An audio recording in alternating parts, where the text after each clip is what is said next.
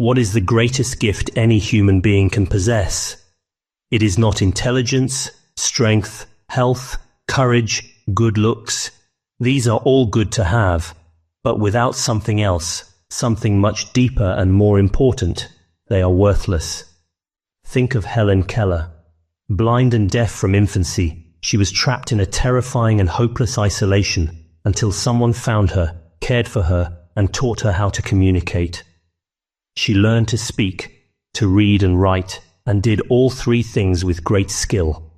She was 88 when she died, after a life largely spent working to help others who were blind and deaf. Indeed, we are all born into isolation and need others, usually our parents, fundamentally our mothers, to teach us that skill without which every other human gift is pointless, the skill of communication. Now think about Will and his master in the City of Gold and Lead. The masters, Will learns, lead much more separate lives than humans. In their world, for instance, there is no such thing as marriage or children. They perpetuate their species through parthenogenesis, a kind of budding. To Will's master, the notion of such a thing as friendship is bizarre and consequently fascinating. In fact, he's so intrigued by it that he makes an attempt to establish such a relationship with Will. But friendship requires equality between the friends, and that's beyond him. Instead, he treats Will as a kind of pet. But this defect, as we would see it in the masters, has a positive side. Human beings communicate, but when their communication fails or is inadequate, they get angry with one another. The world which the masters found and conquered was one that was perpetually at war. This was something else they found baffling. They could never destroy themselves through warfare, as we have sometimes seemed to threaten to do. Will thinks about this. I had wondered at one time why the masters had taken the trouble to learn our languages rather than make the slaves learn theirs. But it was obvious, really. The masters lived far, far longer than normal men, and the slaves in the city were mayflies by comparison. A slave would be worn out by the time he could understand enough to be useful. There were other factors too, I imagine. By this means the masters retained a primacy of expression among themselves. It was also true that they had a way of learning which men did not. They did not need books, but somehow passed knowledge from mind to mind, and so it was easier for them to acquire skills of this kind. My master spoke German to me, but he could speak to other slaves from other lands in their language. This amused him, the division of men into different races that could not understand each other. The masters had always been of one race, it seemed, solitary in themselves, yet part of a unity that men, even before the masters came, had shown small signs of achieving. The world into which Will is born and in which he grows up is not at first sight an unhappy one. Life goes on in tune with the changing seasons, peacefully and harmoniously. The capped adults who surround him, his parents, their friends, even his cousin and best friend Jack, live lives which seem good to them. They are content with their loss of liberty because they do not understand what they have lost.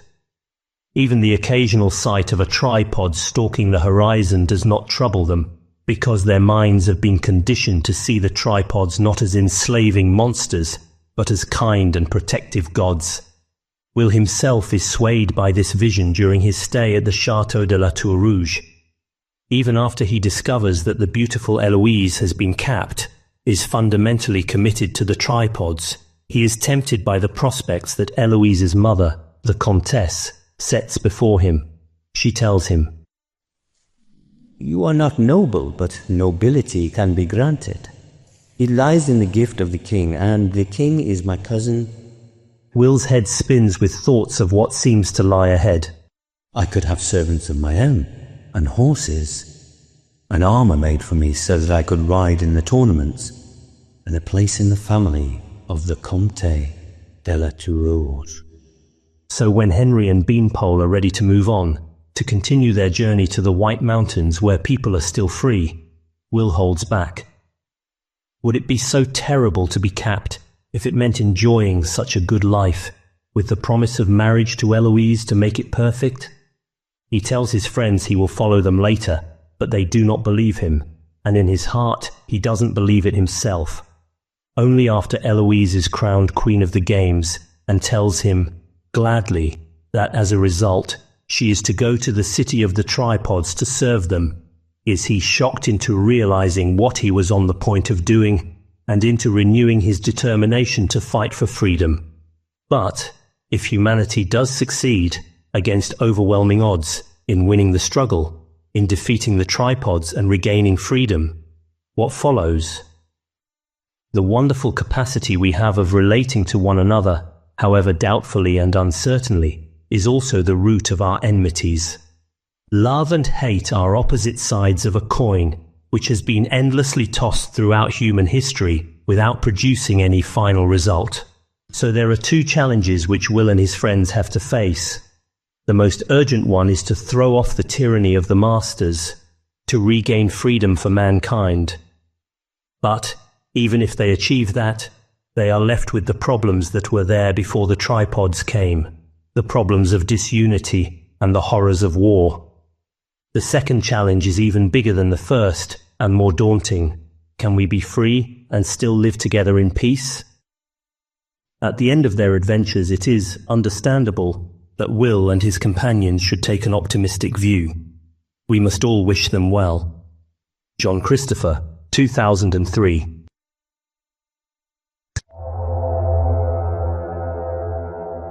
One.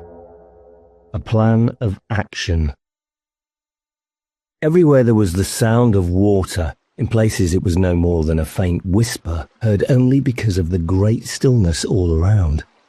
In others an eerie, distant rumbling, like the voice of a giant talking to himself in the bowels of the earth. But there were places, also, where its rushing was clear and loud, and the actual torrent was visible by the light of oil lamps flinging itself down dark, rocky watercourses, or spilling in a fall over a sheer edge of stone, and places where the water lay calm in long black reaches, its sound muted to a monotonous drip, drip, drip, which had continued for centuries and would continue for as many more. I was relieved from guard to go to the conference, and so went through the dimly lit tunnels late and alone. The work of nature here mingled with the work of man. The earth's convulsions and the action of long dead rivers had hollowed out these caverns and channels in the limestone hills. But there were marks of the ancients too. Men had been here in the past, smoothing uneven floors, widening narrow gaps, sinking handrails into an artificial stone to aid and guide the traveller. There were also long rope-like cables which had once carried the power called electricity to light bulbs of glass along the way. Our wise men, Beanpole had told me, had learned the means of doing this again, but needed resources that were not available to them here, nor would be, perhaps, while men were forced to skulk like rats in the dark corners of a world governed by the Tripods. Those huge metal monsters who strode on three giant legs across the face of the earth. I have told already how I left my native village at the urging of a strange man who called himself Ozymandias. This happened during the summer, which was to have been my last before I was presented for the capping ceremony.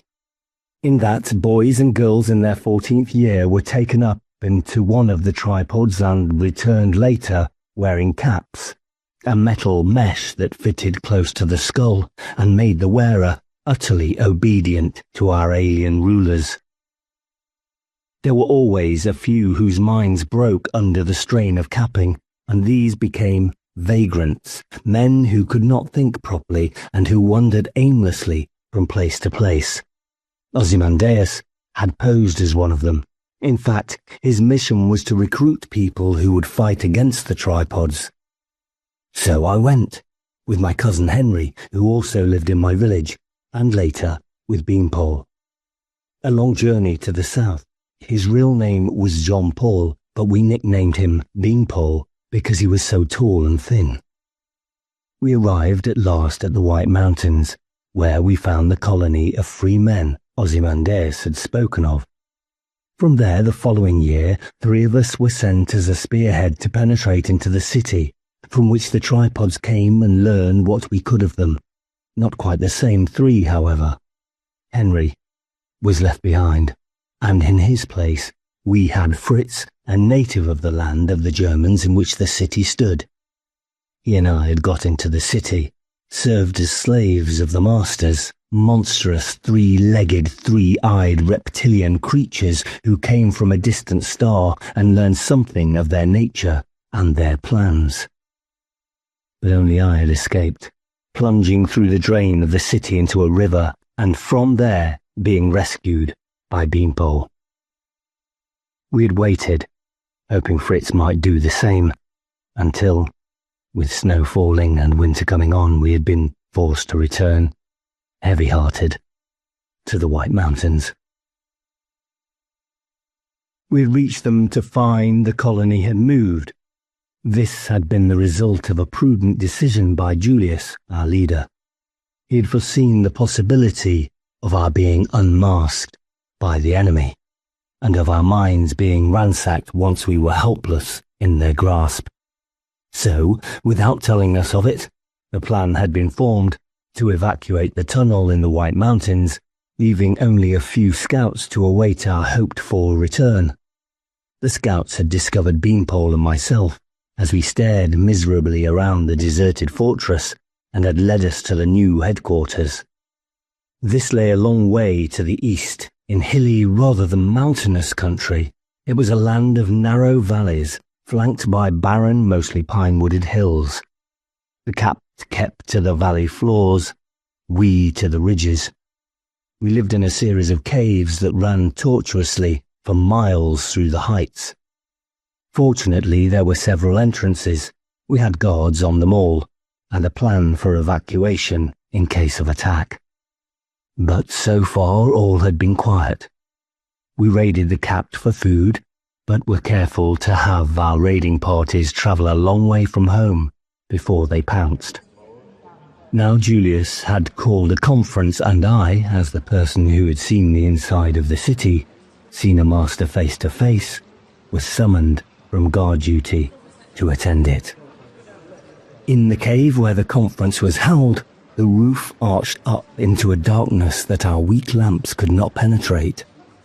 We sat beneath a cone of night in which no star would ever shine. Lamps flickered from the walls, and there were more on the table, behind which Julius sat with his advisors on roughly carved wooden stools. He rose to greet me as I approached, although any physical action caused him discomfort, if not pain. He had been crippled in a fall as a child, and was an old man now, white-haired but red-cheeked from the long years he had spent in the thin bright air of the White Mountains. "Come and sit by me, Will," he said. "We are just starting." It was a month since Beanpole and I had come here.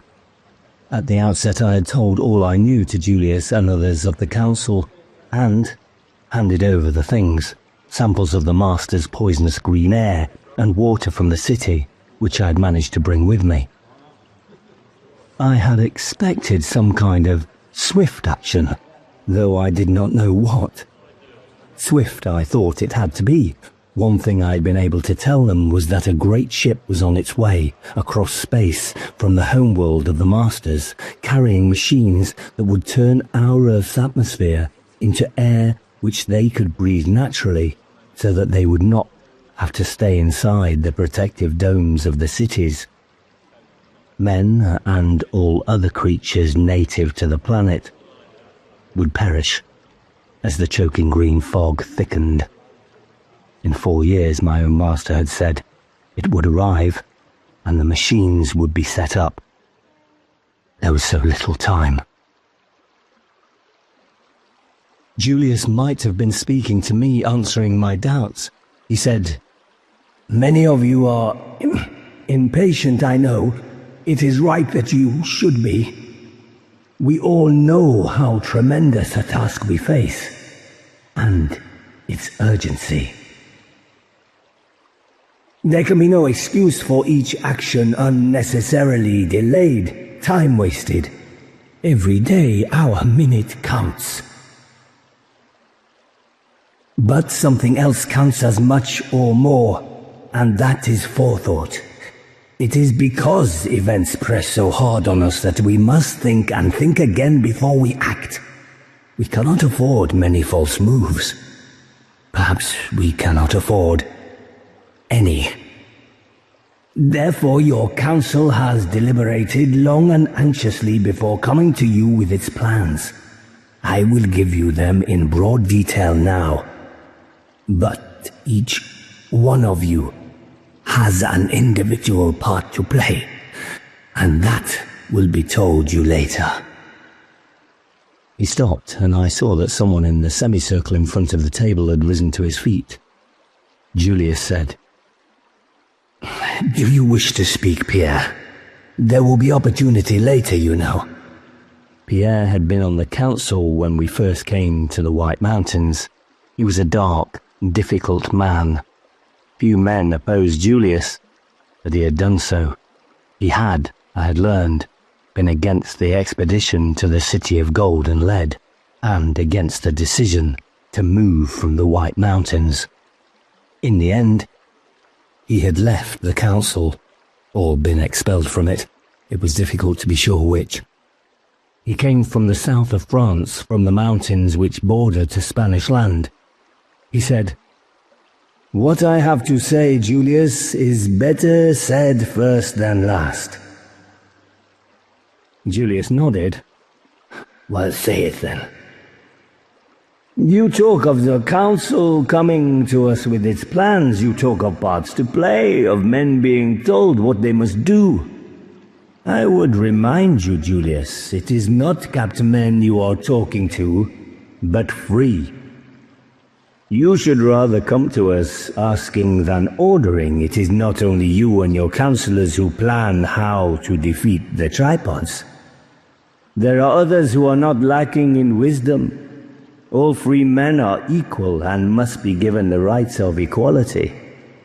Common sense as well as justice demands this." He stopped speaking, but remained on his feet, among the more than 100 who squatted on the bare rock. Outside it was winter, with even these hills mantled with snow, but as in the tunnel, we were protected by our thick blanket of rock. The temperature never changed here, from one day or season to another. Nothing changed here. Julius paused for a moment before he said, "Free men may govern themselves in different ways. Living and working together, they must surrender some part of their freedom. The difference between us and the capped is that we surrender it voluntarily, gladly, to the common cause. While their minds are enslaved to alien creatures who treat them as cattle. There is another difference, also. It is that with free men, what is yielded for a time only. It is done by consent, not by force or trickery. And consent is something that can always be withdrawn." Pierre said, "You talk of consent, Julius, but where does your authority lie? In the council? And who appoints the council? The council itself does. Under your control. Where is the freedom there?" "There will be a time," Julius said, "for us to discuss among ourselves how we shall be governed. That day will come when we have destroyed those who now govern humanity all over the world. Until then, we have no room for squabbling or dispute." Pierre began to say something, but Julius raised a hand and silenced him. "Nor do we have room for dissension or the suspicion of dissension. Perhaps what you have said was worth saying, whatever the motive with which you said it. Consent among free men is given and can be withdrawn. It can also be affirmed. So I ask, will any man who wishes to challenge the authority of the council and its right to speak for this community rise to his feet? He stopped. There was silence in the cave apart from the shuffle of a foot and the unending distant roar of water. We waited and watched for a second man to get to his feet. None did. When time enough had gone by, Julius said, You lack support, Pierre. Today, but perhaps not tomorrow. Julius nodded. You do well to remind me, so I will ask for something else. I ask you now to approve this council as your government until such a time as those who call themselves the Masters are utterly defeated. He paused. Will those in favor stand up? This time, all stood. Another man, an Italian called Marco, said, I vote the expulsion of Pierre for opposing the will of the community. Julius shook his head. No expulsions. We need every man we have, every man we can get. Pierre will do his part loyally, I know that. Listen, I will tell you what we plan, but first I would like Will here to talk to you of what it is like inside the city of our enemies. Speak, Will. When I had told my story to the council, I'd been asked by them to keep silent to others for the time being. Normally this would not have been easy. I'm talkative by nature, and my head was full of the wonders I'd seen inside the city. The wonders and the horrors. My mood, though, had not been normal. On the way back with Beanpole, my energies had been taken up by the arduousness and uncertainty of the journey. There had been little time in which to brood, but after we had come to the caves it had been different. In this world of perpetual lamplit night, of echoing silences, I could think and remember and feel remorse. I found I had no wish to talk to others of what I had seen and what had happened. Now, under Julius's instruction to speak, I found myself in confusion. I spoke awkwardly, with many stops and repetitions, at times almost incoherently. But gradually, as I continued with my story, I became aware of how closely they were all listening to it. As I went on, also, I was carried away by my recollection of that terrible time, of what it had been like to struggle under the intolerable burden of the Masters. Heavier gravity, sweating in the unvarying heat and humidity, watching fellow slaves weaken and collapse under the strain, and knowing this would almost certainly be my own fate in the end, as it had been Fritz's. When I had finished and sat down, there was a silence in my audience that told how deeply the story had affected them. Then Julius spoke again. I want you to listen to Will for several reasons. One is that what he says is the report of someone who has actually witnessed the things of which he tells. You have heard him and you know what I mean. What he has described to you, he has seen. Another reason is to harden you. The Masters are possessed of tremendous power and strength. They have traveled the unimaginable distances that lie between the stars. Their lives are so long that ours, by comparison, seem like the dance of mayflies for a brief day over a tumbling river. And yet... He paused and looked at me with a little smile. And yet Will, an ordinary boy, no brighter than most, a trifle on the small side, Will has struck at one of these monsters and seen it collapse and die. He was lucky, of course. There is a place where they are vulnerable to a blow, and he was fortunate enough to discover it and to strike there. The fact remains that he killed one of them. They are not all powerful. We can take heart from that.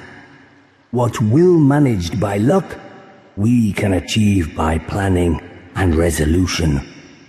This leads me to my third point, my third reason for wanting you to hear Will's story. It is that essentially it is a story of failure. He was looking at me, and I felt myself flushing. He went on, calmly and unhurriedly. The master was made suspicious by finding in Vel's room the notes he had made about the city and its dwellers. Vel did not think the master would go into his room where he would have to wear a mask to be able to breathe. But this was shallow thinking.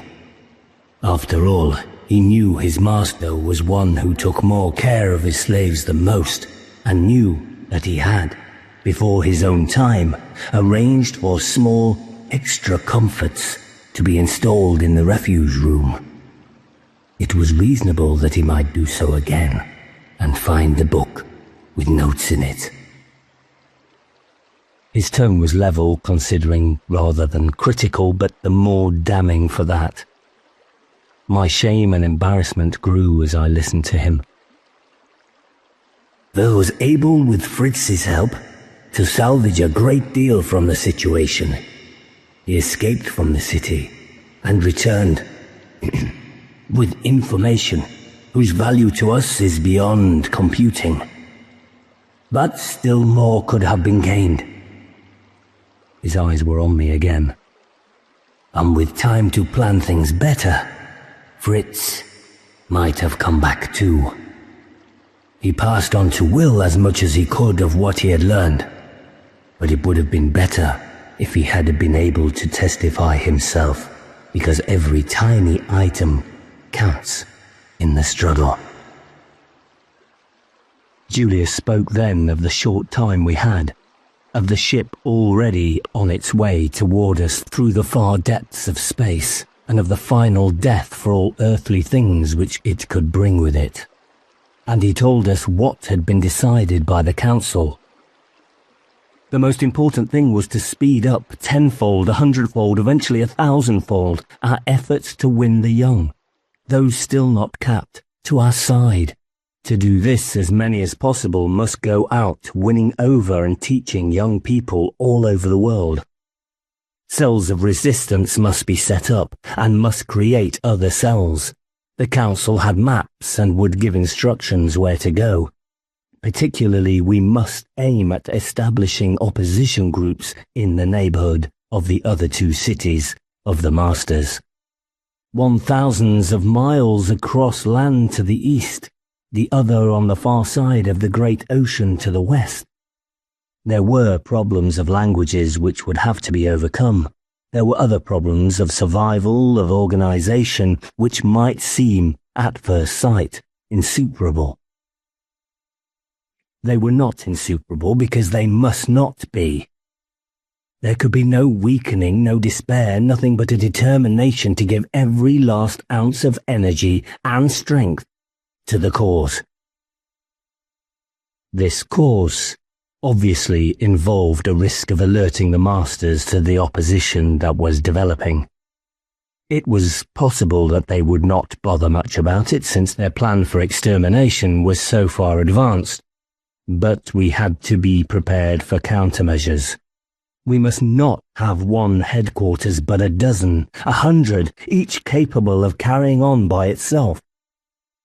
The council would split up, its members travelling from place to place, only meeting occasionally and with due precaution. So much for the first part of the plan, the urgent need to mobilise all available forces for the struggle and to reconnoitre and establish colonies within reach of all three enemy cities.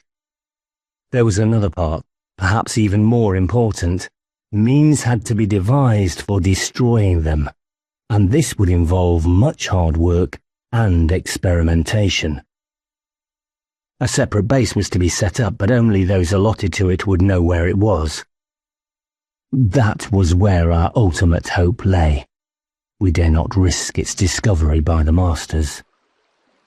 "Now," Julius said, "I have told you what I can. Later you will be given your individual instructions, and things such as maps which you may need to carry them out. I will ask now, are there any questions or suggestions?" No one spoke, not even Pierre. Julius said, "Then we can go on our ways." He paused. "This is the last time we shall meet together in such an assembly, until our task is completed. The only final thing I would say is what I have said already.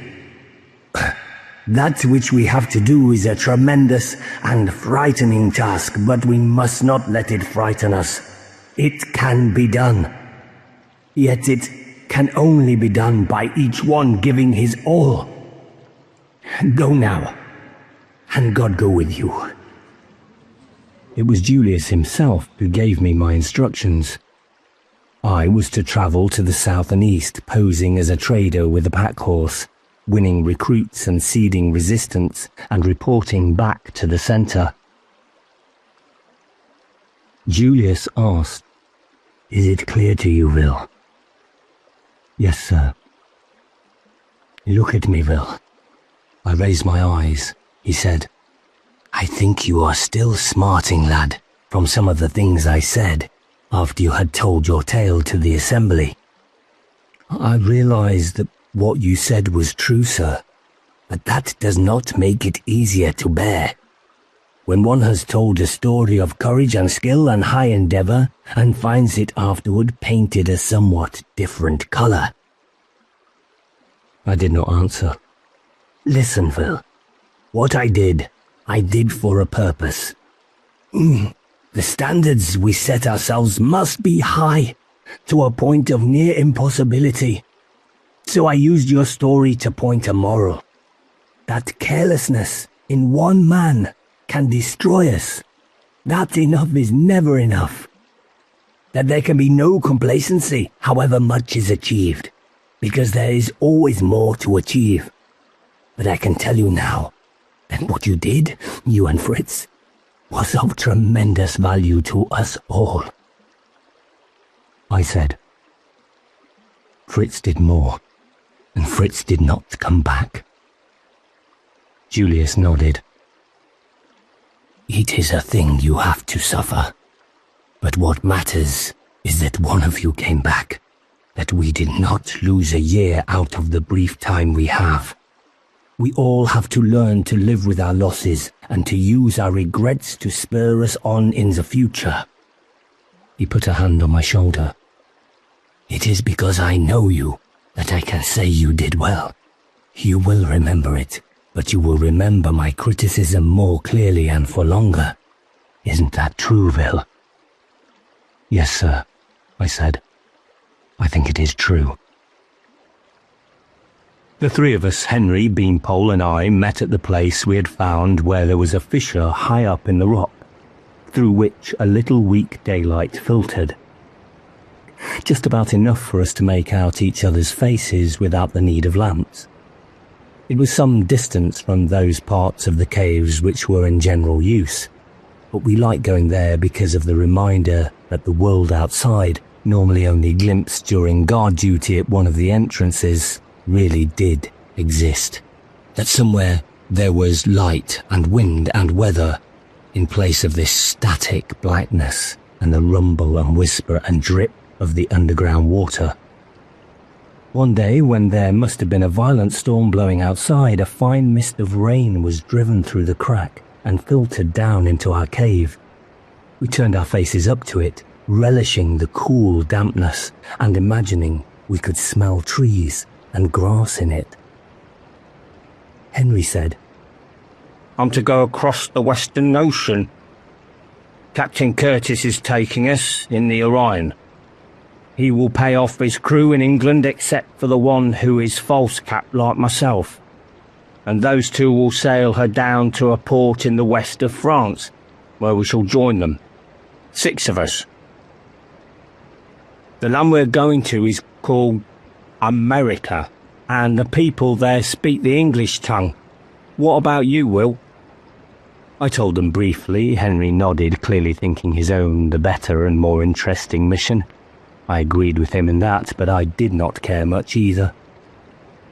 Henry said, And you been, Paul? I don't know where. But they've allocated you, surely? He nodded. To the research base. It was what one should have expected. Beanpole obviously was the sort they would need to work things out for the attack against the Masters. The original trio, I thought, really would be split up this time. It did not seem to matter a great deal. My mind was on Fritz. Julius had been quite right. It was what he had said in criticism that I remembered and, remembering, was shamed by. With another week or so to prepare, we might both have escaped. It was my carelessness that had precipitated matters and led to Fritz being trapped. It was a bitter thought, but inescapable. The other two were talking, and I was content to let them. They noticed this in time. Henry said, You're very quiet, Will. Anything wrong? No. He persisted. You've been quiet altogether lately, Beanpole said. I read a book once about those Americans to whose land you will be going, Henry. It seems they have redskins and go about dressed in feathers, and they carry things like hatchets and play on drums that they go to war and smoke pipes when they want to be peaceful. Beanpole was usually too much interested in objects, in the way they worked or could be made to work, to pay any great attention to people, but I realized that he had noticed my unhappiness and guessed the cause of it. After all, he had shared with me the vain wait outside the city and the journey home, and was doing what he could to distract Henry from questioning and me from brooding. I was grateful for that, and for the nonsense he was talking. There were many things to do before I could set off. I was instructed in the ways of a packman, taught something of the language in the countries I would visit, advised on how to set up resistance cells and what to tell them when I moved on. All this I took in conscientiously and with a determination to make no mistakes this time.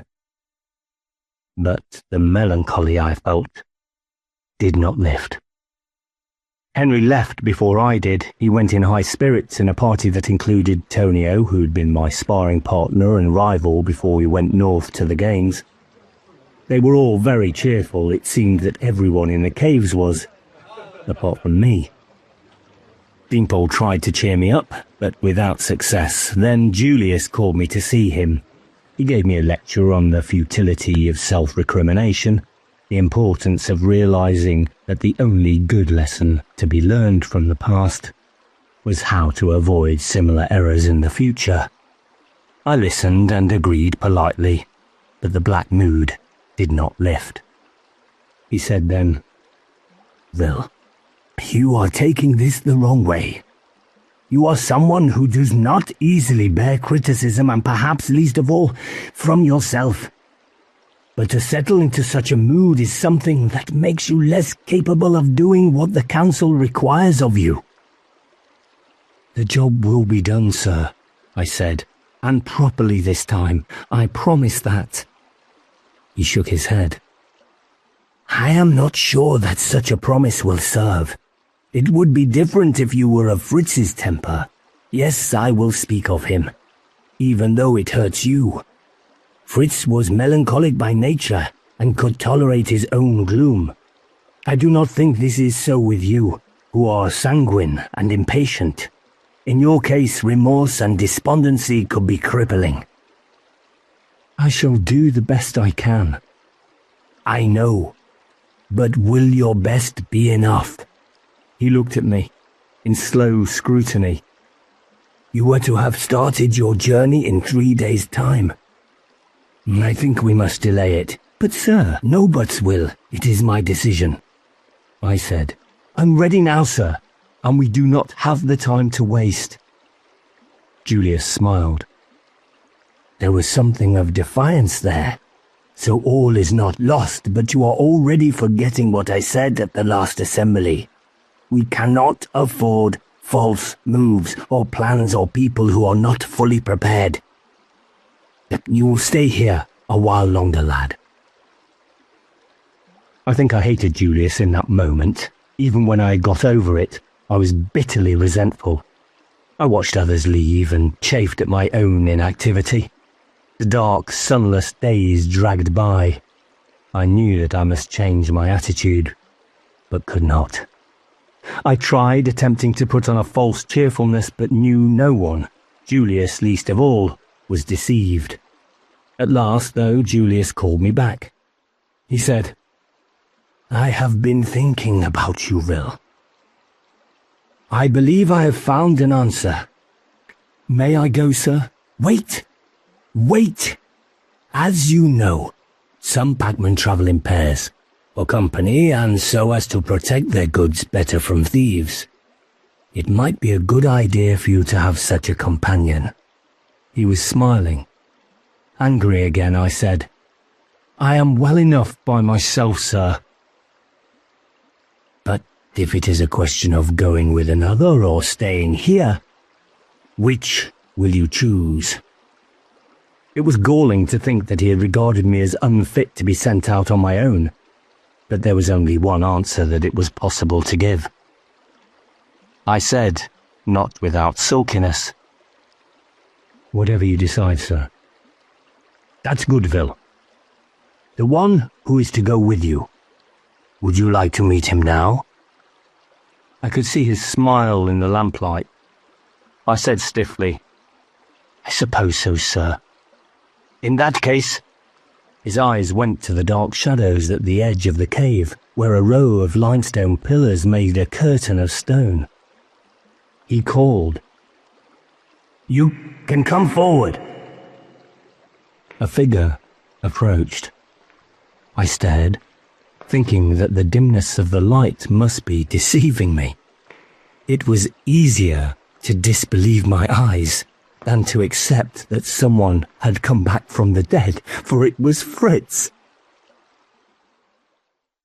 He told me later all that had happened, when he had seen me plunge into the river that led out of the city under the Golden Wall. He had returned and covered my traces, as he said he would, spreading the story that I had found my master floating in his pool and had gone right away to the place of happy release, not wishing to live once my master was dead. It was accepted, and he was ready to make the attempt to follow me out, but the hardships he had suffered, together with the extra exertions of the night we had spent searching for the river, had taken their toll. He collapsed a second time, and a second time was taken to the slaves' hospital. It had been agreed that if I got out, I should wait 3 days for him to follow. More than that time had passed before he was fit even to rise from his bed, and he thought, therefore, that I would have gone on. In fact, Beanpole and I waited 12 days before despair, and the coming of the snow drove us away. But Fritz could not know that. Believing this, he began, as was typical of him, to think the whole thing through again, slowly and logically. He guessed that the underwater plunge through the city's outlet vents must be difficult. It would have killed me if Beanpole had not been on hand to fish me from the river and knew the weakness of his own condition. He needed to build up strength, and the hospital offered the best chance of doing that. While he was there, he could avoid his master's beatings and the heavy tasks that normally were laid on him. He must, of course, be careful not to arouse suspicion that he thought differently from the other slaves, which meant that he had to calculate, with care, the length of time he could stay. He made it last a fortnight, shamming for the others a weakness which increased rather than diminished as the days went by, and then sorrowfully declared that he realized he could no longer serve his master as a master should be served, and so must die. He left the hospital late in the day, heading toward the place of happy release, found somewhere to hide till night fell, and then made for the wall and freedom. At first all went well. He came out into the river on a dark night, swam exhaustedly to the bank, and went south, following the route we had taken. But he was a couple of days behind us, and fell further behind when a feverish chill forced him to lie for several days, sweating and starving in a farmer's barn. He was still desperately weak when he started again, and not long after was halted by a more serious illness. This time, fortunately, he was found and looked after, for he had pneumonia and would have died without care. A lady took him in. Her son, some years before, had turned vagrant after his capping. She cherished Fritz because of that. At last, when he was well and strong, he slipped away and continued his journey. He found the White Mountains swept by blizzards and was forced to hide out near the valley villages for some time before he could make his way painfully up through the deep snow. At the tunnel, he was challenged by the single guard that Julius had left there, just in case. The guard had led him that morning to the caves. All this I heard from him later. At the moment of our meeting, I merely stared, incredulous.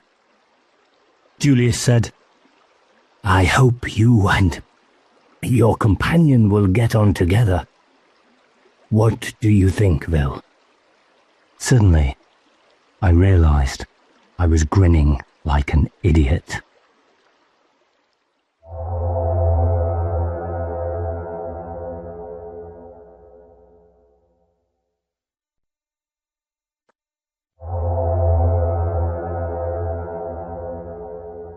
Two. The Hunt. He headed southwest away from the winter that had closed in over the land. There was a stiff climb, encumbered by drifts of snow, through the mountain pass that took us to the country of the Italians. But after that, the going was easier. We travelled across a rich plain and came to a sea that beat dark and tideless against rocky shores and little fishing harbours. So southward with hills and distant mountains on our left hand, until it was time to break through the heights to the west again. As pedlars we were welcomed almost everywhere, not only for the things we brought with us, but as new faces in small communities, where people, whether liking or disliking them, knew their neighbours all too well. Our wares, to start with, were bolts of cloth and carvings and small wooden clocks from the Black Forest. Our men had captured a couple of barges trafficking along the great river and made off with their cargoes. We sold these as we went and bought other things to sell at a further stage of our journey. Trade was good, for the most part. These were rich farming lands, the women and children anxious for novelties. The surplus, apart from what we needed to buy food, accumulated in gold and silver coins. And in most places, we were given board and lodging. In return for the hospitality we were shown, we stole their boys from them. This was a thing that I could never properly resolve in my mind. To Fritz it was simple and obvious. We had our duty, and must do it. Even apart from that, we were helping to save these people from the destruction which the masters planned. I accepted the logic, and envied him his single-mindedness. But it still troubled me. Part of the difficulty, I think, was that it fell to me more than to him to make friends with them. Fritz, as I now knew well enough, was amiable at heart, but taciturn and withdrawn in company. His command of languages was better than my own, but I did more of the talking and a lot more of the laughing. I quickly got on good terms with each new community we visited and moved on, in many cases, with real regret. Because, as I had learned during my stay in the Château de la Rouge, the fact that a man or a woman wore a cap and thought of the tripods as great metal demigods did not prevent him or her from being, in all other respects, a likeable, even lovable human being. It was my job to beguile them into accepting us and bartering with us. I did it well, I think, but would have been happier if I could have remained more detached from the purpose behind my blandishments.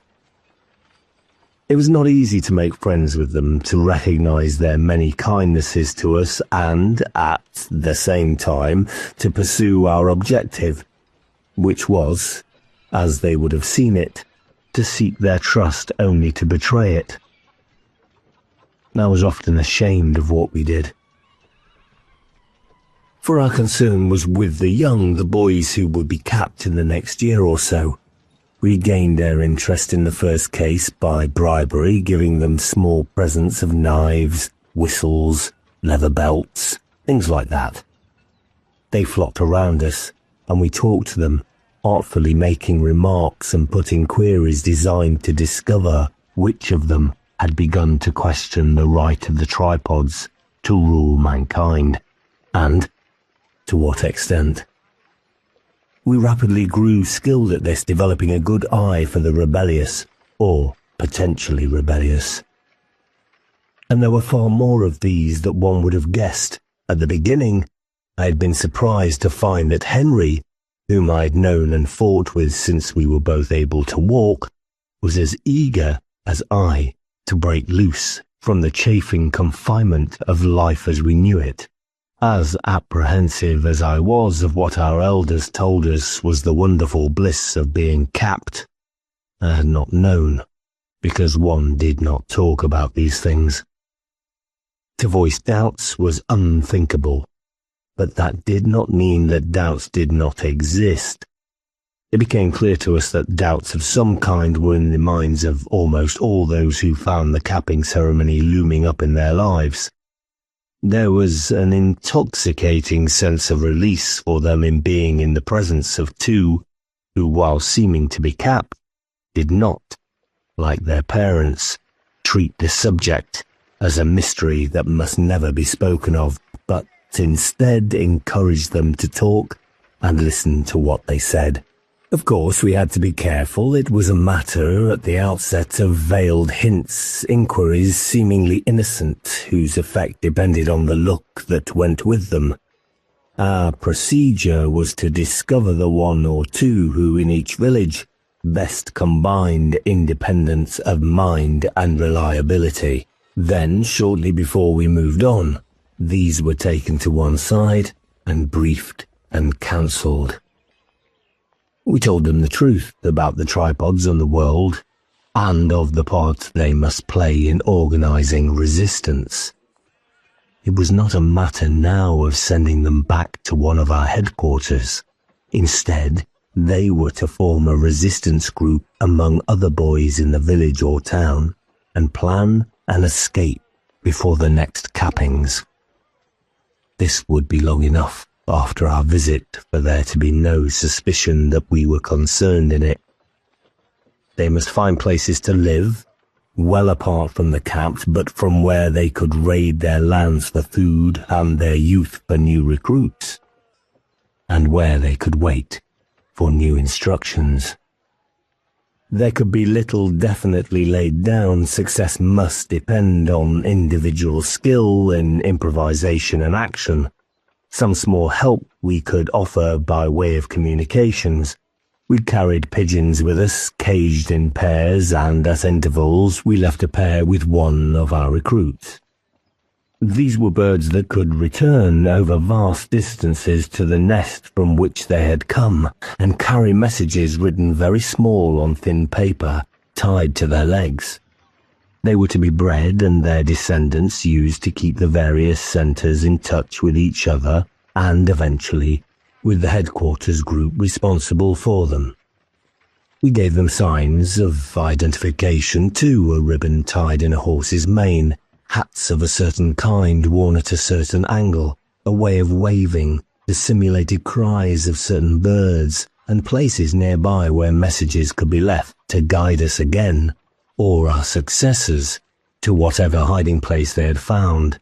Beyond that, we could do no more than leave it in the hands of Providence and go our way, further and further on the path Julius had prescribed for us. At the beginning we had seen tripods fairly frequently. As we went on, though, this happened less and less. It was not a matter of the winter making them inactive, we found, but a real effect of distance from the city. In the land called Hellas, we were told that they appeared only a few times in the year, and in the eastern parts of that country the villagers told us that the tripods came only for the capping ceremonies, and then not to every small place, as they did in England. Children were brought great distances by their parents to be capped. This was reasonable, of course. The tripods could travel fast, many times the speed of a galloping horse, and without stopping, but distance must take a toll even on them. It was inevitable that they should police those regions close to the city more thoroughly than far-off places. Each mile represented a widening of the circle of which it was the centre. For our part, it was a relief to find ourselves in territories where we could be well nigh certain, at this time of year, that no metal hemisphere on its three-jointed legs would break the skyline. And it raised a thought. There were two cities of the masters at either edge, more or less, of this vast continent. If control grew more tenuous the farther one travelled from a city, might there not be a part midway between them, where control did not exist at all, where men were uncapped and free? In fact, as we learned later, the arcs of control overlapped each other, and the area falling outside them was mostly ocean in the south and wastes of frozen land in the north. Those lands, farther to the south, which they did not control, they had laid waste. Our task did not, as one might have thought, become easier where the tripods were less common. If anything, they seemed, perhaps through their rarity, to inspire a more complete devotion. We reached a land at last beyond an isthmus between two seas, near which stood the ruins of a great city. It was relatively little overgrown with vegetation, but looked far more ancient than any other we had seen, in which there were great hemispheres of wood, set on three stilts and approached by steps, in which the people worshipped.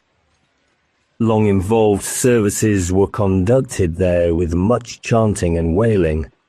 Above each hemisphere stood a model of a tripod, not painted gold, but covered with the beaten leaf of the very metal. But we persisted and found converts there also. We were becoming more skilled at our job all the time. There were tribulations, of course, although we had moved south into sunnier, warmer lands. There were times of bitter cold, particularly in the higher regions, when we had to huddle close to the horses at night to keep the blood from freezing in our veins. And long, arid days in near-desert regions, when we had to look anxiously for a sign of water, not just for ourselves, but for our beasts. We depended on them absolutely, and it was a staggering blow when Fritz's horse sickened and, a couple of days later, died. I was selfish enough to be glad that it was not my own horse, Crest, of which I was very fond, but even more concerned with the difficulties that faced us. We were in bad country too, on the edge of a great desert and a long way from habitation. We transferred as much of our baggage as possible to Crest and plodded off, walking now, of course, in the direction of the nearest village. As we went, we saw large, ugly birds drop from the lazy circles they had been making in the sky to rip the flesh from the poor creatures' bones. They would be picked clean within an hour. What they did have here was a creature such as I had never seen before, nor imagined could exist. It was covered in coarse, light brown hair and stood higher than a horse, and had a huge hump on its back, which we were told contained a store of water on which it could live for days, a week if necessary. Instead of hooves, it had great splayed feet with toes. The head, at the end of a long neck, was hideously ugly, with loose lips and big yellow teeth and, I may say, foul breath. The animal looked awkward and ungainly, but could move surprisingly fast and carry huge loads. This was in the morning. We travelled all that day and half of the next before we reached a few stone huts clustering about an oasis. There was no hope of replacing our lost animal there, and we had to trek on another 3 days to what was described as a town, though no bigger in fact than the village of Werton, where I was born. Here there were animals, and we had gold with which to pay for one. The difficulty was that horses in these parts were never used as beasts of burden, but only as gaudily comparison steeds for persons of high rank. We would have bitterly offended local custom if we had bought one and then put packs on it. Fritz and I had a disagreement in regard to this. I wanted us to purchase one of these beasts, and he opposed it. I suffered the usual frustration that took place when we were at odds over something. My passionate statement of my argument was met by stolid resistance on his part.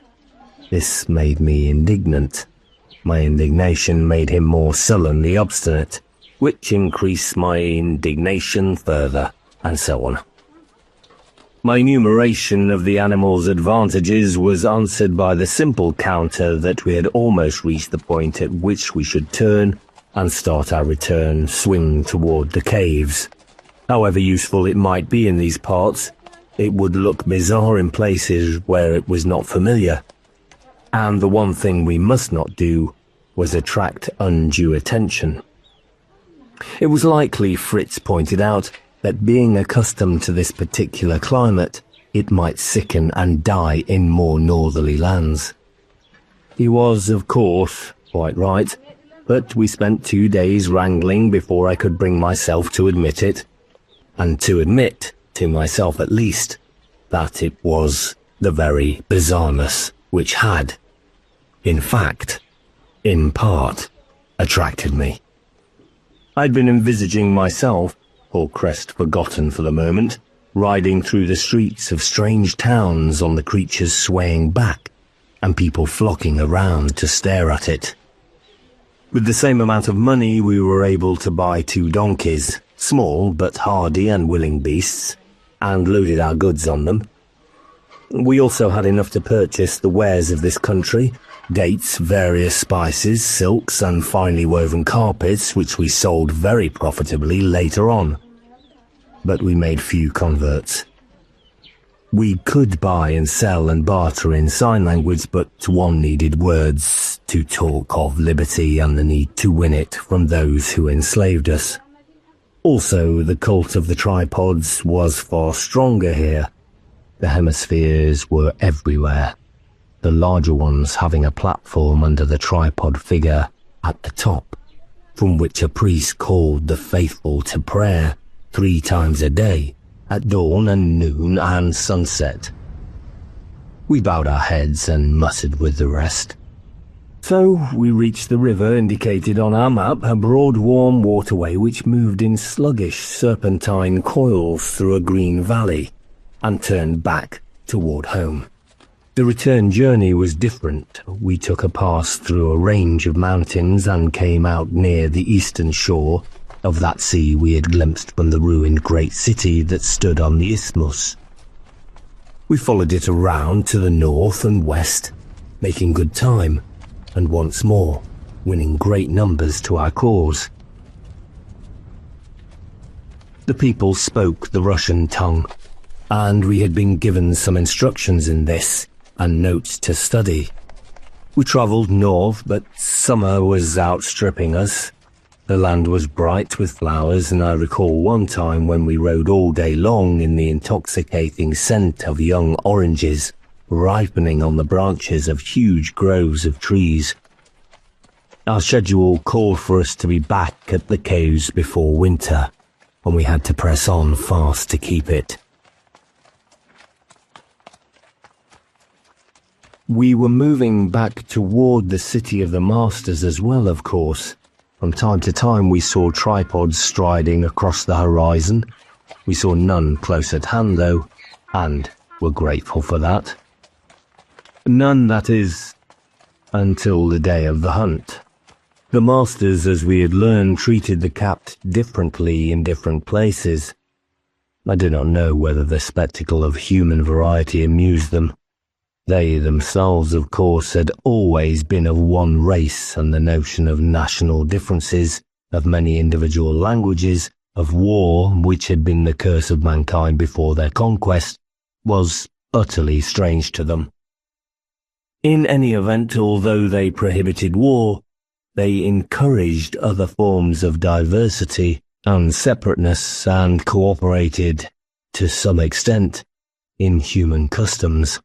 Thus, in the capping ceremony, they followed a ritual as their slaves did, appearing at a certain time, sounding a particular dull booming call, fulfilling prescribed motions. At the tournaments in France and at the games they attended patiently throughout, though their only direct interest was in the slaves they would acquire at the end. Perhaps, as I say, this sort of thing amused them, or perhaps they felt that it fulfilled their role as gods. At any rate, we came to a strange and horrible demonstration of it when we were only a few 100 miles from our journey's end. For many days we had been following a vast river on which, as in the case of the river that had led us north to the games, much traffic plied. Where the ruins of a great city lay in our path, we detoured onto higher ground. The land was well cultivated to a large extent, with vines which had been recently stripped of grapes for the harvest. It was populated, and we stayed the night at a town that looked down towards the ruin and the river and the broad plain beyond, through which it ran into an autumn sunset.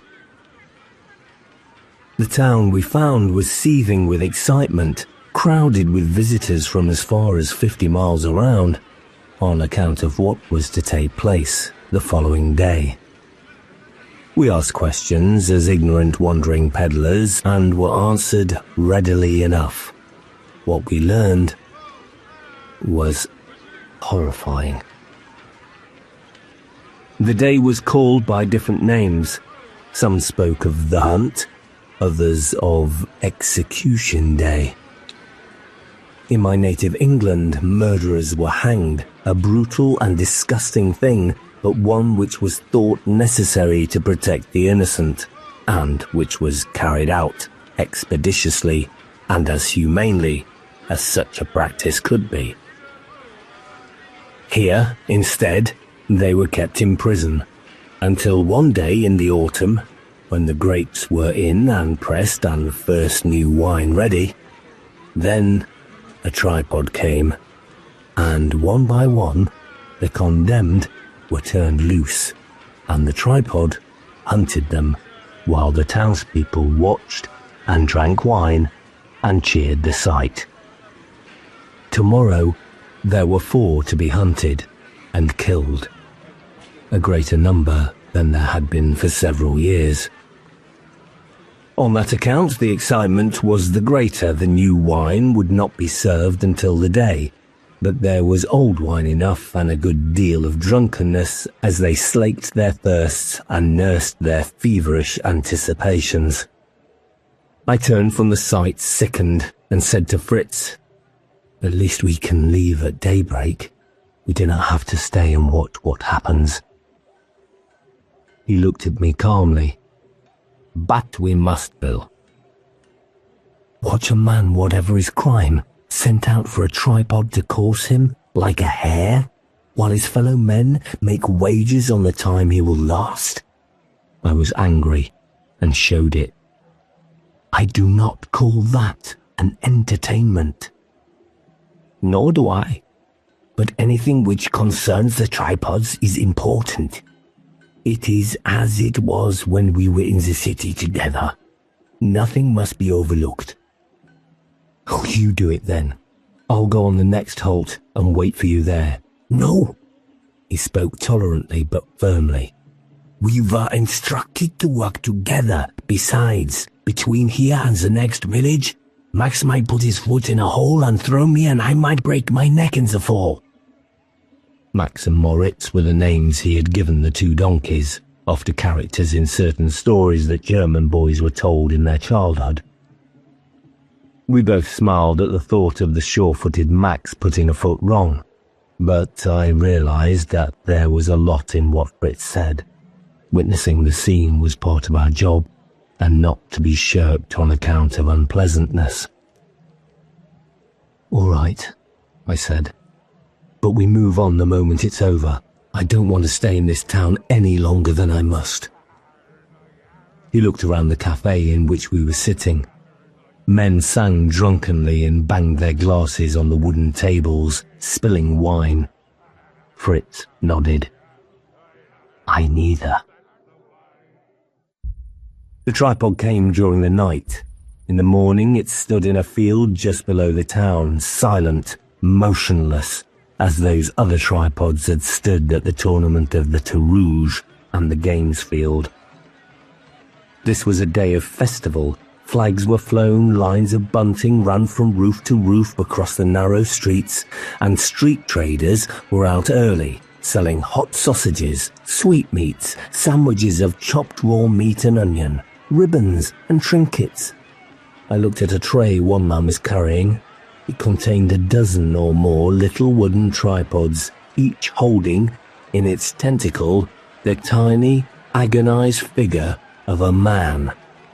The trader was a cheerful, red-faced man, and I saw another as kindly-looking, a prosperous-gated farmer with a bushy white beard, by two of them for his twin grandchildren, a flaxen-headed boy and a pigtailed girl of 6 or 7. There was much competition for the good vantage points. I did not feel like pressing for one, but Fritz had already fixed things. Many householders whose windows looked down from the town rented space at them, and he had bought places for us.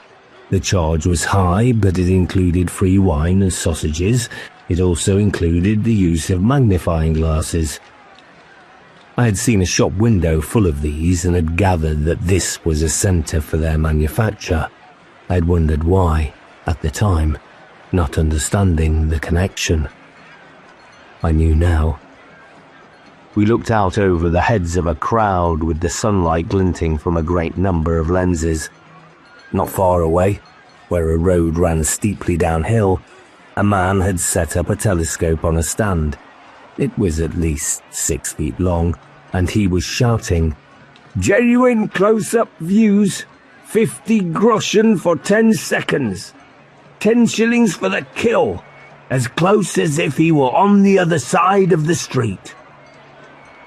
The crowd's frenzy grew with the waiting. Men stood on platforms and took bets as to how long the hunt would last, how far the man would get. This seemed absurd to me at first, for I did not see how he could get any distance at all. But one of the others in the room explained. The man was not sent out on foot, but on horseback. The tripod could easily outdistance the horse, of course, but a horseman getting what advantage he could from the terrain might evade being taken for as long as a quarter of an hour. I asked if anyone ever escaped. My companion shook his head. It was theoretically possible. There was a rule that beyond the river there was no pursuit, but it had never happened in all the years that the hunt had been held. Suddenly the crowd hushed. I saw that a saddled horse was being led into the field above which the tripod loomed. Men in grey uniforms brought along another man, dressed in white. I stared through the glasses and saw that he was a tall, raw-boned man, about 30, who looked lost and bewildered. He was helped to mount the horse and sat there with the uniformed men holding the reins, with the uniformed men holding the stirrups on either side. The hush deepened.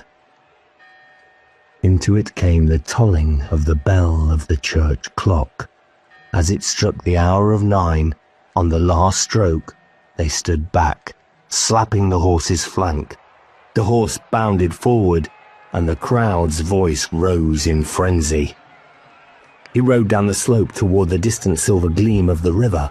He had gone perhaps a quarter of a mile before the tripod moved. A huge metal foot uprooted itself, arced through the sky, and was followed by another. It was not hurrying particularly.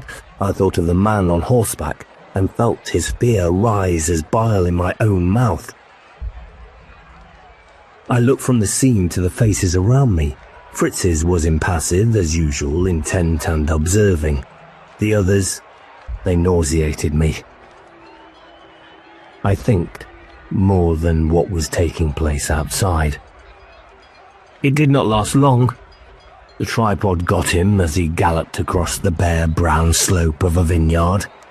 The tentacle came down and picked him from the horse with the neatness and sureness of a girl threading a needle. Another cry rose from those who watched. The tentacle held him, a struggling doll, and then a second tentacle. My stomach heaving, I scrambled to my feet and ran from the room. The atmosphere was different when I returned, the feverishness having been replaced by a sort of relaxation. They were drinking wine and talking about the hunt. He had been a poor specimen, they decided. One who appeared to be a senior servant from the estate of a count who had had a castle nearby had lost money on him and was indignant about it. My reappearance was greeted with a few mocking remarks and some laughter. They told me I was a weak-bellied foreigner and urged me to have a litre of wine to steady my nerves. Outside, the same relaxation, a sense almost of repletion, could be observed in the crowd. Bets were being paid off, and there was a brisk trade in hot pasties and sweetmeats. The tripod, I noticed, had gone back to its original position in the field. Gradually, as the hour ticked by, tension built up once more. At 10 o'clock, the ceremony repeated itself with the same quickening of the excitement in those about us, the same roar of joy and approval as the hunt began. The second victim gave them better sport. He rode fast and well, and for a time avoided the tripod's tentacle by riding under the cover of trees. When he broke into the open again, I wanted to shout to him to stay where he was. But it would have done no good, as he must have known. The tripod could have plucked the trees out from around him. He was making for the river, and I saw that there was another copse perhaps half a mile farther on. Before he got there, the tentacles swept down. The first time he dodged it, swerving his horse at just the right moment so that the rope of metal flailed down and hit the ground beside him. He had a chance, I thought, of reaching his objective, and the river was not so very much farther on. But the tripod's second attempt was better aimed. He was plucked from the saddle and his body pulled apart, as the first man's had been. In a sudden hush, his cries of agony came thinly to us through the bright autumnal air. I did not come back after that killing. There were limits to what I could stand, even in the course of duty. Fritz stuck it out, but he looked grim when I saw him later, and was even more taciturn than usual. A few weeks later we reached the caves. Their gloomy depths were strangely attractive, a haven from the world through which we had journeyed for almost a year. The walls of rock enfolded us and the lamps flickered warmly. More important, though, was the release from the strain of mixing with and dealing with the Capt.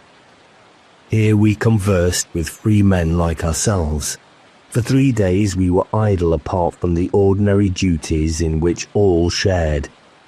Then we had our orders from the local commander, a German whose name was Otto. We were to report in 2 days' time at a place specified only as a point on a map reference. Otto himself did not know why.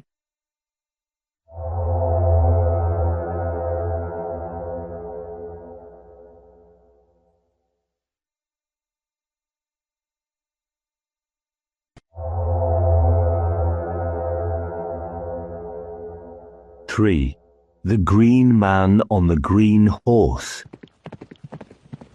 It took us 2 full days on horseback, riding hard for the most part.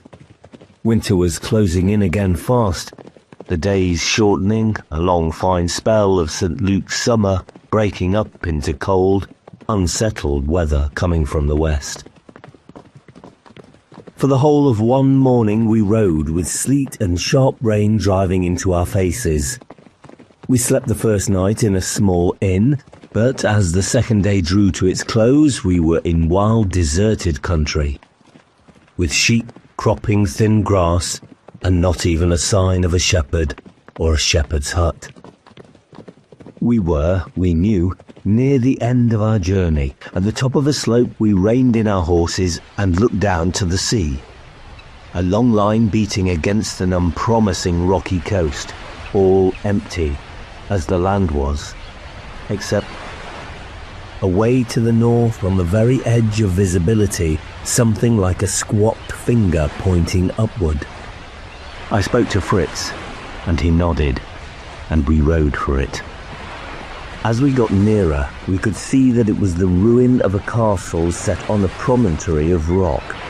Nearer still, we could make out that there had been a small harbour on the far side, and that there were ruins there too, though on a more modest scale. Fishermen's cottages, most likely. It would have been a fishing village once, but was now abandoned.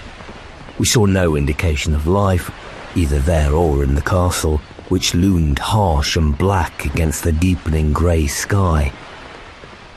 A broken, potholed road led up to a gateway from which, on one side, hung the shattered remnants of a wooden gate barred with iron. Riding through, we found ourselves in a courtyard. It was as empty and lifeless as everything else, but we dismounted and tied our horses to an iron ring that had, perhaps, been used for that very purpose 1,000 years before. It was very dark. If we'd got our map reference wrong, we were going to have to put off our search until morning. But I could not believe we had erred. From behind an embrasure I saw a dim flicker of light and touched Fritz's arm, pointing. It disappeared and was visible again farther along the wall. I could just make out that there was a door and that the light was moving in that direction. We went toward it and reached it as a figure carrying a lamp turned a corner in the corridor within. He held the lamp higher, shining it in our faces. "You're a bit late," he said. "We've given you up for today." I went forward with a laugh. I still could not see his face, but I knew well enough whose voice it was. Beanpoles. Certain rooms, those facing seaward for the most part, and a section of the dungeons had been refurbished and made habitable. We were given a good hot supper of rich stew, followed by home-baked bread and a French cheese, wheel-shaped, dusted white outside, creamy yellow within, strong-tasting and satisfying. There was hot water to wash ourselves, and beds had been made up in one of the spare rooms. There were even sheets. We slept well, lulled by the roar and rumble of the sea breaking on the rocks, and awoke, refreshed. At breakfast, others were present. I recognized 2 or 3 faces. Someone else who was familiar came in while we were eating. Julius hobbled across the room toward us, smiling. "Welcome, Fritz and Will. It's good to see you back with us." We had asked questions of Beanpole and received evasive answers. All would be explained in the morning, he told us. And after breakfast we went with Julius and Beanpole and half a dozen others to a huge room on the castle's first floor. There was a great gaping window looking out to sea, across which a frame of wood and glass had been fastened, and an enormous fireplace in which wood crackled and burned. We sat down on benches behind a long, rough-hewn table, in no particular order. Julius spoke to us. "I shall satisfy the curiosity of Will and Fritz first," he said. "The rest you must bear with me." He looked at us. "This is one of several places at which research into ways of defeating the Masters is being carried out. Many ideas have been put forward, some of them ingenious. But before considering any seriously, we have to overcome our major problem, which is that we still, despite the report you 2 made, know so little about our enemy." He paused for a moment. "A second group was sent north to the games last summer. Only one qualified to be taken into the city. We have heard nothing more of him. He may yet escape, but we cannot depend on that. In any case, it is doubtful that he would bring us the information we want. Because what we really need, we have decided, in one of the Masters in our hands, alive for preference, so that we can study him." My face may have shown skepticism. I've always heard it shows too much. At any rate, Julius said, "Yes, Will, an impossible requirement, one would think, but perhaps not quite impossible. This is why you 2 have been called in to help us. You have actually seen the inside of a tripod when you were being taken to the city. You have, it is true, described it to us already and fully. But if we are going to capture a master, we must get him out from the metal stronghold in which he strides about our lands. And for that, the smallest recollection which you may be able to dredge from your memories could be of help." Fritz said, "You talk of taking one alive, sir, but how can that be done? Once he is out of the tripod, he will choke within seconds in our atmosphere." "A good point," Julius said, "but we have an answer to it. You brought back samples from the city. We have learned how to reproduce the green air in which they live. A room has already been prepared here in the castle, sealed and with an airlock enabling us to pass in and out." Fritz said, "But if you manage to lure a tripod here and wreck it, the others will come looking for it. They could destroy the castle easily enough. We also have a box big enough to hold one of them, and can seal that. If we make our capture further along the coast, we can bring him here by boat." I said, "And the means of capturing, sir? I would not thought that was easy." "No," Julius agreed, "not easy. But we have been studying them. They are creatures of routine and generally follow particular paths. We have mapped and timetabled many of them. There is a place, some 50 miles to the north, where one passes every 9 days. It strides across rough land at the sea's edge. Between one passing and the next, we have 9 days to dig a hole and cover it lightly with brush and clods. We will bring our tripod down, and after that, all we have to do is winkle the master out and get him into his box and onto the boat lying hard by. Since your report told us that the breathing is much lower than ours, there should be no danger of his suffocating before we can get a mask on him. Fritz objected. They can communicate with each other, and with the city by invisible rays. Julius smiled. We can handle that part too. Now, talk to us about the tripods. There is paper in front of you, and pencils. Draw diagrams of them. The drawing will refresh your memories. We were a week at the castle before moving north. During that time I learned a little from Beanpole and the others of the great strides that had been taken during the previous year in releasing the skills of the ancients. A breakthrough had been made by expedition into the ruins of one of the great cities, where a library had been found containing thousands on thousands of books which explain the marvels of the time before the tripods came. These gave access to an entire world of knowledge. It was possible now, Beanpole told me, to make those bulbs which, by means of the power called electricity, would glow with light far brighter and more constant than the oil lamps and candles to which we were accustomed. It was possible to get heat from an arrangement of wires to build a carriage which would travel along not pulled by horses but by means of a small engine inside it. I looked at Beanpole when he said that. Then the chemin de fer could be made to work again, as it used to work. Very easily, we know how to machine metals, to make the artificial stone which the ancients called concrete. We could put up towering buildings, create great cities again. We can send messages by the invisible rays that the masters use. Even send pictures through the air.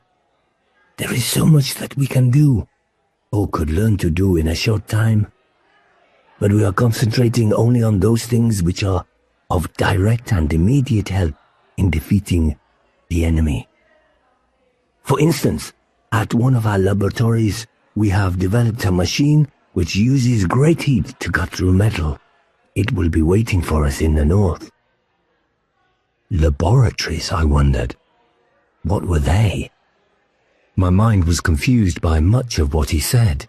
We had both learned a lot during the time we had been separated, but his knowledge was so much greater and more wonderful than mine. He looked a lot older.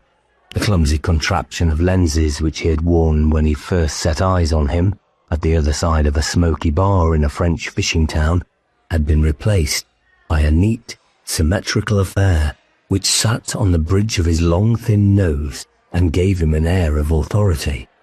They were called spectacles, he had told me, and others among the scientists wore them. Spectacles, scientists, so many words for things outside my ken. I think he realized how much at a loss I felt. He asked me questions about my own experiences, and I told him what I could. He listened to it all intently, as though my ordinary travels were as interesting and important as the fantastic things he had been learning and doing. It was kind of him. We set up camp in caves not far from the intended place of ambush. The boat we were to use, a 40-foot fishing smack, stayed close at hand, her nets out to provide an appearance of innocence. In fact, she caught a fair haul of fish, mostly mackerel. Some provided rations for us and the rest were thrown back. On a particular morning, we kept well out of sight while two of our number went farther up, to hide behind rocks and watch the tripod pass. Those of us who stayed in the cave heard it. Anyway, it was making one of the calls whose meaning we did not know, an eerie, warbling sound. As it faded in the distance, Julius said, "On time, to the minute. Now we go to work." We laboured hard at preparing the trap. 9 days was not so long a time when it involved digging away enough earth to serve as a pitfall for a thing with 50-foot legs, leaving a pattern of supports on which the camouflage must rest. Beanpole, pausing in his digging, spoke wistfully of something which had been called a bulldozer. and which could move earth and stones by the ton. But that was another thing there had not been time enough to recreate. At any rate, we got through the task with a day to spare. The day seemed longer than the previous 8 together had. We sat in the mouth of the cave looking out to a grey calm sea, patched with mist. At least the sea journey should not offer much difficulty, once we had trapped our tripod. And caught our master, that was. The weather stayed cold and dry next morning. We took up our places, all of us, over an hour before the tripod was due to pass. Fritz and I were together, beanpole with the man working the jammer. This was a machine that could send out invisible rays of its own to break up the rays coming to and from the tripods and isolate it, for the time being, from contact with others. I was full of doubts about this, but Beanpole was confident. He said the rays could be interrupted by natural things like thunderstorms, or by a fault in the machine transmitting them. The masters would think something like that had happened, until it was too late to do anything about it. The minutes crawled by. Gradually my concentration turned into a sort of daze. I was jolted back to reality by Fritz touching my shoulder. I looked and saw the tripod swing around the side of a hill to the south, heading directly for us. Immediately I tensed for the part I was to play. It was travelling at an average speed in less than 5 minutes. Then, without warning, the tripod stopped. It halted, with one of its 3 feet raised, looking absurdly like a dog begging for a bone. For 3 or 4 seconds, it stayed there. The foot came down, the tripod continued its progress, but it was no longer heading our way. It had changed course and would miss us by something like a mile. In stunned amazement, I watched it travel on and disappear from behind a clump of trees on the other side of the pitfall. Andre, our leader, came out and waved. We went to join him with the others. It was soon established what had gone wrong. The tripod's hesitation had coincided with the ray jammer being turned on. It had stopped and then shied away. The man who had worked the machine said, "I should have waited till it was on top of the trap. I didn't expect it to react like that." Someone asked, "What do we do now?"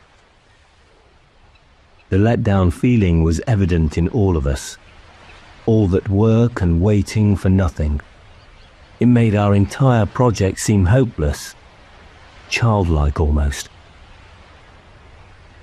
Julius had come hobbling up. He said, "We wait, of course." His calmness was steadying. "We wait till next time, and then we won't use the jammer until the absolutely last moment. Meanwhile, we can extend the trap farther still." So the working and waiting went on for 9 more days, and 0 hour came around again. The tripod appeared as it had done previously, marched around the side of the hill, reached the point where it had stopped the time before. This time, it did not stop. But it did not come on toward us either. Without hesitation, it took the identical course it had taken after its earlier check, seeing it depart well out of our reach. We were more than a double bitterness. At a council of war we were in low spirits. Even Julius, I thought, was dismayed, though he did his best not to show it. I found it impossible to conceal my own despair. Julius said, "One sees how it works. They follow set courses on these patrols.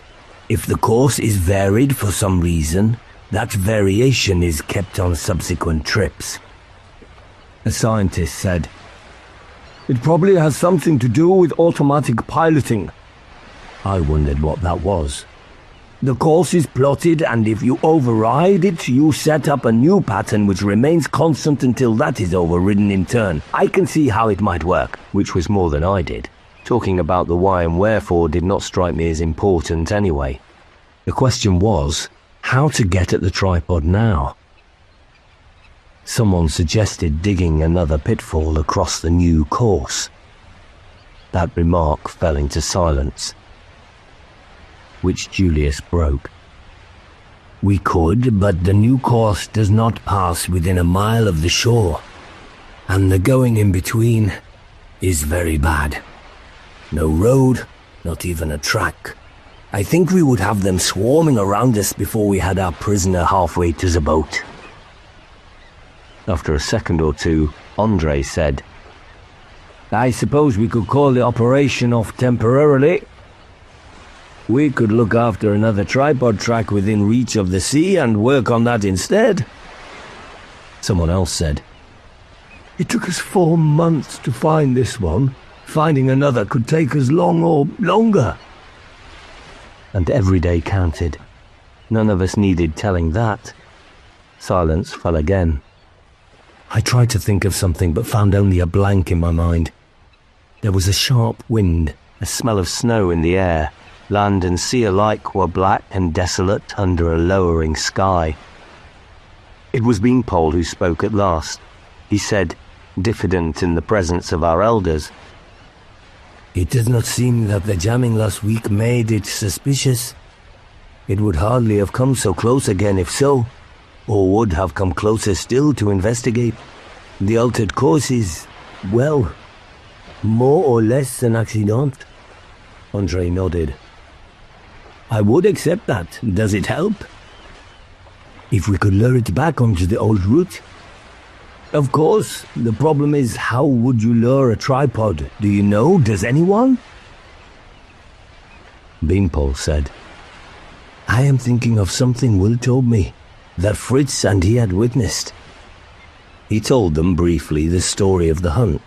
When he had finished, one of the scientists said, We know about that, but it's tradition going back scores of years.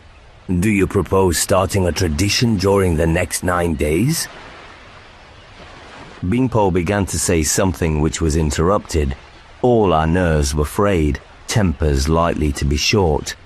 Julius, though, cut across the interruption. Go on, Jean-Paul. I was thinking we know strange things make them curious. When Will and I were floating downriver on a raft, one of them veered off course to look at the raft and smash it. If somehow we could attract this one's attention and perhaps lead it into the trap, I think it might work. Andre objected. To attract its attention and then stay out of its clutches long enough to bring it in, it's a tall order. It would be impossible for someone on foot, Beanpole said. But in the hunt, the men were on horseback. One covered quite a distance before he was caught. There was a pause again. Julius said thoughtfully, Yes, it might work, but can we be sure he will rise to the bait? A man on horseback is not a particularly strange thing. They see them every day by the score. If the man was strangely dressed, and perhaps the horse painted green, Fritz said. It is their special color after all. A green man on a green horse. I think that would attract attention. Julius said, Yes. He nodded. Yes, it could do the trick. All we need is a horse and rider. I felt excitement rise.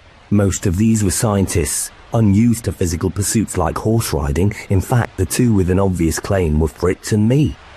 And I had Crest, and we had learned each other's ways through a long year's journeying. I caught Julius's eye. Sir, if I might suggest... We used a green dye on Crest which would wash off afterward. He took the indignity well, with no more than a snort of disgust. The colour was bright emerald.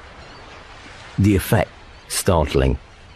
I wore a jacket and trousers of the same eye-wrenching hue. I objected when Beanpole approached my face with a rag dipped in the dye, but, on Julius's confirmation, submitted. Fritz burst into laughter. He was not given to expressing mirth, so I must have been a truly comic sight. During the previous 9 days, I had many times rehearsed my part in this morning's events. I was to pick up the tripod as it came round the hill and, as soon as it made a move in my direction, gallop at full speed for the pitfall. We'd built a narrow causeway across the top, which we hoped would take Crest's weight and mine, and marked it with signs meant to be conspicuous enough for me to pick out, but unlikely to make the occupants of the tripod suspicious. It was a narrow and ill-defined path we had to follow, and more than once I had found myself off course and only been saved by a last-minute swerve from plunging into the pit. Now, at last, all was ready. I checked Crest's girths for the 10th time. The others shook hands with me and withdrew. I was very lonely as I watched them go. Now there was the waiting again, familiar and yet different. This time things were more crucial, and this time I was alone. I felt at first the earth vibrating to the stamp of huge metal feet. Another and another, a steady succession, eventually audible.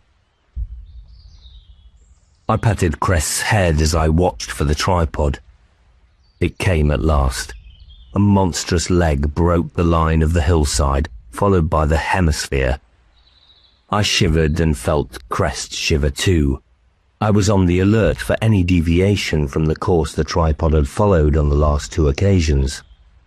If it did not move toward me, I must move toward it. I hoped I would not have to. Suddenly, one of the legs swung sharply around. It had spotted me and was coming after me. I touched my heels to Crest's sides. He shot off and the chase was on. I had an urge to look back, but dared not. Every scrap of effort must go into the gallop. I could tell, though, by the shortening intervals between footfalls, that the tripod was increasing speed. Familiar landmarks fell away on either side. Ahead, there was the coast, the sea dark grey, capped with white by a freshening wind. I knew it was fast gaining on me. The wind blew in my face and I resented it for slowing my flight, even by a fraction of a second. I passed the thorn bush I knew, a rock shaped like a cottage loaf, less than a quarter of a mile to go. And as I framed that thought, I heard the whistling of steel through the air, the sound of the tentacles swishing down. I made a guess and urged Crest to the right. I thought I had got away with it, then felt Crest shudder violently from the shock of being hit by the metal flail. It must have caught him on the hindquarters, just behind the saddle. He swayed and collapsed. I managed to get to my feet out of the stirrups and went forward over his head as he fell. I hit the ground, rolling, scrambled to my feet and ran. At every instant I expected to be plucked into the air, but the tripod was more immediately concerned with Crest. I glanced back and saw him lifted, jerking feebly, and brought close to the green ports at the bottom of the hemisphere. I ran on furiously, only a couple of 100 yards. If the tripod busied itself with Crest for even half a minute, I would be there. I risked another look back in time to see my poor horse dropped from a height of some 60 feet to land in a broken heap on the ground, and to see the tripod move in renewed pursuit. I could go no faster. The metal feet thudded behind, and the edge of the pitfall seemed to get no nearer. For the whole of the last 50 yards, I thought I was finished. Perhaps the tripod was playing with me, like a great steel cat with a frantically scurrying mouse. That was what Beanpole suggested afterward. All that I knew then was that my legs were desperately aching, my lungs, it seemed, on the point of bursting. I became aware as I neared the edge of the pitfall of a new hazard. I had learned the trail from horseback height, and the change in perspective was utterly confusing. At the last moment I recognized a stone and made for it. I was on the causeway, but I still had to get across, and the tripod had to follow. I knew I'd succeeded in my task when, instead of the stump of a metal foot, I heard a ripping noise behind me, and at the same time felt the surface collapse beneath my own feet. I grabbed at a branch which had been woven into the camouflaged surface of the pit. It came away, and I was falling again. I seized another branch, a thorn, and it held longer, though lacerating my hands as I gripped it. While I was thus perilously suspended, the sky darkened over me. The surface had yielded beneath the foremost leg of the tripod, with the second leg in mid-air. Off balance, it was plunging forward, with the hemisphere swinging uncontrollably across and down. Looking up, I saw it hurtle past, and a moment later felt the shock of its impact with the solid ground on the far side. I myself was hanging halfway up the pit, at grave risk of falling the rest of the way. No one was going to come to my assistance. They had more important work to do. I collected my scattered senses and climbed, slowly and gingerly, up the tangled web of reeds and branches. By the time I reached the scene, things were well underway. The outer door had fallen open with the shock, and Fritz led the team with the metal cutting machine inside and set to work on the inner door. They wore masks for protection against the green air, which eddied out as the machine penetrated the metal. It seemed a long time to those waiting, but in fact it was only a matter of minutes before they were through and tackling the dazed occupants. Fritz confirmed that one of them was definitely alive, and they pulled the mask that had been prepared over his head and tied it tight around his middle. I watched as they heaved him out. A cart had been drawn up close, and on it stood the vast crate of wood, which sealed with a tar, which would keep the green air in and our own out, which was to take him. He was pulled and pushed and at last dropped in, a grotesque figure, with his 3 short, stumpy legs, tapering conical body, 3 eyes and 3 tentacles, and that green reptilian skin I remember with such lively horror. The top dropped down on the crate, and more men got to work sealing it. Then the word was given to the men on the horse teams, and the horses pulled away, dragging cart and cargo toward the beach. The rest of us cleared our traces as far as possible from the scene. The masters, when they came on the broken tripod, could no longer doubt that they were facing organized opposition. This was no casual, haphazard thing such as our destruction of a tripod on the way to the White Mountains had been. But even though it amounted to a declaration of war, there was no point in leaving unnecessary clues. I should have liked to have buried Crest, but of course, there was no time. In case the trick might serve again, we sponged the green dye from his body and left him there. I walked a little apart from the others as we came away, not wanting them to see my eyes. The car was hauled out through the waves until the water lapped against the chest of the horses. The fishing boat had a shallow enough draft to get alongside, and the crate with our prisoner was winched on board. Viewing the smoothness of the operation, I was more than ever impressed by the planning that had gone into it. The horses were unharnessed and led ashore. From there they would be scattered north and south in pairs. One ridden, one led. The rest of us heaved our wet, shivering bodies over the gunwales. One thing remained to be done. A line had been fastened to the cart and, as the boat stood off, it rolled behind us till the waves closed over it. When that happened, the line was cut, and the boat, released from its burden, bobbed briefly in the grey waters. On shore, the horses had already disappeared. All that was left was the shattered wreck of the tripod, with a faint green mist eddying from the mutilated hemisphere. The remaining masters were certainly dead by now, and our jammer had worked. The tripod lay crumpled and solitary. There was no sign yet of others coming to help. Our course was south, with the wind stiff and blowing from only a few points north of west. Progress was slow, involving a fair amount of tacking. All available hands bent to the task, and gradually the distance from our embarkation point increased. There was a headland we needed to clear. We rounded it with painful sluggishness, wallowing in a tide which had just begun to turn. But now, the shore was distant, the broken tripod a dot on the horizon. They brought mulled ale up from the galley to warm our chilled bones.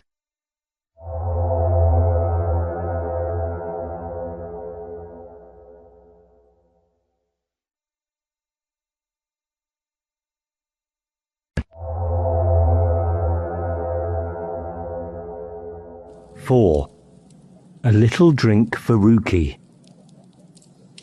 Julius arranged a general reshuffle once we were back at the castle. Many of those who had taken part in the capture of the Master were detailed for duties elsewhere, and Julius himself left 2 or 3 days later. The immediate crisis was over. The examination and study of our captive would take long weeks or months, and there were a dozen other things which needed his attention. I had thought that Fritz and I might be sent away also, but this was not so. We were kept as guards. The prospect of relative inactivity was one I viewed with mixed feelings. On the one hand, I could see that it might well prove boring after a time. On the other, I was not sorry to be having a rest. A long and exhausting year lay ahead. It was also pleasant to be in fairly continuous contact with Beanpole, who was one of the examining group.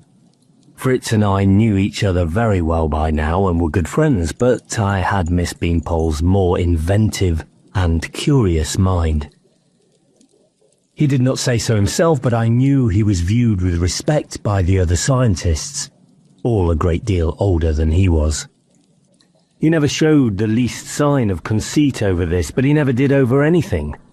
He was too interested in what was going to happen next to bother about people's opinions of him.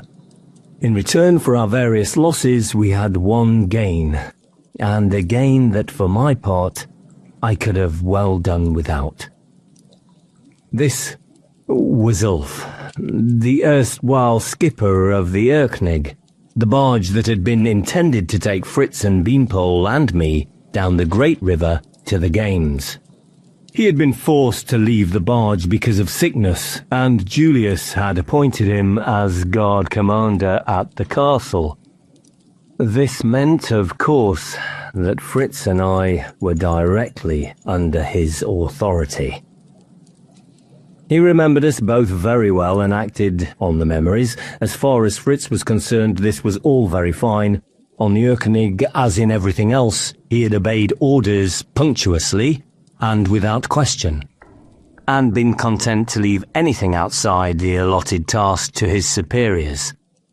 Beanpole and I had been the offenders, first in persuading his assistant to let us off the barge to look for him, and then, in my case, in getting myself into a brawl with the townspeople which landed me in trouble, and in Beanpole's case in disobeying him and coming to rescue me.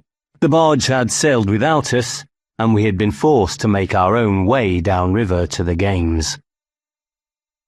Beanpole did not fall under Ulf's jurisdiction, and I think Ulf was rather in awe of him, as belonging to the wise men, the scientists. My case was quite different. There was no glamour attaching to me, and he was my superior officer. The fact that, despite being left behind, we had got to the Games in time, that I had won there and, with Fritz, gone on into the city and in due course come back with information, did not mollify him. If anything, it made things worse. Luck, as he saw it, was no substitute for discipline, indeed, its enemy.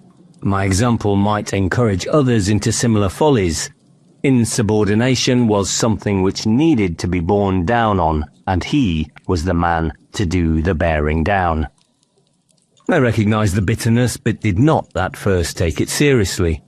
He was just, I thought, working out his resentment over my admittedly thoughtless behavior during our previous encounter. I decided to stick it out as cheerfully as possible and give no cause for complaint this time. Only gradually did it penetrate to me that his dislike was really deeply rooted, and that nothing I could do now was likely to change it. It was not until later that I realized how complex a man he was. nor that in attacking me he was fighting a weakness, an instability which was part of his own nature. All I knew was that the more courteous and promptly and efficiently I obeyed instructions, the more tongue lashings and extra duties I got. It is small wonder that within weeks I was loathing him almost as much as I had loathed my master in the city. His physical appearance and habits did nothing to help. His barrel-chested squatness, his thick lips and squashed nose, the mat of black hair showing through the buttonholes of his shirt, all these repelled me. He was the noisiest consumer of soups and stews that I had ever encountered, and his trick of continually hawking and spitting was made worse, not better, by the fact that these days he did not spit on the floor, but into a red and white spotted handkerchief which he carried around in his sleeve. I did not know then that much of the red was his own blood, and that he was a dying man. I'm not sure such knowing would have made all that much difference either. He rode me continuously, and my control of my temper wore thinner day by day. Fritz was a great help, both in calming me down and in taking things on himself where possible. So was Beanpole, with whom I talked a lot during off-duty times, and I had another source of interest to take my mind off things to some extent. This was our prisoner, the Master Rookie. He came through what must have been a harrowing and painful experience very well. The room which had been made ready for him was one of the castle dungeons, and Fritz and I attended him there, entering through an airlock and wearing face masks when we were inside. It was a big room, more than 20 feet square, much of it hewn out of solid rock. On the basis of our reports, the scientists had done everything to make him as comfortable as possible, even to sinking a circular hole in the floor which could be filled with warm water for him to soak in. I do not think it was, by the time we got it there in buckets, as hot as he would have liked, and it was not renewed often enough to meet the longing all the masters had for continuously soaking their lizard-like skins, but it was better than nothing. Much the same applied to the food which had been worked out like the air on the basis of a few small samples Fritz had managed to bring out of the city. He was in a mild state of shock for the first couple of days and then went into what I recognise as the sickness, the curse of the Scloodsy, my old master had called it. Brown patches appeared on the green of his skin, his tentacles quivered all the time, and he himself was apathetic, not responding to stimuli. We had no way of treating him, not even the gaspables which the masters in the city used to alleviate pain or discomfort, and he just had to get over it as best he could. Fortunately, he did so. I went into his cell a week after he'd been taken and found him back to a healthy shade of green and showing a distinct interest in food. Earlier, he had made no response to question in any of the human languages we tried. He still did not do so, and we began to wonder, despondently, whether we had picked on one of the few masters without such knowledge. After a few days of this, though, and since he was plainly back to full health, one of the scientists suspected that the ignorance was feigned. We were told not to bring any hot water for his pool the next morning. He quickly showed evidence of discomfort and even indulged in sign language, going to the empty hole and waving his tentacles at it. We paid no attention to this. As we prepared to leave the room, he finally spoke in the dull, booming voice they used. In German, he said, "Bring me water, I need to bathe." I looked up at him, a wrinkled, misshapen monster twice my own height. "Say please," I told him. But that was a word they had never learned in any of our languages. He merely replied, "Bring me water." "You wait," I said. I'll see what the scientists say. Once the barrier was down, he did not attempt to go mute again, nor, on the other hand, was he particularly forthcoming. He answered some questions that were put to him and treated others with an obdurate silence. It was not always easy to work out the basis on which he chose to respond or stay silent. There were obvious blanks where questions were pertinent to a possible defense of the city, but it was difficult to see why. For instance, after talking freely on the role of human slaves and the opposition to this by some of the masters, he should have refused to say anything about the sphere chase. This was the sport of which all the masters seemed to be passionately fond, played on a triangular arena in the centre of the city. I suppose in a remote way it resembled basketball, except that there were 7 baskets. The players were miniature tripods and the ball was a flashing golden sphere which seemed to appear out of thin air. Rookie would not answer a single question on that subject. During my long months of slavery, I had never known the name of my master, nor if he had a name. He was always master and I was boy. One could scarcely call our prisoner by such a title. We asked him his name and he told us it was Rookie.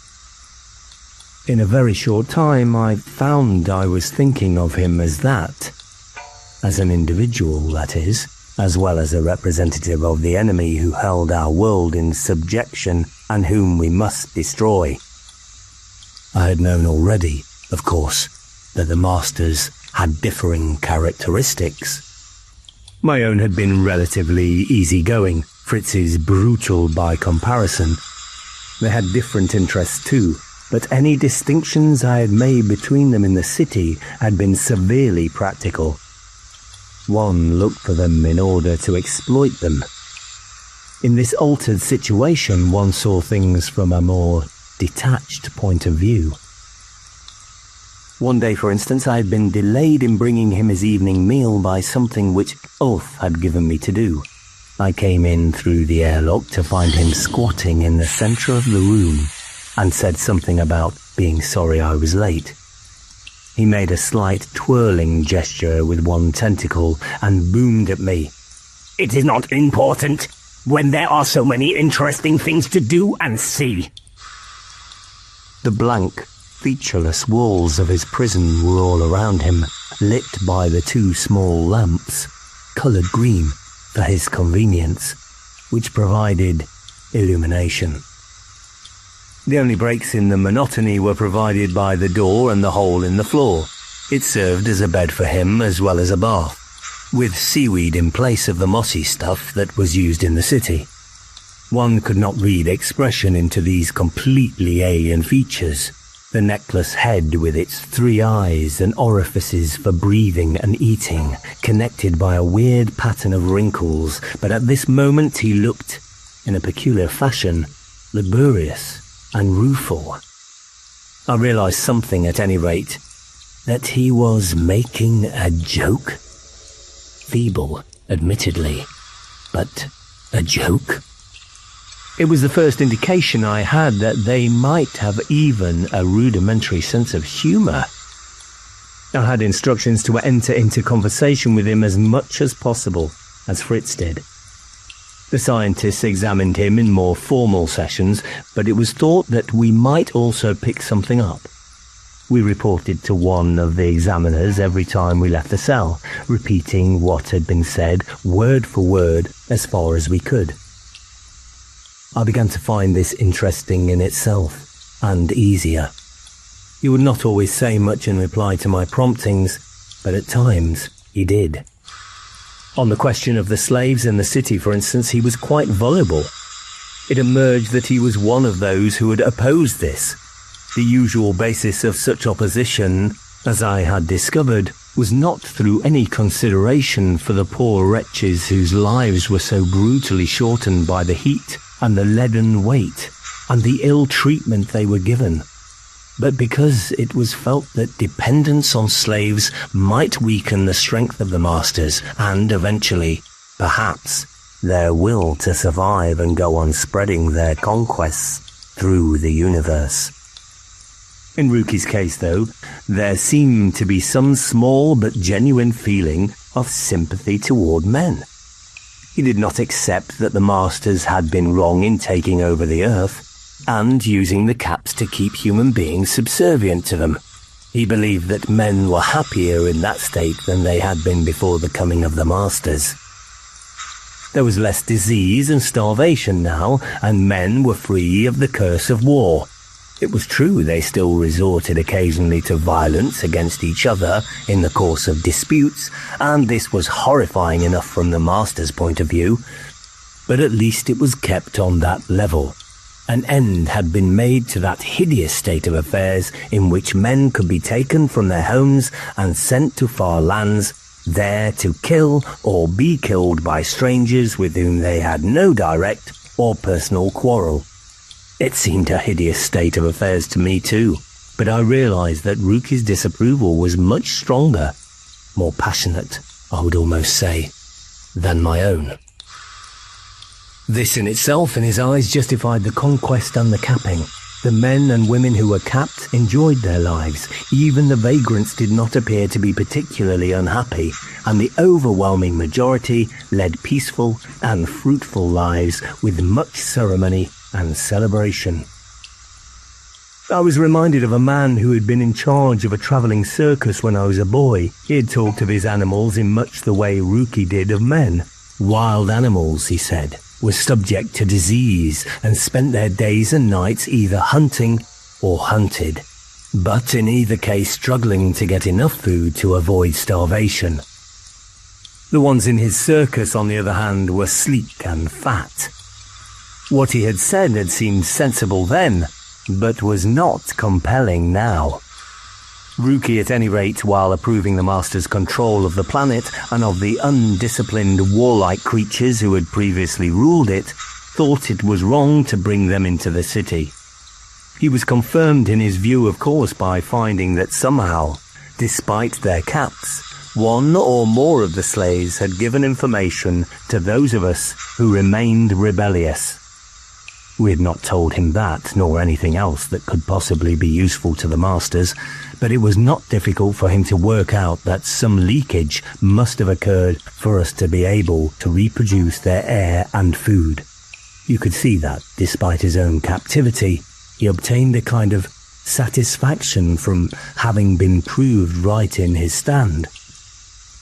This was not to say that he had any fear that our attempt to rebel against the masters might be successful.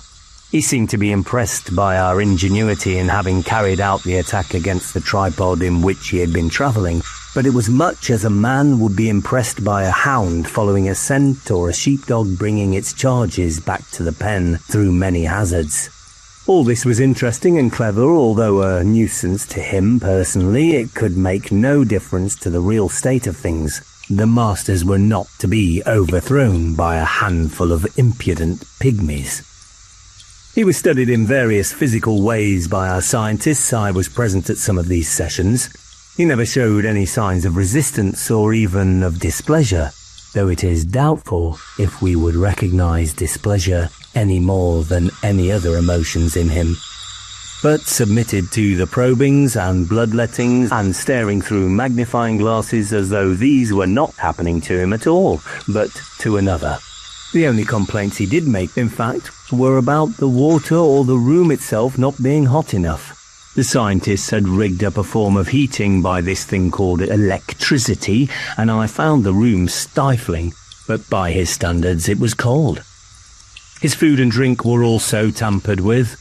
The intention was to see what effect certain substances might have on him, but the experiment did not meet with success. He seemed to have some way of sensing the presence of anything which might be harmful, and in those cases simply refused to touch what was put in front of him. On one occasion, after this had happened 3 times in succession, I spoke to Beanpole about it. I asked him, "Do we have to do this sort of thing? At least we were given food and water, even as slaves in the city. Ruki's been nearly 2 days without anything. It seems unnecessarily cruel." Beanpole said, "It's cruel to keep him here at all. if you care to think of it that way. The sail is too small and not warm enough, and he does not have the heavy gravity he was used to. Those are things that can't be helped. Putting stuff in his food and making him go without when he won't eat is not quite the same. We have to do everything we can to find their weak spots. You found one yourself, that place between mouth and nose where a blow will kill them. But it does not help us much, because there is no way of being able to strike them all at that point at the same time. We need to find something else, something we can use. I saw the point, but was not entirely convinced. I'm sorry it has to be him. I would rather it were one like Fritz's master, or even mine. Ruki does not seem so bad as most. At least he was opposed to using men as slaves. So he tells you. But they do not lie, they cannot. I learned that at least in the city. My master could never understand the difference between story tales and lies. They were all the same to him. They may not lie, Beanpole said, but they do not always tell the full truth either. He said he was opposed to slaves. What about the plan to turn our air into the choking green gas they breathe? Has he said anything about being opposed to that? He's never said anything at all about it. But he knows about it. They all do. He has not spoken of it because he does not know that we know. He may be not quite as bad as some of the others, but he is one of them. They have never had wars. The loyalty they have to their own kind is something which we probably do not understand any more than they can understand the way we fight among ourselves. But if we do not understand it, we must still reckon with it, and we must use every weapon we can against it. If this involves putting him to some discomfort, if it involves killing him, that is not so important. One thing is important. Winning the struggle. I said, "You do not need to remind me." Beanpole smiled. I know. Anyway, his food will be normal next time. We do not want to kill him if we can help it.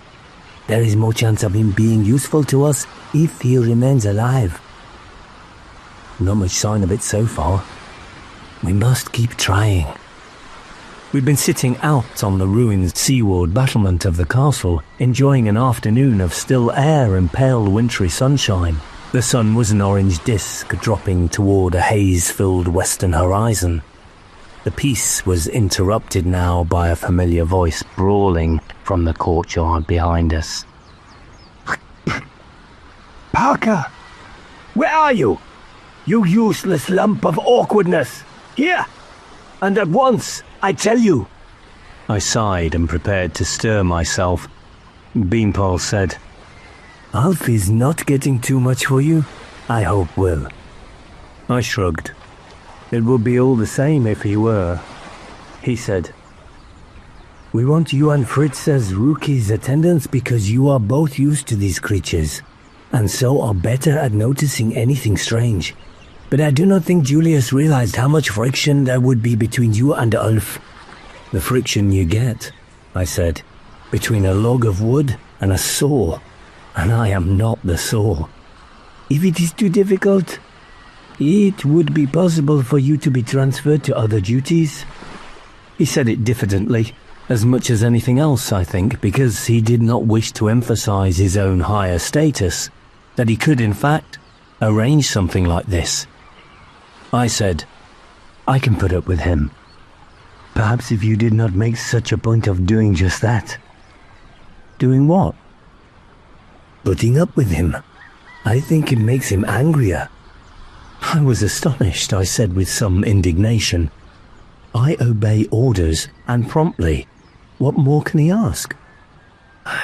Beanpole sighed. Yes, well, I'd better be getting back to work myself anyway.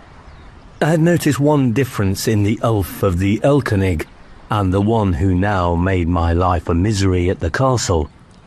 The old Ulf had been a drinking man. The whole business of Beanpole and me leaving the barge had started when he did not return on time, and his assistant suspected that he'd gone drinking in one of the town's taverns. Here he did not drink at all.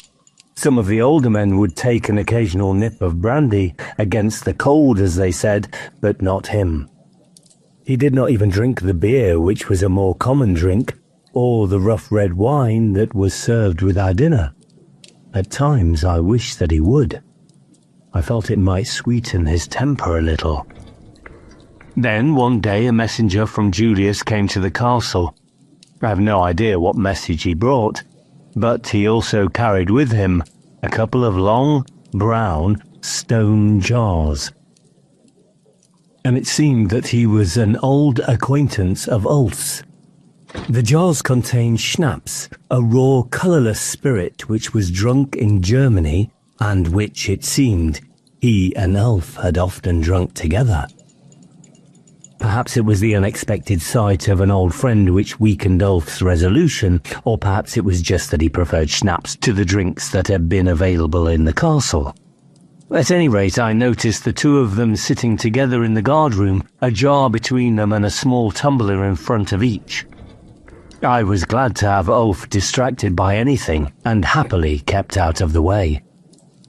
In the afternoon the messenger went on again, but he left the remaining jar with Ulf. Ulf was already showing signs of intoxication. He had not bothered to eat anything at midday, and he broached the second jar and sat drinking on his own. He appeared to have settled into a melancholy mood, not talking to anyone and seemingly not noticing much of what was going on around him. This was, of course, very wrong in a guard commander, though it might be said in his defence that things had settled into a routine in which we all knew our duties and carried them out. For my part, I was not concerned either with censoring or finding justification for him, but simply glad of the absence of his raucous voice.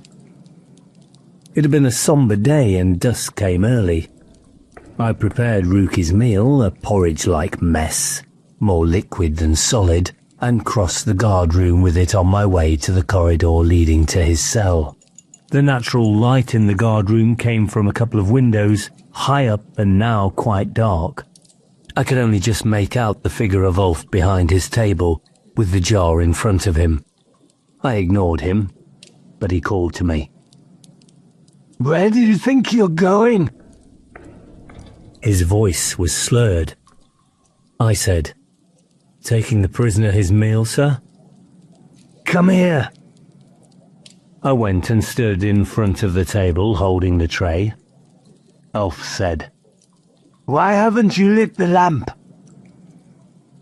"It's not time yet." Nor was it. It wanted another quarter hour to the time laid down by Ulf himself. If I had lit it early, on account of the day's early darkening, he would have been as likely to pick up on that as a breach of one of his rules. "Light it," he said. "And don't answer me back, Parker. When I tell you to do something, you do it, and do it fast. Is that understood?" "Yes, sir. But the regulations say..." He stood up, swaying slightly from his seat, and leaned forward with his hands on the table. I could smell the spirits on his breath. "You're insubordinate, Parker, and I won't stand for it. You'll take an extra guard tonight, and now you'll put that tray down and light the lamp. Is that clear?" I did as I was told, silently. The lamplight gleamed on his heavy face, flushed with drink. I said coldly, "If that is all, sir, I will proceed with my duties." He stared at me a moment. "Can't wait to get into that pal of yours. Is that it? Chatting with the big lizard is easier than working. That right?" I moved to pick up the tray. "May I go now, sir?"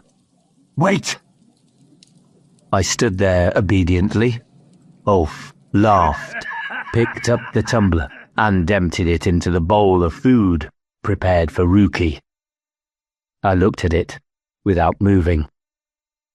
"Go on," he said. "Take your pal his supper. Got a little something in it to liven him up now." I knew perfectly well what I ought to have done. Ulf was indulging in a silly drunken jest. I should have taken the tray out and made up another bowl for Ruki, throwing this one away. Instead, I asked in the most obedient but contemptuous fashion, "Is that an order, sir?" His anger was as great as mine, but hot where mine was cold, and his mind was blurred by drink. He said, "Do as you're told, Parker, and jump to it." I picked up the tray and left. I had a glimpse of what Beanpole had meant.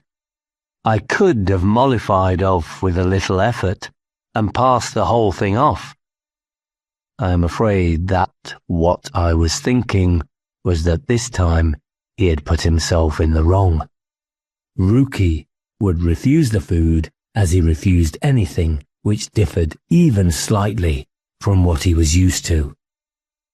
I would have to report on this, and the incident would then be brought to light. Simply by obeying orders and acting according to regulations, I had my chance to get my own back at my tormentor. As I reached the airlock, I heard Ulf bellowing something in the distance. I went through into the cell and put the tray down. I left it there and went back to see what the yelling was about. Ulf was standing unsteadily on his feet. He said, "Belay, that's order. Make another supper up for the lizard." I said, "I've taken the tray in, sir, as instructed." "Then bring it out again. Wait, I'm coming with you." I was annoyed that my scheme had misfired. Ruki would eat the substitute meal, and so there would be nothing that I would be obliged to report.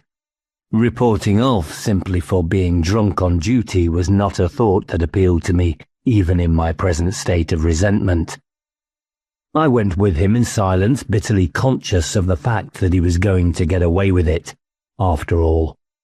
There was barely room for two in the airlock. We were forced to jostle against each other, putting on the face masks which we must wear inside the cell. Ulf opened the inner door and stepped through first. I heard him give a grunt of surprise and dismay. He went forward quickly, and I could see what he had seen. The bowl was empty, and Ruki was stretched out, full length and motionless. Julius came back to the castle for the conference.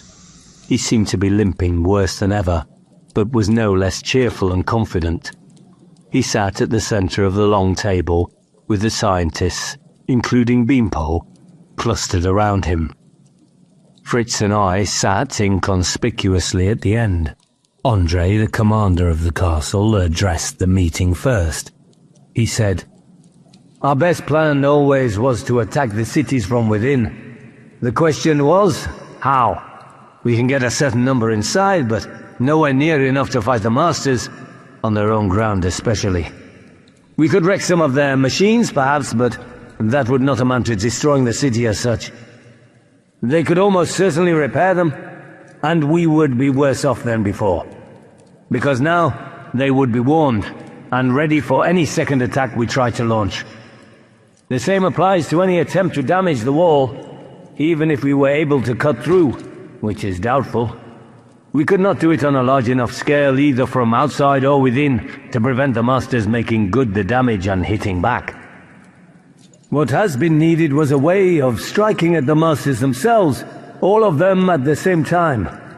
One suggestion was to poison their air. It might be possible, but I don't see chance of developing anything in the time available. Water offered a better opportunity. They use water a lot, for drinking as well as bathing. After allowing for the fact that they are twice the height and 4 times the weight, they have a fluid intake 4 to 6 times that of the average man. If we could get something into their water supplies, it might do the trick. Unfortunately, as we have established with the prisoner, they are sensitive to adulterants. This one simply refused anything which might harm him, until by a lucky chance some schnapps was poured into his food. He consumed the food without hesitation and was paralyzed in less than a minute. Julius asked, "How long did it take him to recover from the paralysis?" He began to show signs of consciousness after about 6 hours. He was fully conscious after 12, but still lacking in coordination and fairly obviously confused. Within 24 hours, recovery was complete. And since then? Apparently normal, Andre said. Mark you, he's still worried and alarmed by what happened. Not quite so confident as he was about the hopelessness of our efforts, I think. Julius asked, "How do you account for it, the paralysis?" Andre shrugged. We know that with men, alcohol interferes with the part of the mind that controls the working of the body. A drunken man cannot walk straight or use his hands properly. He may even fall over. If he has taken enough, then he becomes paralyzed, as Rookie did. It seems that in this respect, they are more sensitive and more vulnerable than we are. Equally important, the discrimination against harmful substances doesn't work in this case. The amount of alcohol apparently can be quite small. There were only the dregs of a glass in this case. It gives us a chance, I think. "Alcohol in their drinking water," Julius said. "Not from outside, presumably."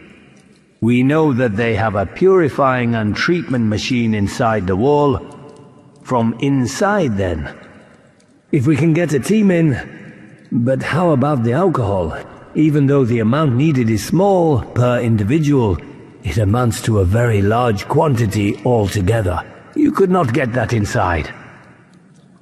Our men could produce it there, Andre said. There are sugars in the city. They use them in making both their own food and the food of the slaves. All that is needed is to set up distillation equipment. Then, when there is enough, introduce it to the drinking water. Andre's eyes were on Julius. He said, "It would have to be done in all 3 cities simultaneously. They know that they have some opposition. Destroying the tripod and making off with one of their number will have told them that. But the latest reports tell us they are still taking human slaves into the city, which means they still trust those they have capped. Once they find we can pose as capped, things will be very different." Julius nodded slowly. "We must strike while they are unsuspecting," he said. "It is a good plan. Go ahead with preparations." I was called later to see Julius.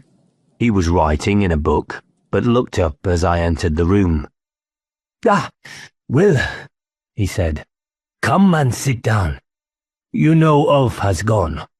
"I saw him leave this morning, sir." "Well, with some satisfaction, I gather." I did not answer. "He is a very sick man, and I have sent him south to the sun. He will serve us there, as he has done all his life, for the short time that remains to him. He is also a very unhappy man. Even though things turned out well, he sees only failure. His failure to conquer an old weakness. Do not despise him, Will." "No, sir." "You have your own weaknesses?" "They are not his, but they lead you into folly, as they did this time. Ulf's folly lay in getting drunk, yours in putting pride before sense. Shall I tell you something? I brought Ulf and you together again partly because I thought it would do you good, teach you to accept discipline, and so to think more carefully before you acted. It does not seem to have had the result that I hoped for." I said, "I'm sorry, sir." "Well, that's something. So is Ulf. He told me something before he left. He blamed himself for you and Beanpole going astray at your first encounter. He knew he ought not to have stayed in the town, and thus given you the excuse to go ashore looking for him. If I had known this, I would not have let him come here. Some people are oil and water. It seems that you and he were." He was silent for a moment or two, but I felt more comfortable than ever under the scrutiny of his deep-set blue eyes. He said, "This expedition that is being planned, do you wish to take part in it?" I said quickly and with conviction, "Yes, sir." "My rational impulse is to refuse your request. You have done well, but you have not learned to master your rashness. I'm not sure that you ever will." "Things have turned out well, sir, as you said." "Yes, because you have been lucky. So I am going to be irrational and send you. And it is also true that you know the city and will be valuable for that reason. But I think, to be honest, it is your luck that makes the biggest impression on me. You are a kind of mascot to us, Vil." Fervently I said, "I'll do my best, sir." "Yes, I know. You can go now." I'd reached the door when he called me back. "One thing, Vil." "Yes, sir." "Spare a thought now and then for those who do not have luck on their side. For Ulf in particular."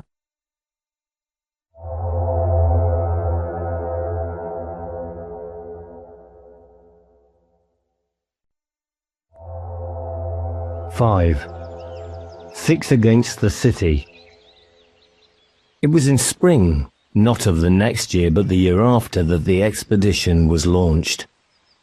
In between there had been so many things to do and to prepare, plans to be made, equipment to be fashioned, actions to be rehearsed again and again.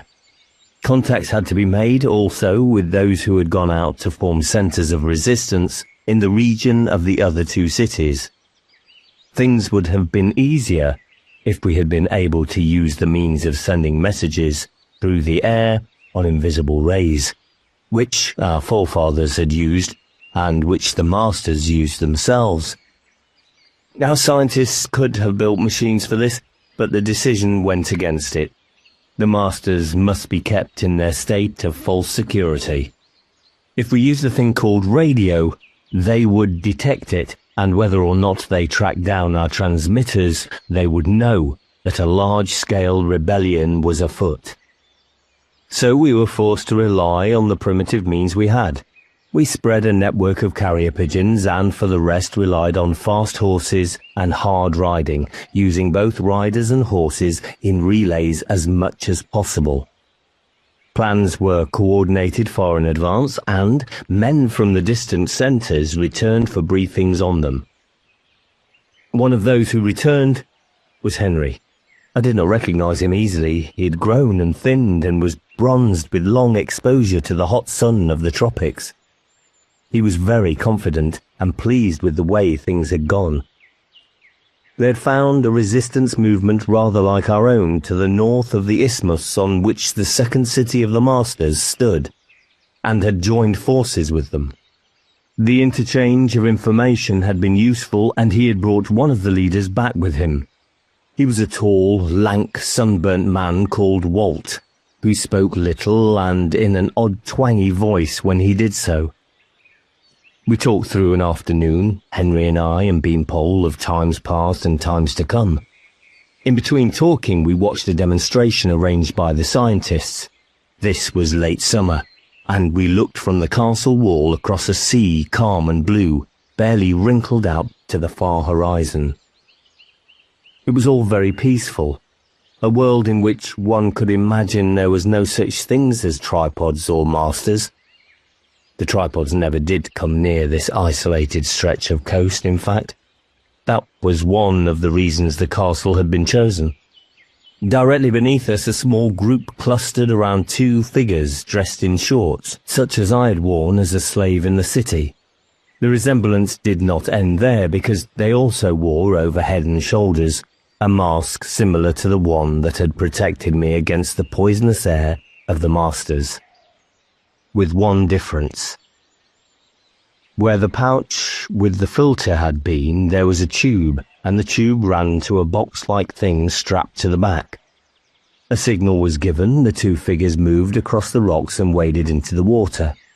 It rose to cover their knees, their thighs, their chests, then, together, they plunged forward and disappeared below the surface. For a second or two, one could see them dimly shadowed figures striking out, away from the castle. After that, they were lost, and we watched and waited for them to reappear. It was a long wait. Seconds became minutes. Although I'd been told what to expect, I became apprehensive. They had been swimming against the tide, which was coming in from the ocean. There were strange undercurrents in these parts and submerged reefs. It would be very easy to drown. The object of all this was to help us get into the cities. We could not use the method we had previously used of being picked at the games. Something direct and certain had to be found.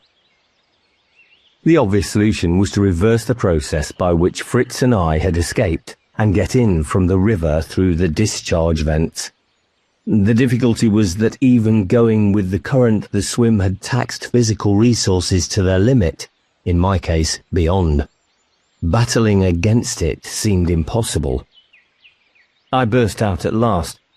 "It hasn't worked. They can't be still alive down there." Beanpole said, "Wait, it must have been over 10 minutes. Nearer 15. Henry said suddenly, "Over there, look." I looked where he was pointing. Far out on the glassy blue, a dot had appeared, followed by another. 2 heads.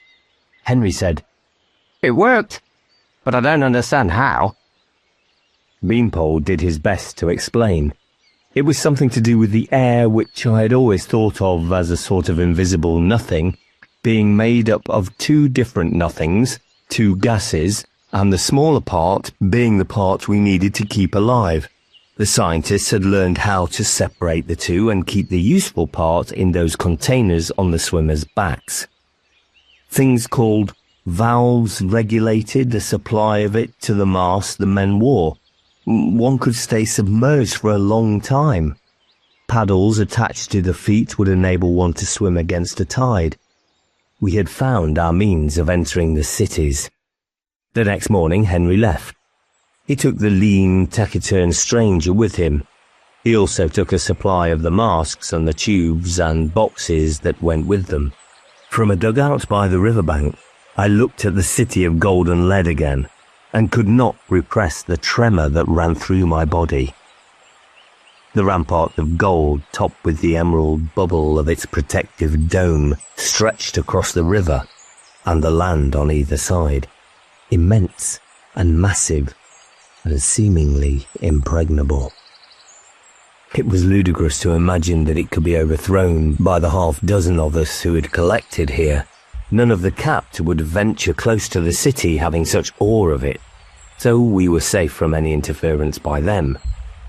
We saw tripods in plenty, of course, giants striding across the sky on journeys to or from the city. But we were not near any of the routes they used. We had been here 3 days, and this was the last. As daylight faded from a blustery grey sky, it took with it the last few hours before the moment of decision. It had not been easy to synchronize the attacks on the 3 cities. The actual entries had to be made at different times, since the necessary cover of darkness varied throughout the world. The one in which Henry was concerned would follow 6 hours after ours. That in the east was taking place just about now. In the middle of their night, that particular city, we knew, represented the riskiest part of the enterprise. Our base out there was the smallest and weakest of the 3, set up in a land where the capped were entirely alien and spoke an incomprehensible language. Our recruits had been few, those who were to make the attack and come to the castle the previous autumn, yellow-skinned boys who spoke little and smiled less. They had learned a bit of German, and Fritz and I had briefed them on what they would find inside the city. We presumed that all 3 cities would be much the same. and they had listened and nodded, but we had not been sure how much they understood. At any rate, there was nothing we could do about that now. We had to concentrate on our job here. Darkness gathered over the city, the river, the surrounding plain, and the distant mound that was the ruin of a great city of gold. We had our last meal of ordinary human food in the open air. After this, it would be a matter of relying on what we could to find in the city, eating the slaves' tasteless food in the protection of one of the refuge rooms. I looked at my companions in the last light. They were dressed as the slaves were, and had the masks ready to put on, and their skins, like my own, had been rendered pale by a winter spent completely under cover from the sun. We wore the false caps closely fitted to our skulls, our hair growing through them, but to me they did not really look like the slaves I had met in the city, and I wondered how the deception could succeed. Surely the first master who saw one of us would realize the truth and raise the alarm. But the time had passed for doubts and brooding. A star gleamed in the sky not far above the western horizon. Fritz, the leader of our troop, looked at the watch which he alone carried and which he must keep hidden in the belt of his shorts. It kept perfect time and would work even underwater, and had been made not by our own scientists, but by the great craftsmen who lived before the time of the masters.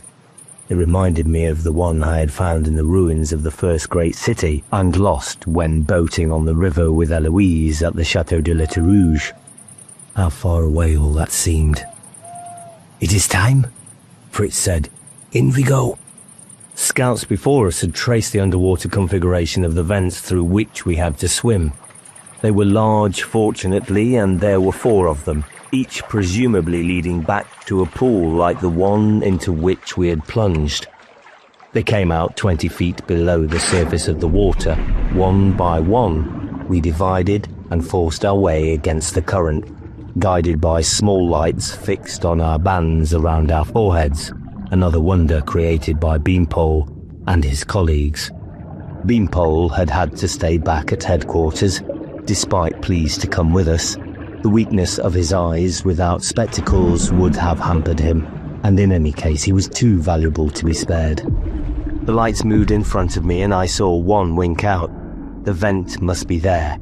I swam farther down and saw a curved edge of metal and the shadowy outline of a tunnel wall. I kicked my flippered legs and went forward. The tunnel seemed interminable. There was the flicker of light ahead of me and the dim swathe of my own lamp, and always the pressure of the water against which I must force my way. There was a time when I wondered if we were doing no more than holding our own, and would stay suspended until tiredness overcame us and we were pushed back to the river. The water seemed to have got a little warmer, but that could be an illusion. At that point, though, the light in front disappeared and I drove my weary limbs to greater effort. From time to time I had touched the roof of the tunnel with my outstretched hand.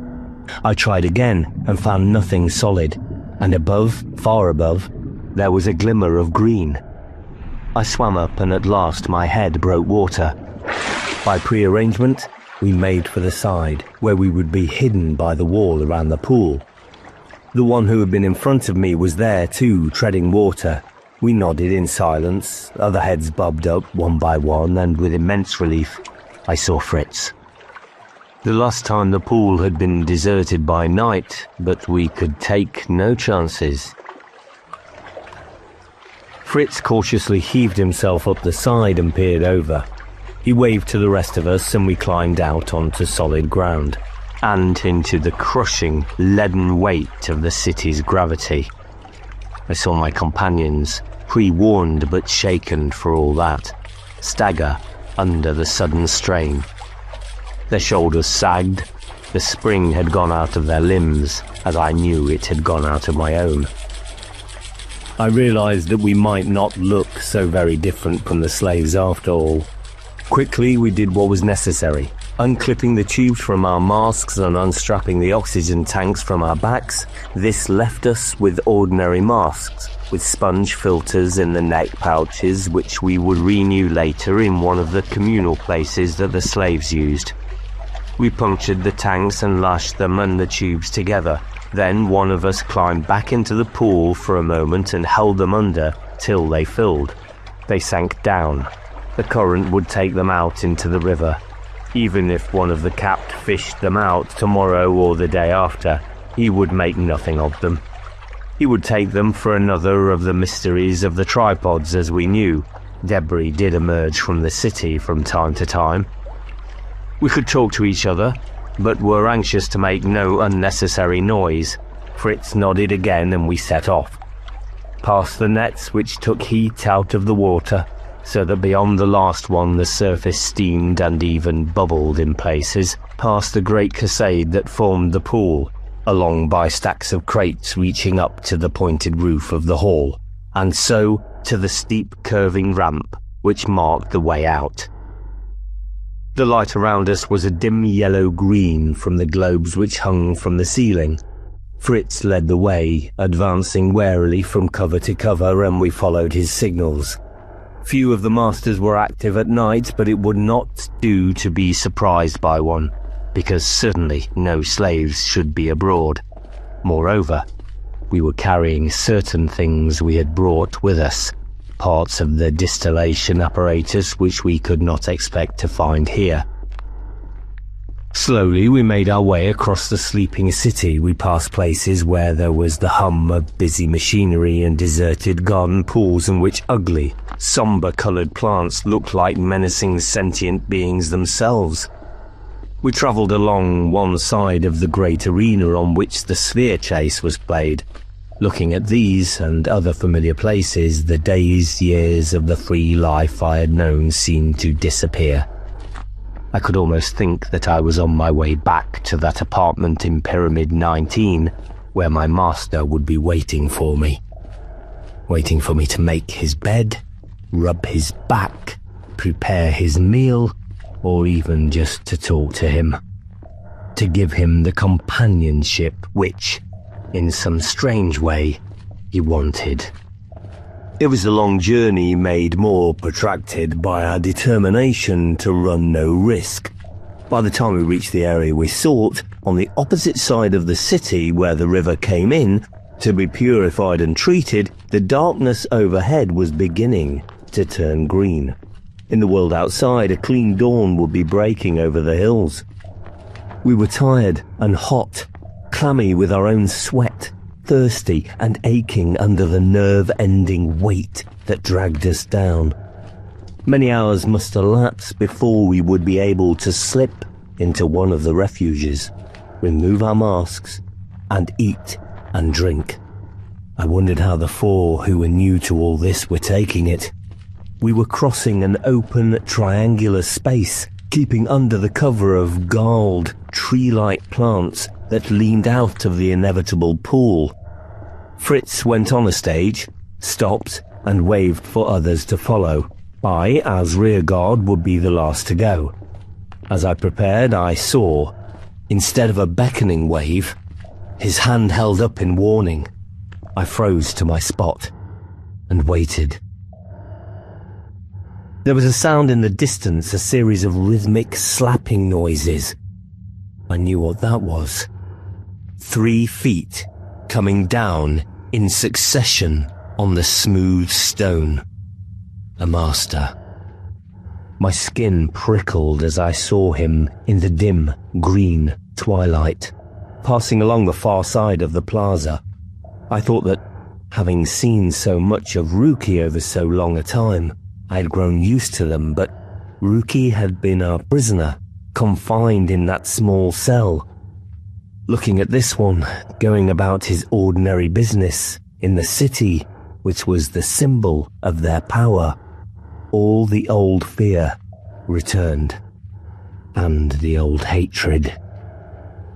Fritz and I had found during our earlier stay here that there were many places in the city which were rarely, if ever, used. A lot of these were storehouses stacked with crates like the cavern through which we had entered, or empty in preparation for some future use. I imagined that in building the city, they had allowed space for expansion, and that a lot of it had not yet been taken up. At any rate, this was something of which we could take advantage. The masters, as exemplified in the unvarying routes so often followed by the tripods, were creatures of repetitious habit in many ways, and the human slaves would never venture anywhere except on a direct errand. It would have been unthinkable for them to pry into what they regarded as the holy mysteries of the gods. We headed for a pyramid which Fritz had marked down, less than 100 yards from the ramp leading down to the water purification plant. It was obvious that the ground floor was not in use. Brownish fuzz, slow growing and easily brushed off by contact, covered the exposed surfaces of the crates. There were a number of such fungus-like growths in the city, which the masters did not seem to bother about. To make ourselves doubly safe, though, we went on into the basement, where the crates were stacked even higher. We cleared a space at the far corner and began to set up our apparatus. We were depending on the resources of the city itself for a good part of our equipment. Glass tubes, for instance, and jars we knew to be available. What we had brought with us were chiefly small tools and rubber tubes and sealers. Another item for which we were going to poach on our enemy was the method of heating. There were no fires here, but there were pads of various sizes which, when a button was pressed, gave off a concentrated, radiant heat. The smaller ones which were used by the slaves to boil liquids for their masters. They had attachments which fitted into sockets in the walls of the buildings, and when heat stopped being produced, they were fitted in and left for an hour or so, after which they were as good as new. Beanpole had explained that it must be a form of the electricity which our scientists had rediscovered. Day broke, the light paled through shades of green, and there was even a pale, barely visible disk, which was the sun. In 2 shifts, Fritz guiding one and I the other, we went to another of the communal places to freshen ourselves, to eat and drink, and replace the filters which we used in our masks. This too had been carefully chosen. It was the communal place attached to one of the major pyramids, where a large number of masters from different parts of the city met daily to conduct business. Like so many other things, the nature of the business itself was baffling. This meant that there was a large and constant turnover of slaves who had accompanied their masters and whose services had been dispensed with for the time being. Some were there for hours, sleeping on the couches, and the majority of them did not know each other except as anonymous figures, with whom they jostled for places at the dispensing machines or for vacant couches. All the slaves were always so exhausted that they had little energy for observation anyway.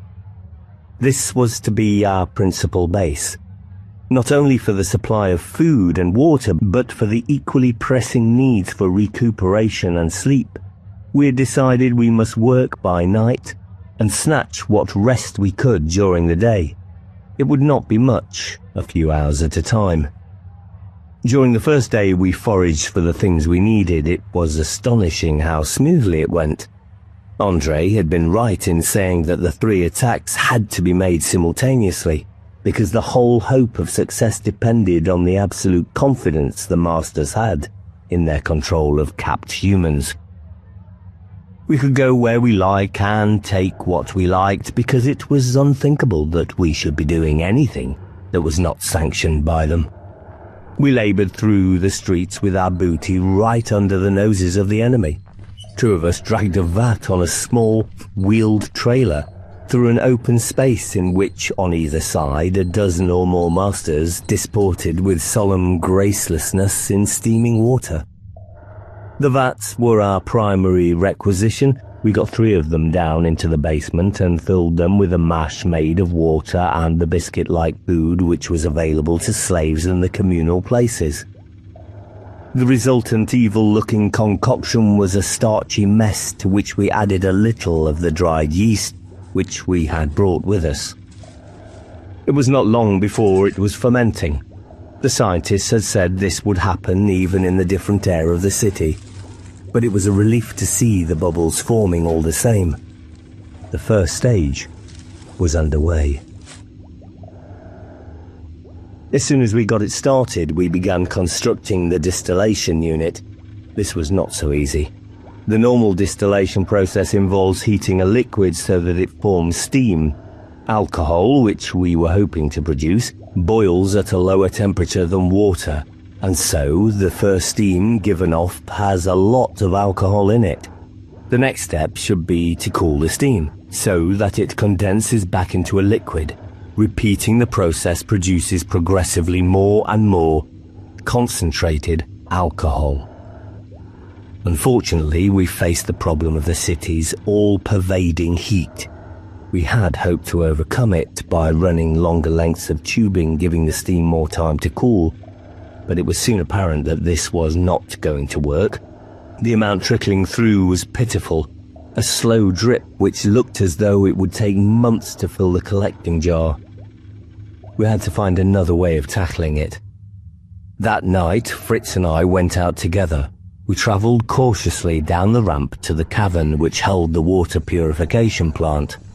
The green lights were on, and the machines throbbed with power. But there was no one there. The machines worked automatically, and what need was there to set a guard in a place where the only living things were the masters and their devoted slaves? Not a door in the city had a lock on it. On this side of the machines, a pool of seething hot water more than 20 feet across issued into vents which took it on its multifarious courses to be pumped up to the top floors of the pyramids or to form the supply for the many garden pools or similar amenities at ground level. But beyond, there was another pool here, feeding into the machines. In turn, it was fed from a wide arch, breaking the seamless, dull gold of the wall. We climbed a small barrier and found ourselves on a narrow ledge, which ran back into the tunnel. We went along it, into increasing darkness. Coolness struck up from the tumbling surface of the water. It offered exactly what we required, but we needed more space if we were to set up a distillation apparatus here. Fritz was ahead of me. I only knew he had stopped when his footsteps ceased. It was too dark to see, and I called softly, "Where are you?" "Here. Take my hand." We were right under the wall by now. The water had a different noise, more riotous, and I guess this must be the point where it bubbled free of its underground confinement. It had to come in from the outer world at a depth low enough to make sure no air came with it. Groping after Fritz, I found myself moving out over the area which earlier had been occupied by the river. There was a kind of platform stretching across the tunnel and leading to a smaller tunnel which continued outward, directly above the now subterranean stream. We found what appeared to be the manhole cover for an inspection chamber, and presumably there were others. I imagined they were there against the possibility of a blockage. They would have had to use the cap for checking if so. None of the masters could have got into so confined a space. Fritz said, "There is room there." I objected. "It's pitch black. We will have to manage." And eyes become accustomed. I can see a little better already, I think. I could scarcely see anything, but he was right. We should have to manage. We needed a coolant, and here it was, swirling below us in abundance. I asked, "Can we start tonight?" "We can get some of the stuff along, at least." In the nights that followed, we worked frantically to build up supplies. There was a plentiful supply of containers made of a stuff like glass but yielding a little to touch, and we filled these with the product of our labours. There would not have been room for them on the platform, but we were able to stack them along the side of the tunnel. I prayed that there would be no blockage in the water inflow, calling for inspection during this time. It did not seem likely that there would. The system was obviously designed for an emergency and had probably not been used since the city was built. It was an exhausting life. In the tunnel, one had some escape from the heat, but the extra gravity still pulled one down and there was still the need to wear the face masks. We were badly short of sleep also. There were only about 12 hours a day during which it was practicable to use the communal rooms, and we had to fake our rest there in shifts. It could be frustrating when the place was full of slaves. On one occasion, dog-tired, I got there to find every couch occupied. I dropped and slept on the hard floor until I was awakened by a hand on my shoulder and realized, with aching eyes and protesting limbs, that I must get up again, put on my mask, and go out into the green mist that was our nearest approach to daylight. But time passed and slowly our supplies built up. We were working to a schedule and met our target with nearly a week to spare. We went on making alcohol. It was better than simply marking time and waiting, and the higher concentration we managed to get into the master's water supply, the more effective, presumably, it was likely to be. We'd already identified the conduit leading from the inner pool which supplied the drinking water system. We were ready for the day and hour that had been arranged. At last, it came. The precise timing offered one major snag. We had no idea how soon the effects of alcohol would start showing in the masters, nor at what stage they would begin to realize that something was wrong. The three cities we knew were in communication with each other, and it would not do for one to alert the other to a danger that could be averted. So, the drinking water in each had to be tampered with at roughly the same time. And there, of course, we faced the problem set by the fact that our world was a globe, revolving around the sun. The water purification plants had a daytime staff of masters who looked after the machines on 3 separate shifts, but were unattended at night. It had been realized that 2 out of the 3 attempts could be made in this interval, one just after the day's work ended, the other not long before it began. That meant that for the third city it had to be not far from midday when the sabotage attempt was made. It had been agreed without question that ours was the expedition which must handle this. We had the advantage of being closer to headquarters and of having in our number 2 who knew the city from experience. It was up to us somehow to complete our task while masters were actually on duty at the plant. We gave it a lot of thought, although we had got away with carting pieces of equipment around, and the 4 newcomers had grown so used to the presence of the masters as to be almost contemptuous of them. This did not happen with Fritz or me, whose memories were still sharp and bitter. It was extremely unlikely that they would fail to query it if they saw us carrying containers out from the tunnel and emptying them into one of the conduits. This was, after all, their own special department, and any humans working there would be under their orders. One of us suggested posing as a slave with a message, calling them all away to some other part of the city. Since they never mistrusted the slaves, they would not doubt the genuineness of it. Fritz dismissed the idea. It would be a strange message, and they might leave the slave confused. They would be likely to check with other masters, perhaps in other places to which they were told to go. Remember that they can talk to each other at long distances. In any case, I am sure that they would not all go. One at least would stay at the machines. Then what? There is only one possibility, really. We looked at him, and I nodded. We must use force. The maximum number of masters on duty at any particular time was 4, but one only appeared occasionally. I think he was a supervisor of some kind. Usually there were 3 of them, but one of these would frequently be absent, taking a dip in a nearby garden pool. Even armed with the knowledge of that vulnerable spot between nose and mouth, the 6 of us could not hope to deal with more than 2 at a time. Under equal conditions, they would have been so much bigger and stronger than we were, Here, with their artificial gravity, the contest would have been hopeless. We had no weapons and no means of making any. The moment we had chosen was roughly halfway through the middle shift of the day. It was necessary to be ready to act as soon as the third master came up the ramp and headed for the garden pool, which meant that we had to have cover within easy reach and observation of the entrance to the plant. Fritz solved the problem by getting us to cut branches from the trees in the pool during the night and pile them in a heap, while this was frequently done by way of pruning, and the branches left until a squad of slaves came to remove them. We could bank on their going unnoticed for a day at least. So, having been interned to the communal place, we surreptitiously snuggled into the pile, which had something of the texture of seaweed, a clinging, loathsome rubberiness which made the skin crawl. Fritz was in a position where he could look out.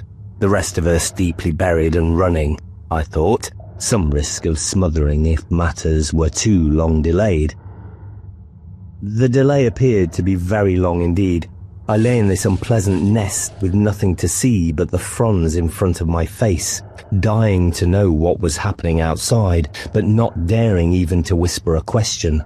The stuff was getting sticky too, probably because it was decaying, which did not make the weight any more attractive. I found I had a cramp in one leg but could not move to ease it. The pain got worse. I would have to massage it. Fritz said. There was no one about. We raced for the ramp, or at least lumbered a little faster than usual. At the bottom we slowed. One master was in view, the other out of sight behind one of the machines as we approached. He said, "What is it? You have some errand here?" "A message, master. It is." Three of us simultaneously grabbed for tentacles. Fritz leaped, and the other two heaved his legs higher still. It was over almost at once. Fritz struck hard at the weak spot, and with a single ear-splitting howl, the master collapsed, sending us sprawling with a last convulsive action. We thought the second one might be more of a problem, but in fact it proved easier. He came around from behind the machine, saw us standing by his fallen colleague, and asked, "What happened here?"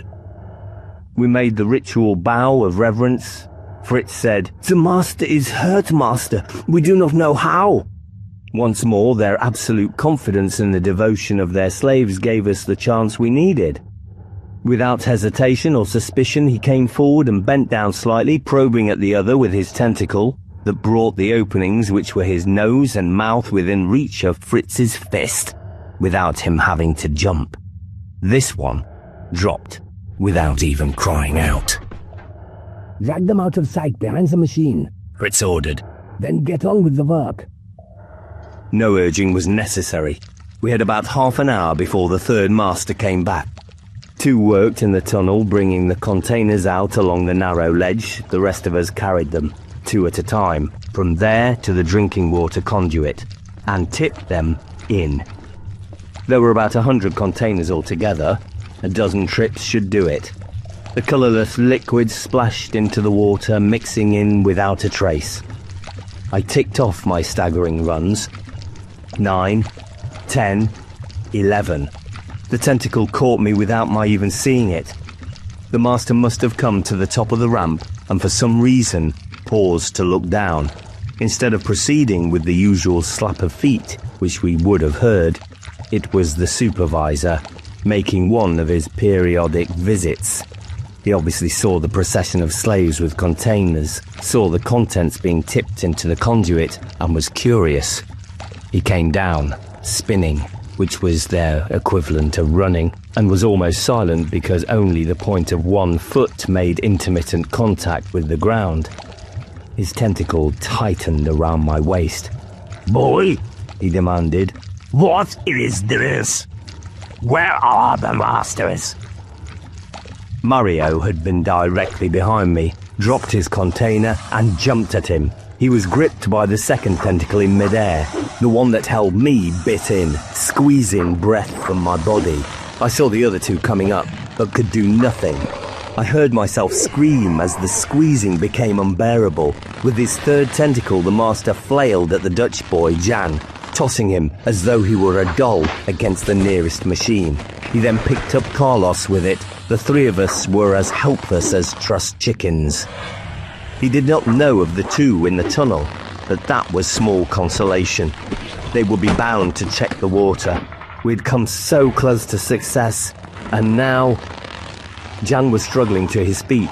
I was upside down, my masked head brushing against the lower part of the master's body. I saw Jan get a hand on something, a bolt of metal about 6 inches long and a couple of inches thick, which was used for adjusting one of the machines. And, I remembered, before he was switched to this expedition, he had been preparing for a possible entry in the games as a discus thrower. But if the master saw him, I reached down and wrenched at the nearest stubby leg, trying to dig my nails in. It had as little effect as a gnat biting a cart horse. He must have been aware of it, though, because the tentacle tightened again. I yelled in pain. The agony increased. I was on the point of blacking out. I saw Jan twist his body, tense it for the throw. Then came oblivion. I recovered, to find myself propped against one of the machines. Rather than waste time trying to revive me, they had, very properly, got on with the job. I was bruised, and when I drew breath it was like inhaling fire. The master lay not far from me on the floor, oozing a greenish ichor from a gash just below the mouth. I watched, dazed, as the last of the containers was tipped in. Fritz came up and said, "Get all the empty containers back to the tunnel, in case another of them comes." He saw that I was conscious. "How you feeling, Bill?" "Not so bad. Have we really done it?" He looked at me, and a rare grin spread over his long face. "I think we have. I really think we have." We crept quietly up the ramp and away. Out in the open, a master saw us, but paid no attention. Both Jan and I were walking with difficulty, he with a badly bruised leg, and I with a stabbing, burning pain that came with every breath and every movement. This was not remarkable, though. Many slaves were crippled in various ways. The third master had been dragged behind the machine to lie with the other two. It was almost time for the fourth one to return from the garden pool. He would find them, and perhaps raise an alarm. But the machines would be running as usual and producing pure water. The contaminated water was already on its way through the pipes to taps all over the city. We put a good distance between ourselves and the purification plant. We went to a communal place to freshen up. I drank water, but it tasted no different. From tests on Ruki, the scientists had worked it out, that quite a minute proportion of alcohol had a paralyzing effect on them. But I wondered now if what we had managed to put in was enough. With our masks off, Fritz ran his hands over the upper part of my body. I winced and almost cried out. "A fractured rib," he said. "I thought so. We will try to make it more comfortable." There were spare masks in the communal place. He ripped one up and used the material to make 2 bandages, which he fixed above and below the place where it hurt most. He told me to breathe out as far as possible. Then he tightened and knotted the bandages. It hurt more while he was doing it, but I felt better after that. We waited half an hour before going out. The masters were tremendous consumers of water, never going longer than an hour without drinking. We walked about and watched, but nothing seemed to have changed. They passed us with their usual arrogance, their contemptuous disregard. I began to feel despondent again. Then, passing a pyramid, we saw one of them come out. Mario gripped my arm, unthinkingly, and I winced, but the pain did not matter. He teetered on his 3 stubby legs, and his tentacles moved uncertainly. A moment later, he crashed and lay still.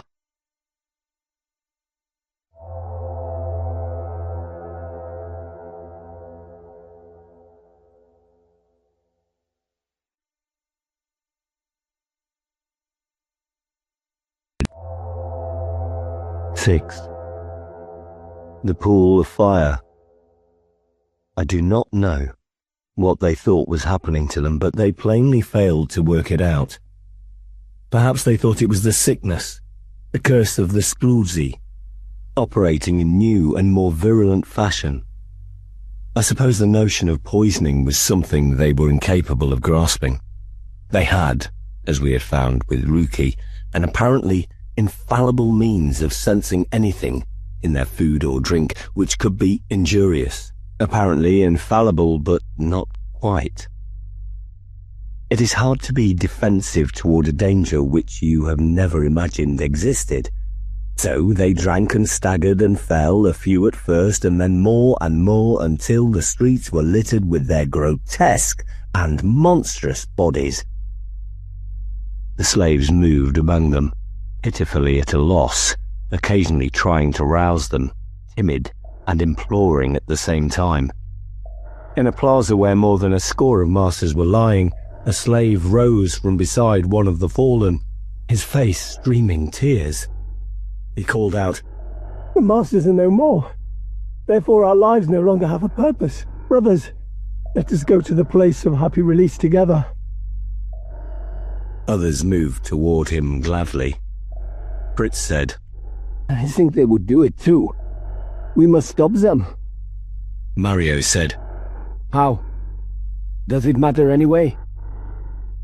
Not answering, Fritz jumped onto a small platform of stone which was sometimes used by one of the masters for a kind of meditation they did. He cried, "No, brothers. They are not dead. They sleep. Soon they will wake and need our care." They were irresolute. The one who had urged them before said, "How do you know this?" "Because my master told me, before it happened." It was a clincher.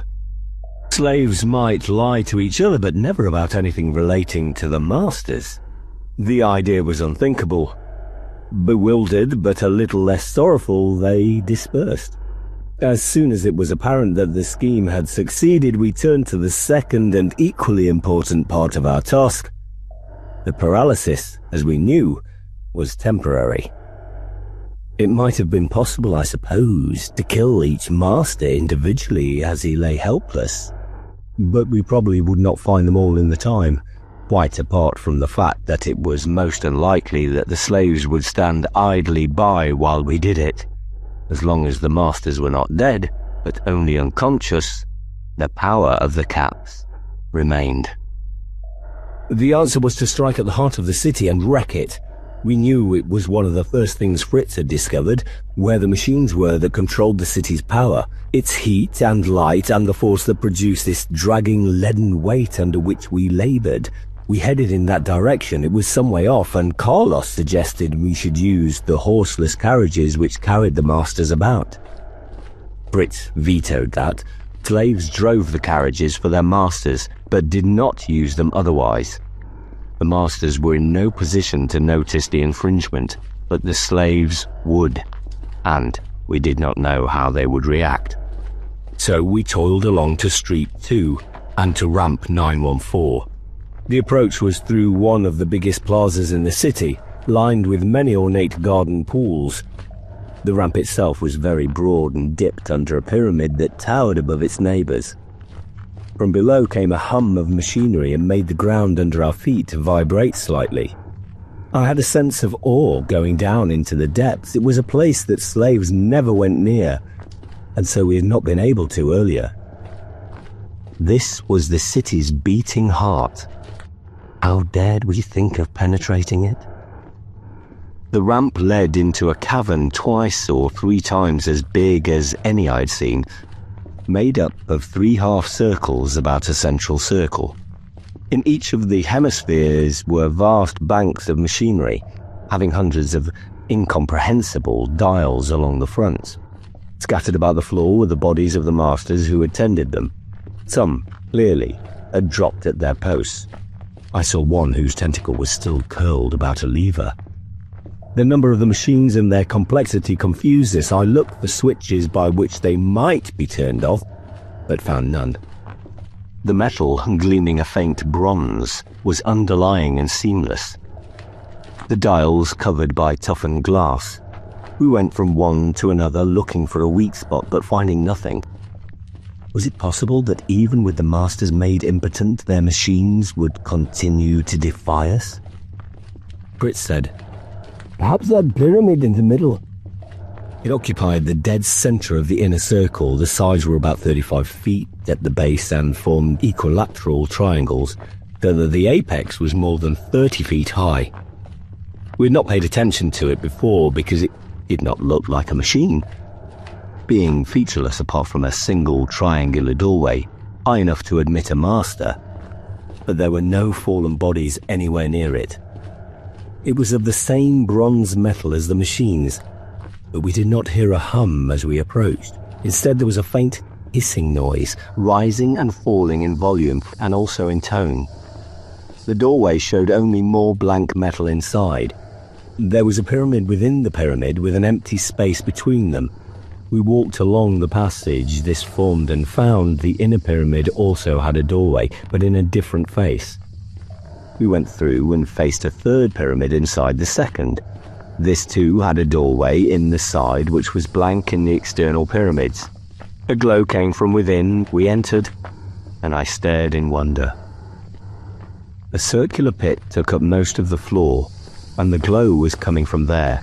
It was golden, something like the golden balls produced in the sphere chase, but deeper and brighter. It was fire, but a liquid fire, pulsing in a slow rhythm which matched the rise and fall of the hissing sound. One had an impression of power, effortless, limitless, unceasing. Brit said, This is it, I think. But how does one stop it? Mario said, On the far side, do you see? It lay beyond the glow, a single slim bronze column, about the height of a man. Something protruded from the top. A lever? Mario, not waiting for an answer, was going around the glowing pit toward it. I saw him reach up, touch the lever, and die. He made no sound, and perhaps did not know what was happening to him. Pale fire ran down the arm grasping the lever, divided and multiplied to leap in a dozen different streams along his body. He stayed like that for a brief instant. Then he slumped, and the lever came down with his dead weight, before his fingers unclasped, and he slipped to the ground. There was a shocked murmur from the others. Carlos moved as though to go to him. Brit said, No, it would be no good, and might kill you too. But look at the pit. The glow was dying. It went slowly, as though reluctantly, the depth remaining ambient, while the surface first silvered and then darkened over. The hissing faded, slowly, and this time into a whisper that trailed into silence. Deep down, the glow reddened to a dull crimson. Spots of blackness appeared, increased in size, and ran together, until at last we stood there, in silence, and in the pitch dark. In a low voice, Fritz said, "We must get out. Hold on to each other." At that moment, the ground shuddered under us, as though we were in a small earthquake, and suddenly we were liberated from the leaden weight which had dragged at us throughout our time here. My body was light again. It felt as though thousands of little balloons attached to the nerves and muscles were lifting me up. It is an odd thing. For all the sensation of lightness, I found myself desperately weary. We shuffled and groped our way through the maze of pyramids, blind leading the blind. In the great cavern it was just as black, the lights having gone out, black and silent, for there was no hum of machines any longer. Fritz guided us to what he thought would be the entrance, but we came up against one of the banks of machines. We went along, feeling the metal with our hands. Twice he checked, encountering the body of a master, and once I myself, at the end of the line, unwittingly put my foot on the end of a tentacle. It rolled under my foot, and I wanted to be sick. At last we found the entrance and, making our way along the curving ramp, saw the glimmer of green daylight ahead. We went more quickly and soon could let go of each other. We came out into the great plaza with the garden pools. I saw a couple of masters floating in one of them and wondered if they had drowned. It really did not matter any longer. 3 figures confronted us at the next intersection. Slaves. Fritz said, "I wonder." They looked dazed, as though knowing themselves to be in a dream, on a point of waking but not capable of bringing themselves into full consciousness. Fritz said, Greeting, friends. One of them answered, How do we get out of this place? Do you know a way? It was an ordinary, simple remark, but it told us everything. No slave would possibly seek a way out of the hellish paradise in which they could serve the masters. It meant that the control was broken. The caps they wore as powerless as the ones we had put on for a disguise. These were free men. And if this were the case inside the city, it must be equally true in the world beyond. We were a fugitive minority no longer. We will find one, Fritz said. You can help us. We talked with them as we made our way toward the Hall of the Tripods, the gateway to the city. They were desperately confused. They remembered what had happened since they were capped, but could make no sense of it. Their earlier selves, who had worshipfully tended the masters, were strangers to them. The horror of what they had experienced was slow in dawning, but searing when it came. Once they all 3 stopped, where 2 masters had fallen side by side, and I thought they might be going to savage them. But, after a long moment's looking, they turned their heads away, shuddering, and walked on. We met many of the capped. Some joined our party, others wandered aimlessly about or sat staring into vacancy. 2 were shouting nonsense, perhaps turned vagrant by the withdrawal of the master's influence as one had been by its imposition. A third, who possibly had gone the same way, was lying at the edge of one of the ramps. He had taken his mask off, and his face wore a hideous grimace of death. He had choked in the poisonous green air. Our band was some 30 strong when we came to the spiral ramp at the edge of the city, which rose to the platform that fronted the entering place. I remembered coming down on my first day here, striving to keep upright on knees that buckled under me. We reached the platform and were on height above the smaller pyramids. There was the door through which we had come from the changing room. On the other side of it, air that we could breathe. I was ahead of the others and pressed the small button which had worked the entrance to the airlock. Nothing happened. I pressed again, and again. Fritz had come up. He said, We should have realized all the power from the city came from the pool of fire, including the power for opening the carriages, and also for opening and closing doors. It will not work now. We took turns hammering and banging against the barrier, but without success. Someone found a piece of metal and tried that. It entered the surface, but the door would not yield. One of the newcomers said, fear plain in his voice, And we are trapped in here. Could it be so? The sky was less bright. As the afternoon faded, in a few hours it would be night and the city dark and lightless. The heat was no longer as powerful without the machines to maintain it. I wondered if cold would kill the masters, or if they might recover before the temperature dropped too low, and, having recovered, relight the pool of fire. Surely we could not be defeated now. I thought of something else too. If this door would not open, neither would those in the communal places. We had no means of getting food or water. More important, no means of renewing the filters in our masks. We would choke to death, as that one lying on the ramp had done. I had an idea, from the look on Fritz's face, that the same thought had come to him.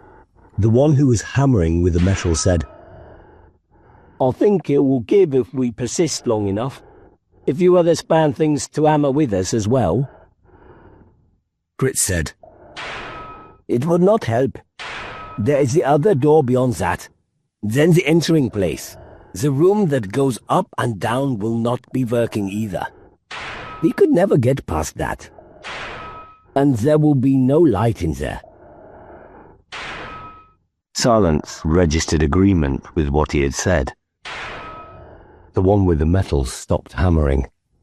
We stood in a motionless, dispirited group. Carlos looked up at the vast crystal bubble covering the maze of ramps and pyramids. If we could only get up there, he said, and knock a hole in that. Jan sat down to rest his injured leg. He said, You can stand on my shoulders if you like. It was a feeble joke and no one was in the mood for laughing. I drew a deep breath and winced at the pain in my bandaged ribs. I was trying to think of something, but all my brain would say was, trapped, trapped. Then one of the cats said, There is a way up. How can there be? He hesitated.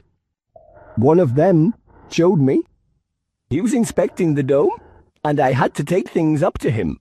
And there's a ledge running around inside the dome, at the top of the wall. I said, We could never hope to break the dome. It must be stronger than the glass over the dials on the machines. I doubt if we could scratch its surface. We're going to try, though, Fritz said. I see no other way out except by the river. I'd forgotten the river. I looked at him happily. Of course. Why not do that? Escape through the river. He shook his head. We can't. We have to be sure they aren't able to take over again when they recover consciousness. We must wreck the city, somehow, while we have the chance. I nodded, my optimism disappearing as rapidly as it had come. The river was no answer. We went down the ramp again with our new guide leading the way. At one of the garden pools, we equipped ourselves with metal stakes. They had been used for training a certain creeping plant that had ran along the edges of the pools, and we could wrench them out without too much difficulty. Coming away, I thought I saw one of the fallen masters stir. It was hardly anything, just the quiver of a tentacle, but the sight was ominous. I spoke to Fritz and he nodded, and urged the guide to move faster. The way up of which he had spoken was in a part of the city filled with tall tapering pyramids, one to which slaves had very rarely gone. This was a ramp too, but one which clung to the wall, narrow and vertiginously steep. He had warned us of that, and said that he did not know how he had climbed it on that earlier occasion, that he could not have done it if he had not had a direct order from his master. The ending of their gravity made it less difficult physically, but as we climbed higher and higher, and an unfenced abyss yawned beside and beneath us, the sensation was a terrifying one. I kept in as close to the gleaming surface of the wall as I could, and after one horrified glimpse, did my best to avoid looking down. We reached the ledge at last. It too was unfenced and no more than 4 feet wide. The masters must have had no sensitivity to heights. It ran along inside the wall as far as the eye could see in either direction. The edge of the crystal bubble came down to within about 8 feet of it. For one of the masters, of course, this would be below eye level, but for us... We had a try. Some made backs for the others, who clambered up and wielded their stakes awkwardly. I could not, because of my ribs, but it was harrowing enough watching them. The ledge soon to shrink, and an incautious movement precipitated the fear of their falling to the ground, 200 or 300 feet below. They hammered at the crystal and at the point where it united with the metal of the wall, but there was no sign of a seam, they said, and no sign of their blows making any impression. A second team was formed farther along, and a third with no greater success. Stop a minute, To the one who had guided us. He went on. You met your master here? He shook his head. No, I did not see him. The command was to bring food and gas bubbles and leave them here. I stayed no longer than was necessary. You did not even see him farther along the ledge? No, but he might have been out of sight. One cannot see across to the far side.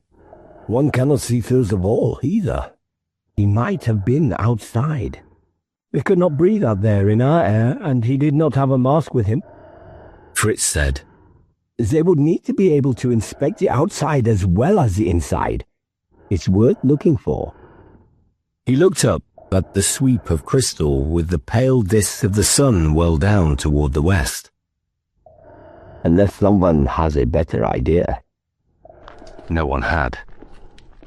We set out to walk along the ledge in a clockwise direction. Our right was the vertical drop to the city streets. Some of the smaller pyramids looked like spikes ready to impale a body that dropped on them. I felt sick from the height, and my chest was hurting badly. I suppose I could have fallen out and gone back. It was not as though I was going to be any use to anyone in my condition, but the thought of leaving my companions was worse still. We trailed on. The top of the ramp was lost in the haze behind us. There was nothing to find, I was sure. The master would have simply been out of sight of the ramp, as we now were. Then Fritz said, There is something. The others were obscuring my view, but after a moment I saw what he meant. Just ahead, the ledge ended, or rather was replaced by something which projected out from the wall to take up its full space and more. A sort of blockhouse, and with a door. And the door did not have a button to operate it. Instead, there was a wheel of the same golden metal as the wall. We crowded up, ignoring vertigo for the moment, as Fritz tried to turn the wheel. He got nowhere at first, but then, trying it in a reverse direction, it moved. Not much, but enough to give us hope.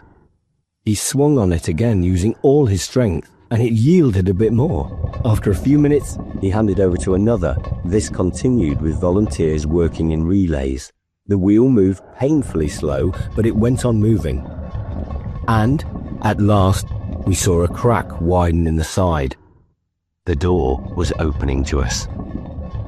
As soon as the gap was wide enough, Fritz squeezed through, and we followed. There was light from the partly open door, and also from squares of crystal in the roof. We could see our surroundings quite clearly. The blockhouse was slotted into the wall and extended on either side of it. It was very bare, but held some boxes, which probably contained equipment, and, on a rack, half a dozen of the masked suits, which the masters could wear if they had to breathe human air. Fritz pointed to them. That was why he did not take a mask. They were kept here. He looked around the cell-like room. They would not bring power all the way up here. It would not be worth it. Those doors are mechanically operated. There was another door facing the one through which we had come, and presumably giving access to a continuation of the ledge. At the far side, two similar doors faced each other. They must open on a similar ledge, but outside the dome. I said, But if this is an airlock, you would need power for pumping the air. I do not think so. Remember, their air is denser than ours. A simple pressure-operated valve would do it. And the volumes of air in here, compared with what the dome holds, is very small. Power is not necessary. Jan said, So all we have to do is open one of the doors on the outside. What are we waiting for? Fritz put his hand on the wheel, tensed and heaved. His muscles bulged with the force he was applying. He relaxed and heaved again. Nothing happened. He stood back, wiping his brow. Someone else try. Several others did. Carlos said, This is ridiculous. The door is the same as the other. The wheels are identical. Fritz said, Wait a minute. I think maybe I understand. Close the inner door. A wheel on the side complemented the other. It turned through reluctantly. These had been made for master strength, not human. At last the door was sealed. "Now," Fritz said. He heaved on the outer door's wheel again. This time it moved. Slowly, but at last there was a crack of light, and the crack widened. There was the whistling noise of air escaping, the breeze of its passing on our bodies. Soon we were looking out onto a ledge, the outside of the dome, and the earthly landscape spread out below us. A patchwork of fields, streams, the distant mound of the ruined great city. The brightness of daylight made me blink my eyes. Brit said, "Even masters can make mistakes.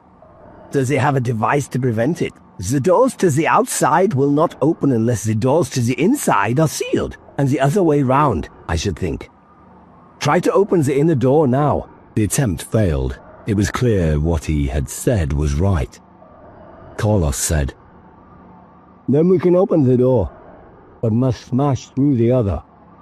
Fritz was examining the door. "That will not be easy. Look." The door was about 4 inches thick, made of the tough, gleaming metal that formed the wall. It had been machined to a satiny smoothness and, obviously, to such precision that even air would not pass between the opposing surfaces when it was sealed. Fritz picked up the spike he had been carrying and hammered at it. It made absolutely no impression that I could see. We had come into another, perhaps a final check. We could keep the inner door closed, and thus, with our natural air surrounding us, we could remove the mask so we would not suffocate. But we had no food, no water, above all, no means of getting down the sheer cliff of the wall. In any case, unless we could puncture the shell of the city in some way, we faced the possibility of the masters recovering from their paralysis and relighting the pool of fire. We were all looking at the door. Carlos said, "There is a difference between the inner doors and the outer ones. The first one opened inward, but this opens out." Fritz shrugged. "Because of the difference in pressure. It makes it easier for them." Carlos squatted, fingering the place where door and wall joined. "The door itself is too strong to be broken, but the hinges..." Hinges ran all the way up the inside, thin and bright and gleaming a little with oil. Renewed, perhaps, by the master who had unwittingly led us here. Fritz said, "I think we should break them. But we can only get at them with the door open, which means the inner door is sealed. How does that help?" "Not break them entirely," Carlos said. "But if we were to weaken them, then close the door, then, after opening the inner door, Try to hammer it open from inside? It might work. At any rate, we can try." They got down to it, 2 at a time, hammering at the joints of the hinges. It was not easy, but a cry of triumph told us that the first had broken. Others followed. They went through them systematically, leaving only a single hinge at the top and one at the bottom untouched. Then the door was wound shut again, and the inner door opened. "Right," Fritz said. "Now we hammer top and bottom." They banged and thumped with the metal stakes. Fritz and Carlos had started. When they were exhausted, they passed the task on to others. These in turn tired and were replaced. Minutes dragged by to the monotonous, unchanging clang of metal on metal. The crystal squares in the roof of the blockhouse were darkening. Dusk was beginning to fall.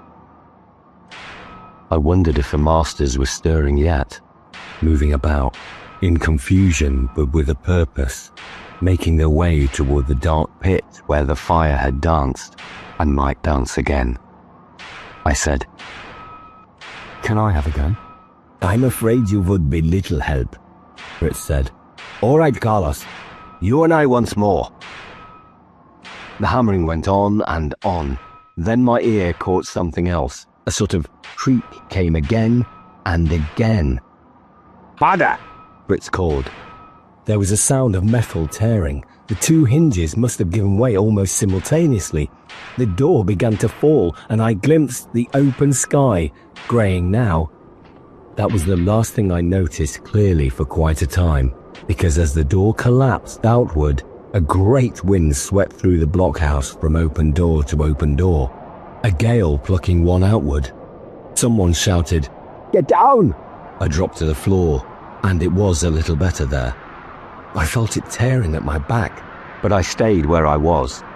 It wore through, and it was like no noise of wind I had ever heard, because it stayed on one note, unvarying, a harsh, unending bellow.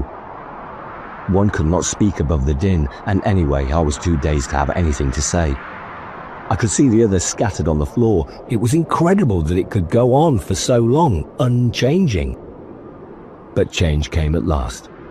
The noise was overlaid by another, sharper, far louder, more terrifying. It sounded as though the sky was splitting and tearing to shreds, and a moment later, the wind died. I was able to get groggily to my feet, only now realizing that my ribs were hurting even more after dropping to the floor. Several of us went to the inner doorway.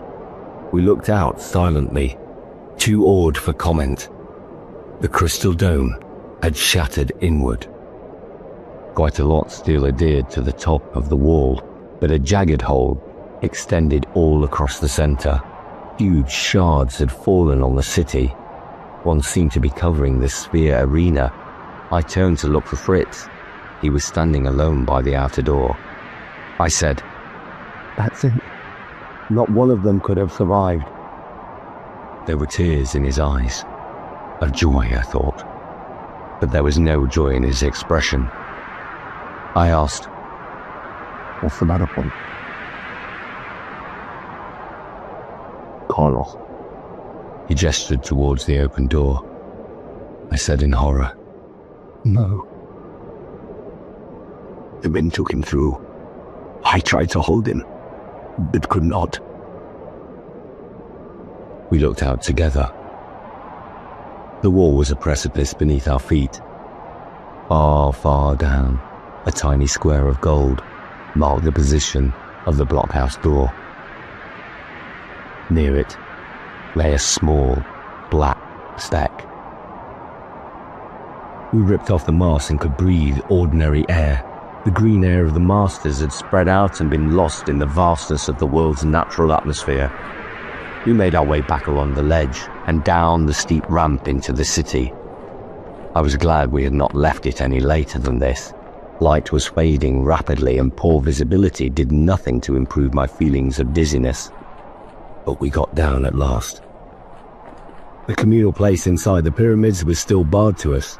We found stalls of food, though, in open warehouses and broke open the crates to eat it.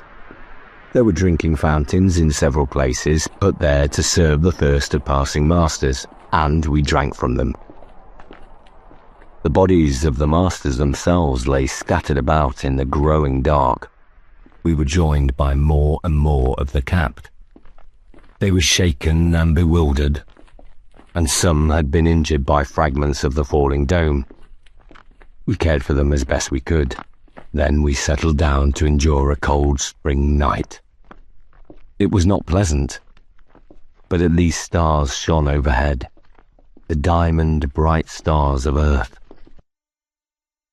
In the morning, shivering, Fritz and I discussed what to do. We still could not get through the entering hall without a slow and arduous process of breaking down doors, and the door in the wall that admitted the tripods would be a well-nigh impossible proposition. We could escape by way of the river, of course, but that too would not be easy. In my own case, possibly suicidal.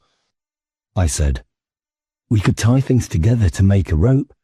There are stocks of the material they used to make clothes for the slaves. Let ourselves down from the blockhouses." "It would take a long rope," he said. "I think it might be worse than the river."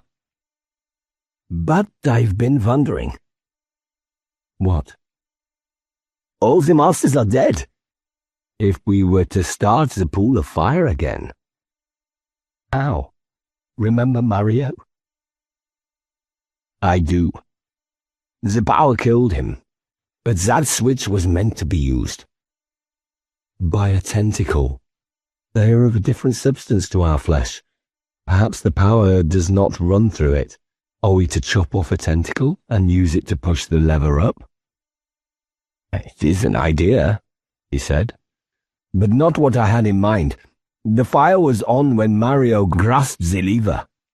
It died slowly. If it also starts slowly, do you see what I mean? There might be no danger until the fire is burning. I said slowly. You could be right. I'll do it. No, Fritz said decisively. I will. We went down the ramp into the hall of the machines. The darkness was absolute, and we had to guess our way toward the central pyramid. There was a strange smell like rotting leaves, only more pungent, and when I had the misfortune to stumble over the body of one of the masters, I realized where it was coming from.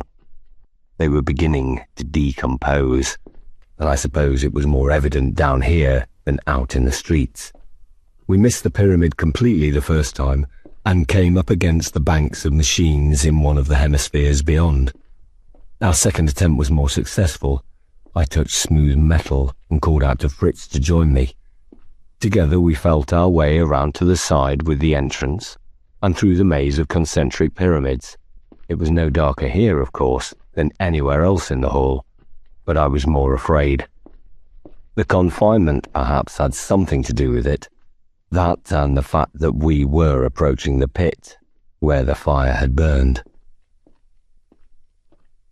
As we came to a third entrance, Fritz said, You stay here, Vil. Come no farther. I said, Don't be silly. Of course I'm coming. No. His voice was flat and final. It is you who are being silly. If anything goes wrong, you are in charge. A safe way out of the city will still need to be found. I was silent, recognizing the truth of what he said. I could hear him edging his way around, avoiding the central pit. It took a long time, because he went cautiously. At last he said, I have reached the column. I am feeling for the switch now. I have got it. I have pushed it up. You are all right. Get away from it, just in case. I have done that, but nothing is happening. There is no sign of the fire. Nor was there. I strained my eyes into blackness. Perhaps it had been out for too long. Perhaps there was something else that needed doing which we could not begin to guess at.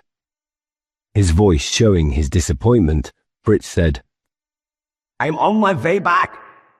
I put a hand out, and he grasped it. He said, It will have to be the rope, or the river. It is a pity. I had hoped we could control the city. I thought at first it might be my eyes playing tricks with me, showing spots of brilliance as they sometimes do in darkness. I said, Wait. And then, Look! He turned with me, and we both stared down in what must be the bottom of the pit. A spark flickered into being, followed by another and another. They grew, ran together, began glowing brightly. The fire spread and leapt as we watched, and the hissing noise began. Then the whole pit was shimmering with it, as radiance filled the room.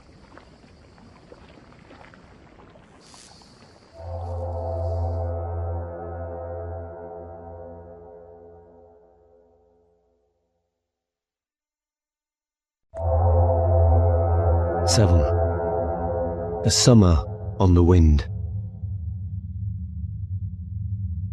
The masters were dead, but the city lived again.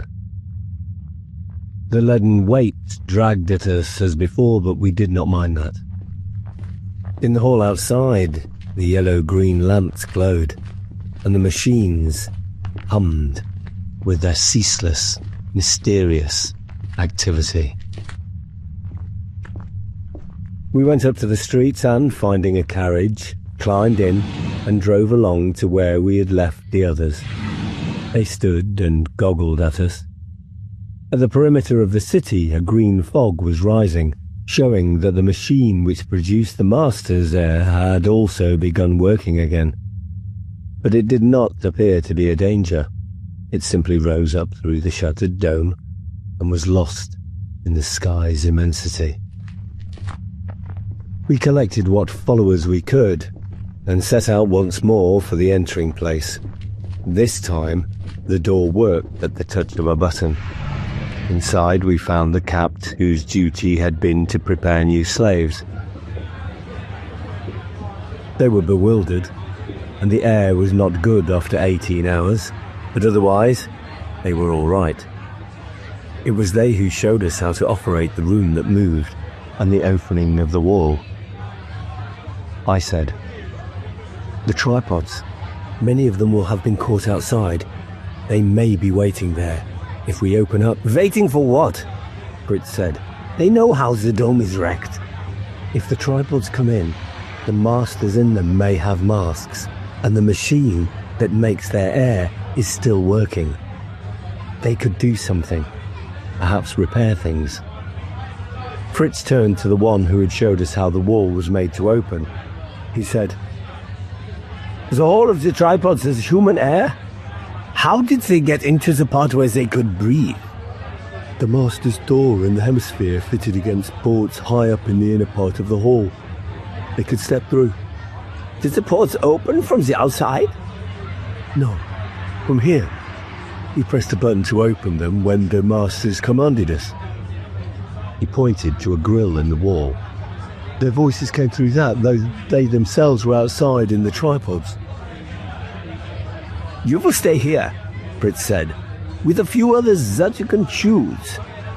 Later you will be relieved, but until then your duty will be to see the ports are kept closed. Is that understood?" He spoke with the authority of someone who expects obedience, and his order was accepted without demur. The four of us left from the 6 who had invaded the city were treated altogether with deference and respect by the others, although no longer forced by the capts to think of the masters as demigods. They felt awed by having fought against them and destroyed them. The rest of us went down through the room that moved and came out into the hall of the tripods. Yellow-green lamps were on, but their light was lost in the daylight that shone through the open section of the wall. A gap more than 50 feet wide and twice that in height, ranks of tripods stretched away along the hall, but motionless, and presumably untenanted. In their presence we were pygmies again, though conquering pygmies. We walked through the opening and Jan clutched my arm. Directly outside, another tripod looked down at us. Fritz cried, "Prepare to scatter, as widely as you can! It cannot catch us all!" But the tripod did not move, and its tentacle hung flaccid and lifeless, as the masters within must be. After a few moments we knew this was so, and our tension relaxed. We walked unconcerned under its shadow, and some of those who had been capped climbed up on the great metal feet and shouted and laughed for joy. Fritz said to me, "I should have thought they would have had enough air and food and water to survive longer than that. In fact, they must have, since they go on journeys that last for days or even weeks." "Does it matter?" I said. "They're dead." I was tempted to join those clambering on the tripod's foot, but told myself it would be childish, perhaps a broken heart. And perhaps my jest was not far from the truth. We found later that all the tripods had stopped working within a few hours of the fire going out in the city. Our scientists examined the bodies of the masters inside them. It was impossible to tell how they'd died, but it may have been through despair. Their minds were not like ours. The day was bright, as though in celebration of our victory. Great fluffy clouds hung white in the heavens, but the areas of blue were larger still, and the sun was rarely hidden. The breeze was slight but warm, and smelled of growing things and of the spring. We made our way around the wall's circumference, back to the river and the outpost from which we had set out. Figures waved to us as we approached, and I realized again that the days of hiding and subterfuge were over. It seemed that the earth was ours. Andre was there. He said, Good work. We thought you might be trapped inside. Fritz told him about restarting the pool of fire, and he listened intently. That's even better. The scientists will go mad with delight. It means their secrets are open to us. I stretched and then winced as I was reminded of my ribs. I said, They'll all have time enough to study them. We can take things easy now. Not easy, Andre said. We have won here, but there may be counterattacks. From the other cities? Fritz asked. How long will it be before we have news from them? We have it already. But the pigeons could not travel so fast. The invisible rays are much faster than pigeons. Although we dared not use them to transmit messages, we have been listening to those the masters sent. They have stopped from 2 cities, but are still coming from the 3rd, the one in the east, I suggested. The little yellow men failed then. No, not that, Andre said. The one in the west. That was the attack in which Henry would have taken part. I thought of him, and of the 2 we ourselves had lost, and the bright day seemed to cloud over. But Henry was still alive. 2 months later at the castle he told the other 3 of us, Fritz, Beanpole and me, about it. From the start things had gone wrong for them. 2 of their 6 had developed, at the last minute, a sickness which was common among the humans in that part, and their places had been taken by 2 others who were less well trained. One of these had got into difficulties during their attempt to swim up the underground tunnel, forcing them to turn back and try again the following night. Even when they had gained access to the city, they were irritating setbacks and delays. They had difficulty in finding a warehouse with sufficient supplies of starch foods to make the mash for fermentation, and when they did succeed, their first efforts were failures, because some of the yeast would not grow. They had also been unable to find a hideout within close reach of the water purification plant, which meant a lot of exhausting transportation of the liquor by night. But they had reached their quota by the time appointed, and Henry thought it would be easy from that point. Although our attempt had to be made at midday, they were able to start theirs at dawn, before the first duty shift of masters came on. Or, at least, they thought they could. The way to the ramp leading down to the water purification plant, however, as in the city which we had tackled, was through an open place with garden pools, and they found that one of them was occupied by 2 masters. They looked as though they were wrestling, pushing and tugging at each other with their tentacles, threshing the water and sending up gouts of spray. Fritz and I had seen a similar thing during the night when we were searching for the river and a way out of the city. We had made nothing of it. It was one of the many strange habits of the masters over which the scientists had shaken their heads, and Henry did not either. All he could do was hope that whatever it was, they would soon put an end to it and go away.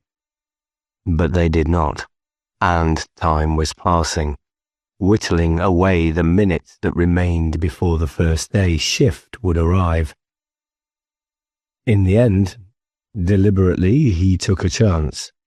The 2 masters seemed entirely preoccupied, and they were in the pool farthest from the ramp.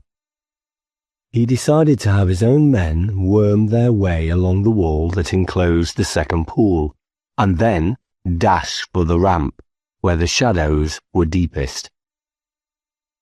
3 did so successfully, but the 4th must have been seen, With a surprising swiftness, the masters heaved themselves out of the pool and came to investigate. They killed one and would have killed the other, Henry thought, if he had stood his ground. But this one had actually seen the incredible happen, masters attacked by slaves, and went spinning from the scene. He would obviously return with others. There was no hope of getting more than half a dozen containers of alcohol into the culvert before he did, and they were alerted anyway. Not only there, perhaps, but in the other two cities as well, for the messages would go to them immediately on the invisible rays. The Enterprise had failed. Avoiding capture, at least long enough for the attacks on the other two cities to go through, must be the objective now. Henry told his men to scatter and set off through the warren of the city's streets, heading for the river exit. He got through, and so did two others. He had no idea what had happened to the remaining three, but thought they must have been captured. They had watched the river for their bodies, but found nothing. It was not a true river, but a creation of the ancients, a canal connecting the Western Ocean with the even vaster ocean on the far side of the isthmus. There had been great activity by patrolling tripods, but they had lain low in an underground refuge and had escaped detection. Eventually they had managed to get away, to the ship, and so back here. A miserable failure altogether, he concluded. You had bad luck, I said. We all needed good luck to succeed, and you didn't have it. It was not a failure even, Britt said.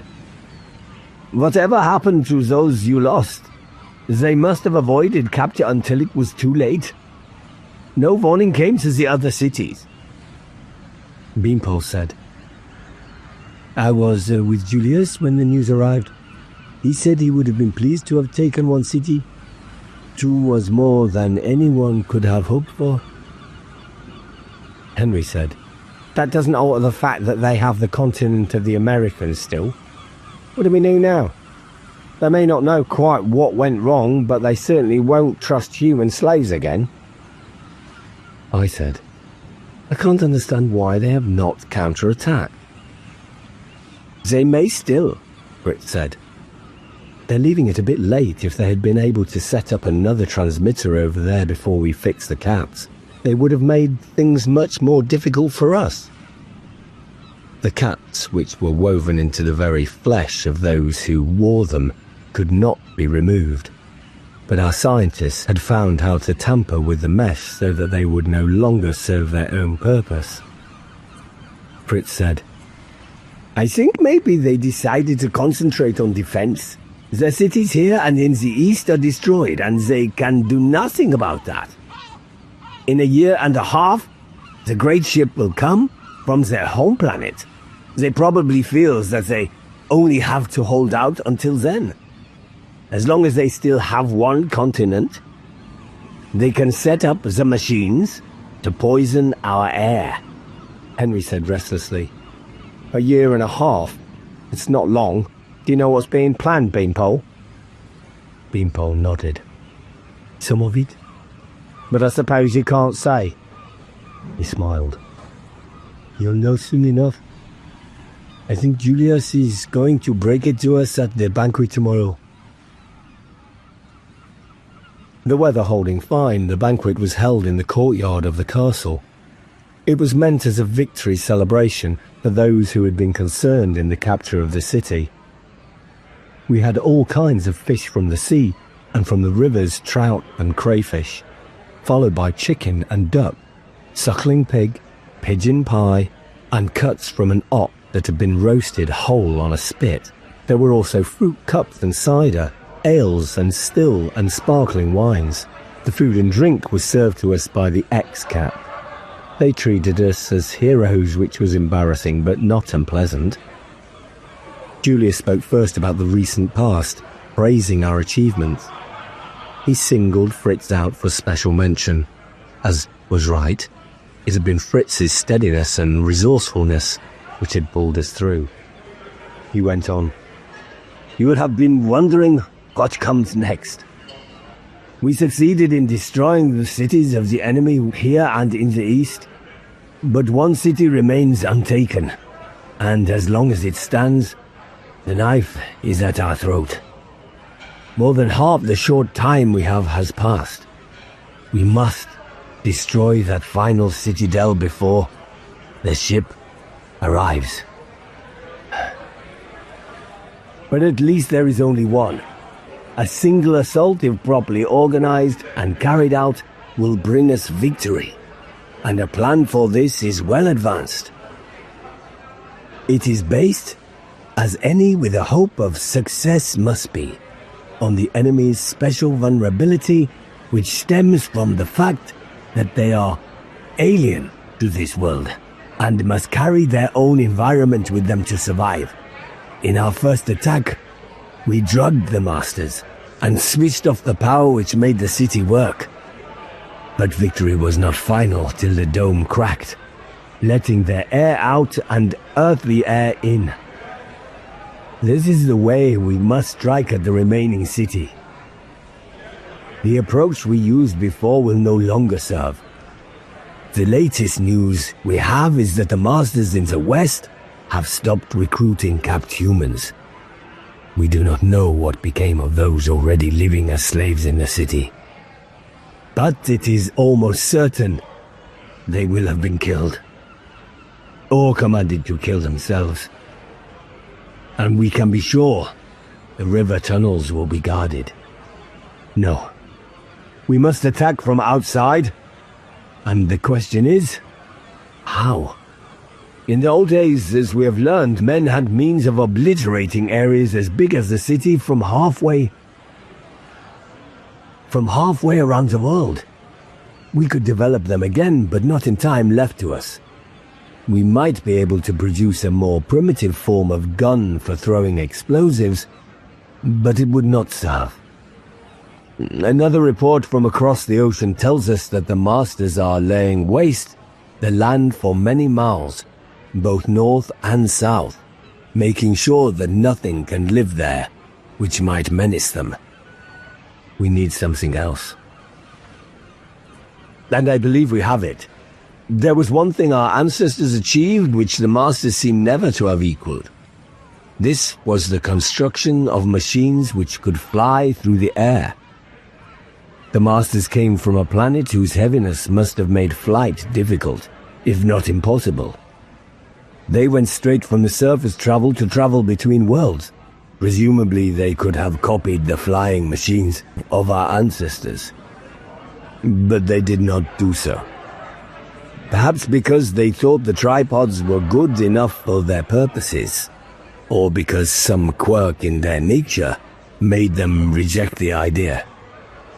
We know they have weaknesses. Perhaps they were afraid of flying. I remembered my own fear and dizziness, climbing the ramp, up the wall, and later walking along the narrow ledge high above the city's roof.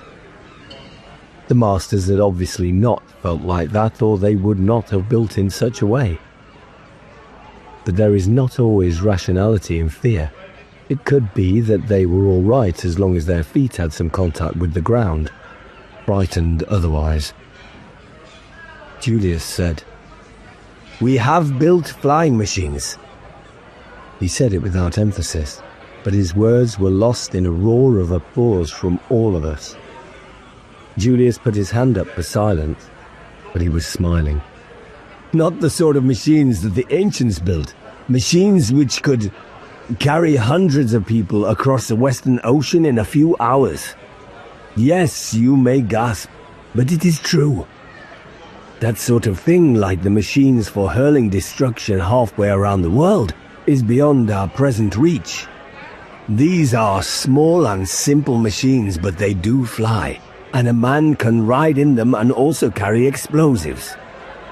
These are what we shall use, and hope with their aid to crack the enemy's last shell.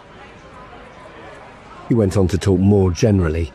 I'd been expecting him to say something concerning our part in the new enterprise, but he did not.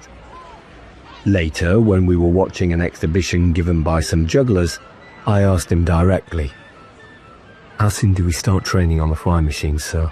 And Do we do it here or in the land across the ocean? He looked at me with merry eyes. I should have thought you were too full to talk, Vil, after the amount I have just seen you stuffing yourself with, let alone to think of flying through the air. How do you manage to eat so much and stay so small? I don't know, sir. I pressed on. About the machines, though, they really have been built? They have. So we can start learning to drive them soon. We have men learning already. In fact, they have learned. It is a question of practicing now for the assault. But what about your part in it? Listen, Vil. A general does not use the same troops over and over again. You have done well, you and Fritz, and earned the rest. Sir, that was months ago. We've been doing nothing since except live on the fat of the land. I would much rather start training on the flying machines. I am sure you would. But there is another thing a general has to do. Organize men and time. You do not wait for one operation to be over before starting the next. We dared not launch machines into the air while the city was all-powerful, but our men were studying them. The first machine went up the day after the dome cracked. I argued, but I could join them and probably catch up. You've said I'm small, isn't that a help? I would be less weight for the machine to carry. He shook his head. Weight is not so important. In any case, we have more than enough pilot. You know our rule, Vil. Individual preferences do not matter. All that matters is what contributes to efficiency and success. The number of machines we have is limited, and so are the facilities for training pilots. Even if I thought you so much more suitable than those we already have, and in fact I don't, I would not approve something which meant that you would have to catch up with others more advanced. It would not be an efficient thing to do. He had spoken firmly, to some extent in rebuke, and I had no choice but to put on as good a face as I could. Later, though, I told the story to Fritz a bit resentfully. He listened with his usual stolidness and commented, What Julius said is right, of course. You and I were included in the party. That was to attack the city because we had lived in the city and had the advantage of knowing it. There is no such advantage in the case of the flying machines. So we have to stay here, messing about, while things happen on the other side of the ocean. Fritz shrugged. It seems so. And since there is no choice, we might as well make the best of it. I'm afraid I was not very good at doing this. I still felt that we could have caught up with those who had had a start on us in driving the flying machines, and also that what we had done had earned us the right to be included in the final attack. I was hoping that Julius would change his mind, though that was not a thing that often happened. I only abandoned hope on the morning he rode out of the castle on his way to another of our bases.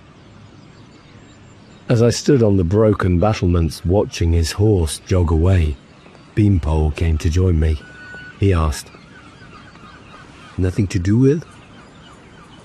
There are plenty of things I could do. Swim, lie in the sun, catch flies. Before he left, Julius gave me permission to start a project. You could help with it? I said listlessly. What is it? Did I ever tell you about the time before I met you when I noticed that steam from a kettle rises and I tried to make a balloon which would go up in the air and perhaps carry me? Yes, you did. I thought of floating away to a land where there were no tripods. It didn't work, of course. For one thing, the air would cool and bring it down again pretty quickly. But when we were working on separating the gases in the air, to make those special masks so you could swim upstream into the city, we also found how to make gases that are lighter than the air. If you fill a balloon with those, then it would go up and stay up. In fact, the ancients had them before they built flying machines. I said without much enthusiasm. Sounds very interesting. What do you want me to do? I built a few balloons, and I persuaded Julius to let me take a few people and see if we can get them working. We should set up camp on our own and just, well, fly them, I suppose. Do you want to come? I've asked Henry and Fritz, and they're keen. Under other circumstances, the idea would have intrigued me. At the moment, though, I saw it as putting a seal of finality on Julius's refusal to let me take part in the air attack on the third city. And very dull by comparison, I said grudgingly. Oh, I suppose so. My bad mood did not last. I soon found that ballooning was tremendous fun. We took the balloons on carts to a place inland where the country was wild and almost uninhabited. Rough, hilly land, the foothills of mountains which were less high than the White Mountains, but impressive enough.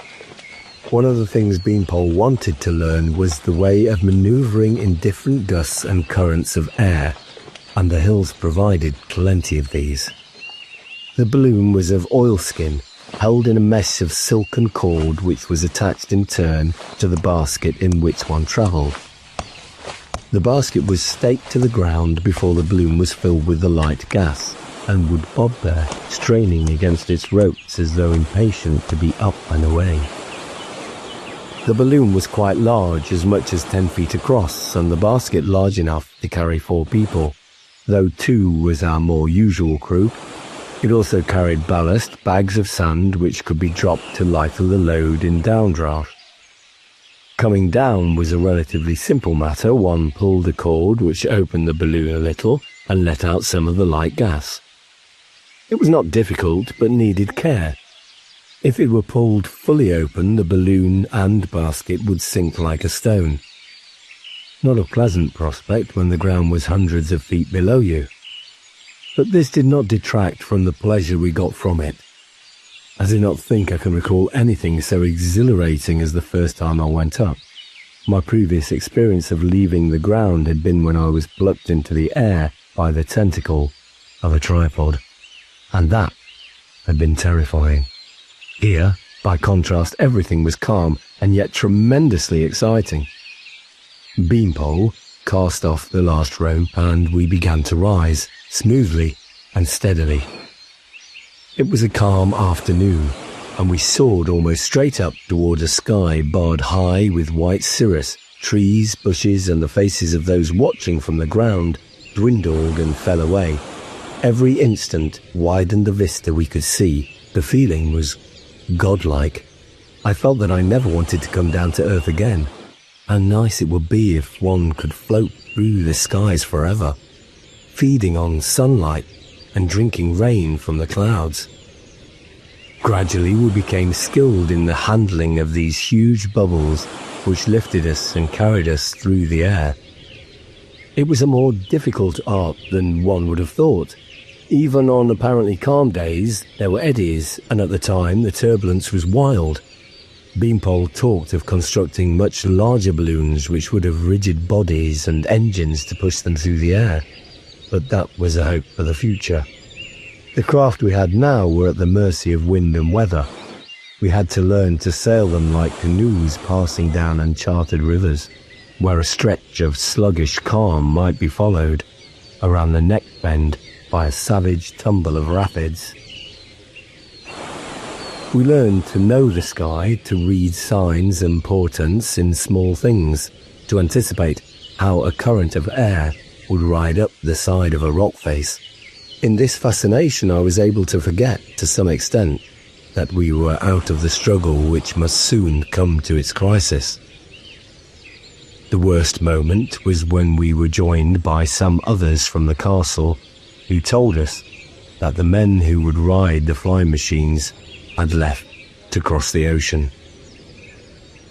They were travelling in a number of different ships for safety's sake, and each of the ships carried parts that would be assembled over there to make the flying machines. Henry and I brooded over the news, and I discovered that he felt, if anything, worse than I did.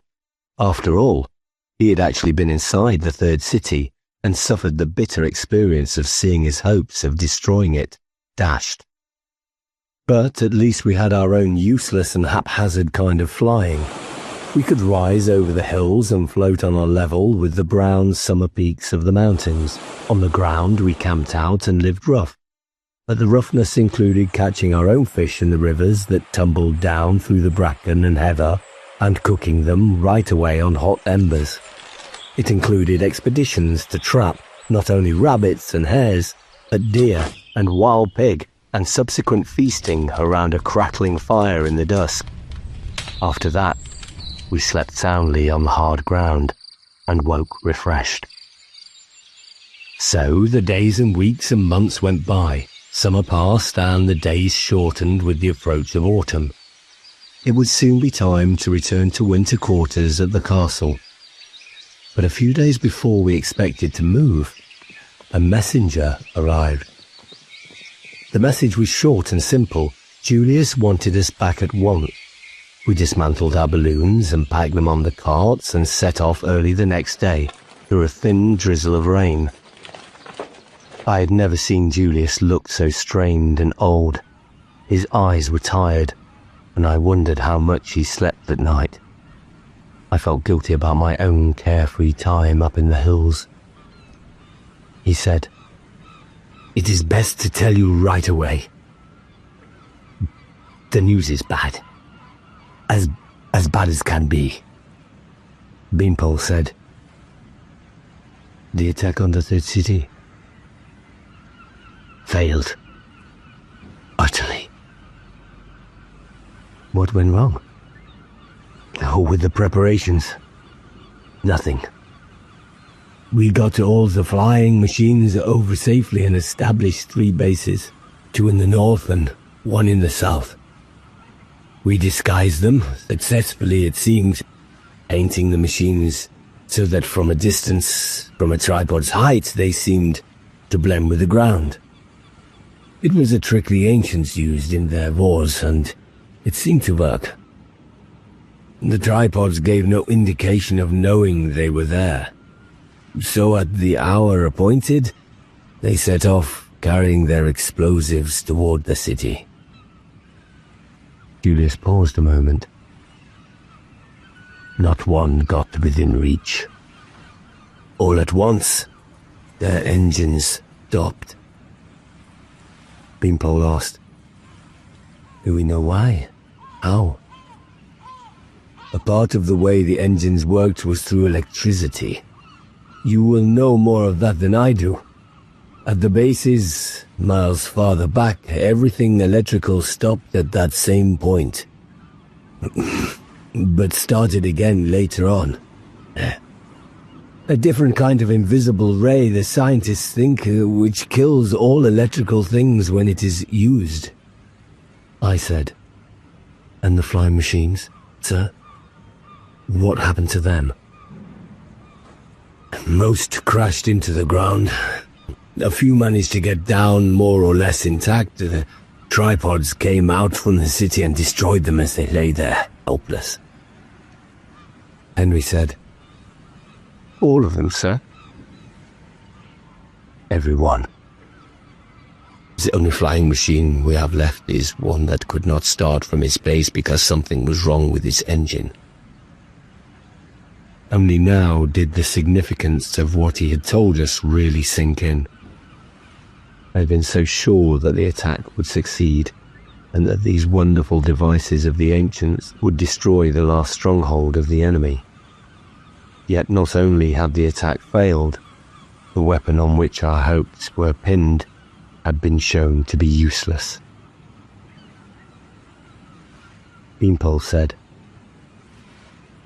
"Well, sir?" Julius nodded. "Yes. We are down to our last throw."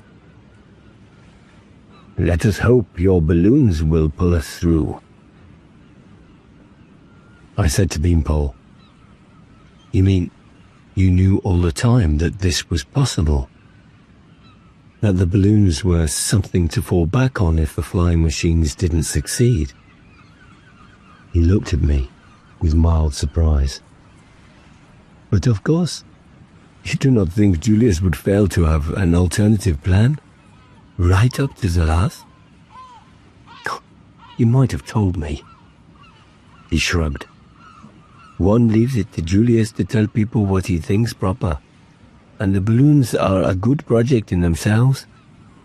Those airships I spoke of, the ancients had something of the sort, but abandoned them for the heavy flying machines.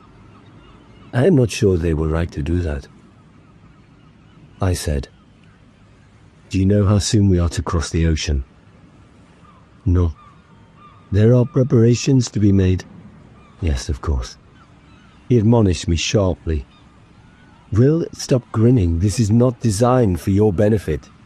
It would have been better, infinitely better, if the flying machines had succeeded. As Julius said, this is our last chance." I said pertinently, "Yes, I realize that." But penitence was not the feeling uppermost in my mind.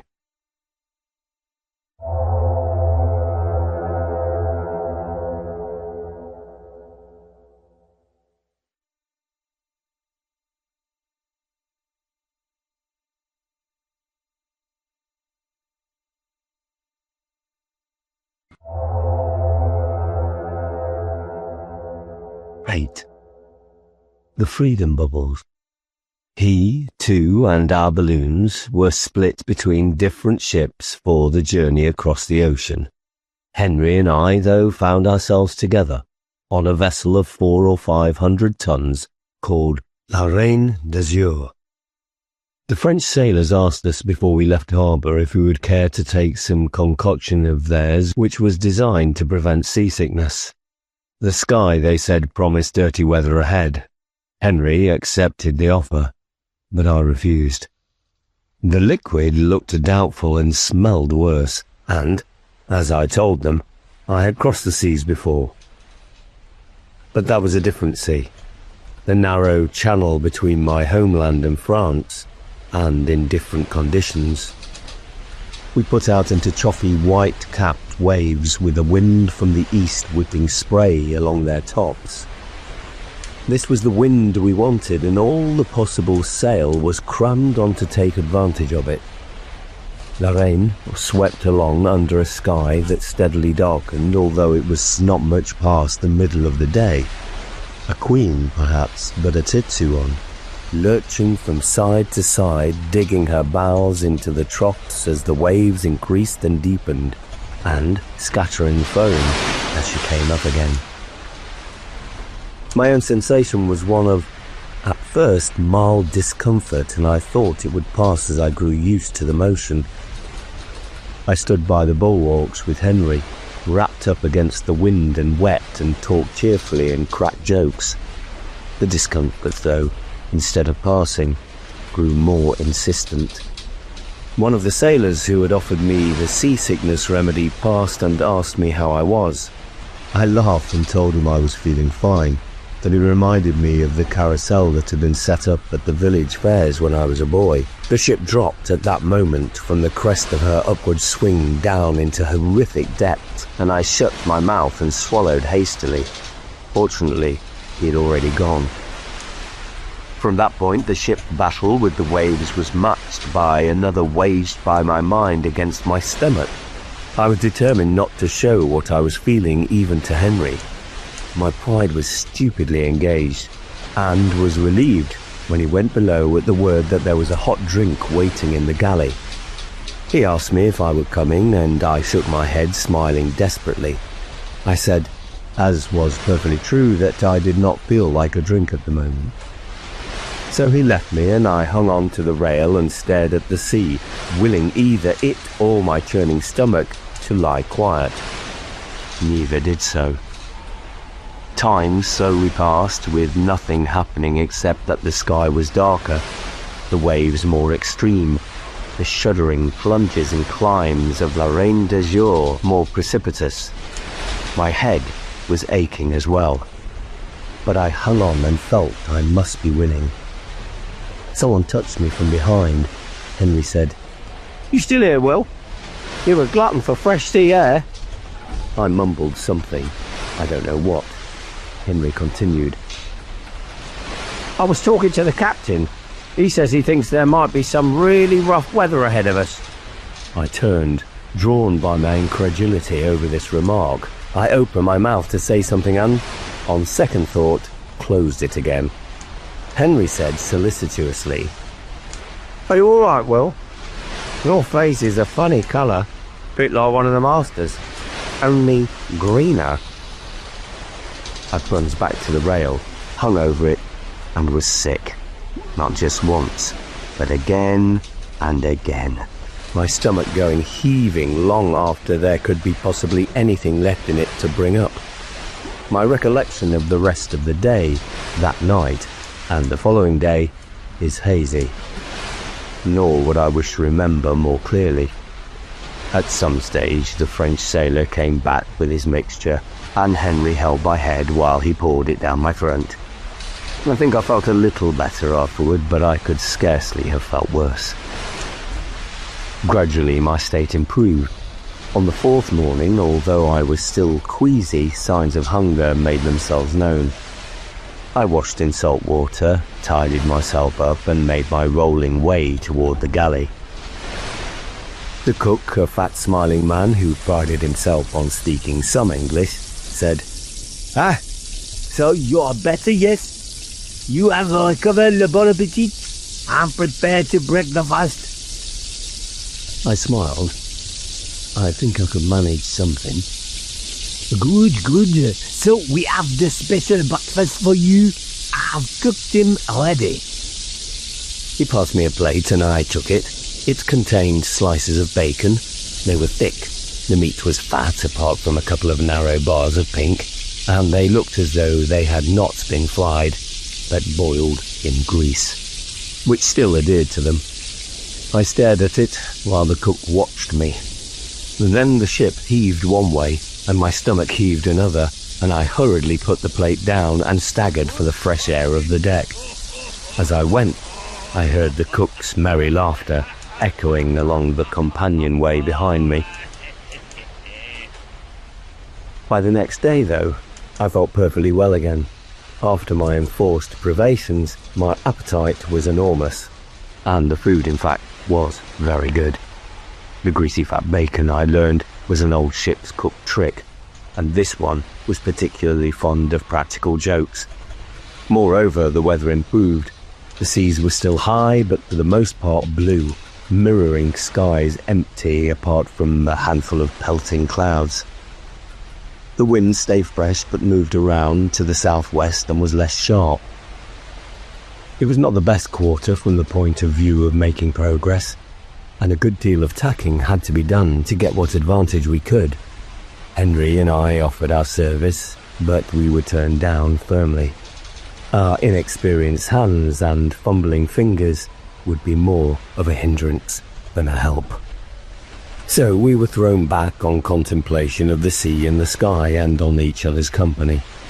I had noticed a change in Henry on his return from the Americas, and this had been confirmed during our long ballooning summer. It was not just a physical change, though he was much taller and leaner. There had been a change in his character too. I thought he was more reserved, and I felt that might be because he had more in reserve, that he was surer of himself and of his aims in life. Aims, that is, apart from the one we all shared, of overcoming and destroying the masters.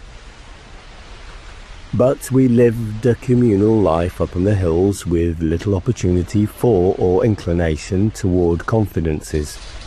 It was only now, in the long days of winter sunshine, with the sea stretching emptily to the four horizons, that he gave me some insight into what the aims might be. On the rare occasions when I turned my mind to look beyond our primary objective and thought of the world that could be when it was liberated from our oppressors, my vision was hazy and mostly, I am afraid, centered on pleasures.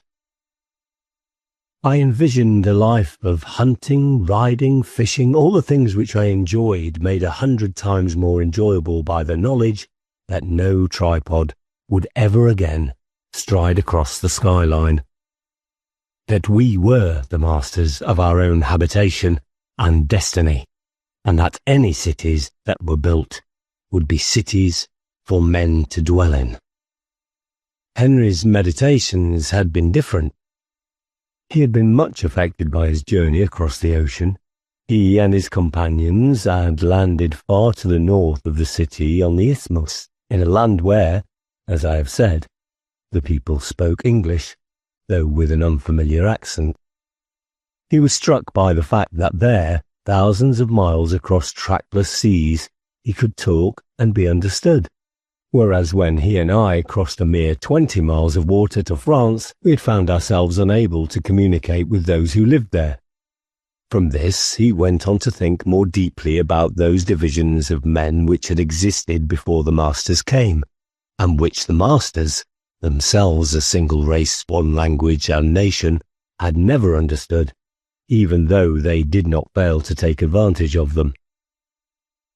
It seemed to him monstrous that such a state should exist, that men should go out to kill other men they did not know, simply because they lived in a foreign land. This, at any rate, was something that had ceased with the coming of the masters. They brought peace, I agreed. But what a peace! The peace of herded cattle. Yes, Henry said. That's true. But does liberty have to mean slaughtering each other? Men do not fight against each other anymore. We all fight the common enemy. Frenchmen, like Beanpole. Germans, like Fritz. Americans, like your friend Walt. Now they fight together. But afterward, when they've destroyed the masters, what will happen? We shall remain united, of course. We've learned our lesson. Are you sure? I'm certain. It would be unthinkable for men to go to war with each other again. He was silent for a few moments.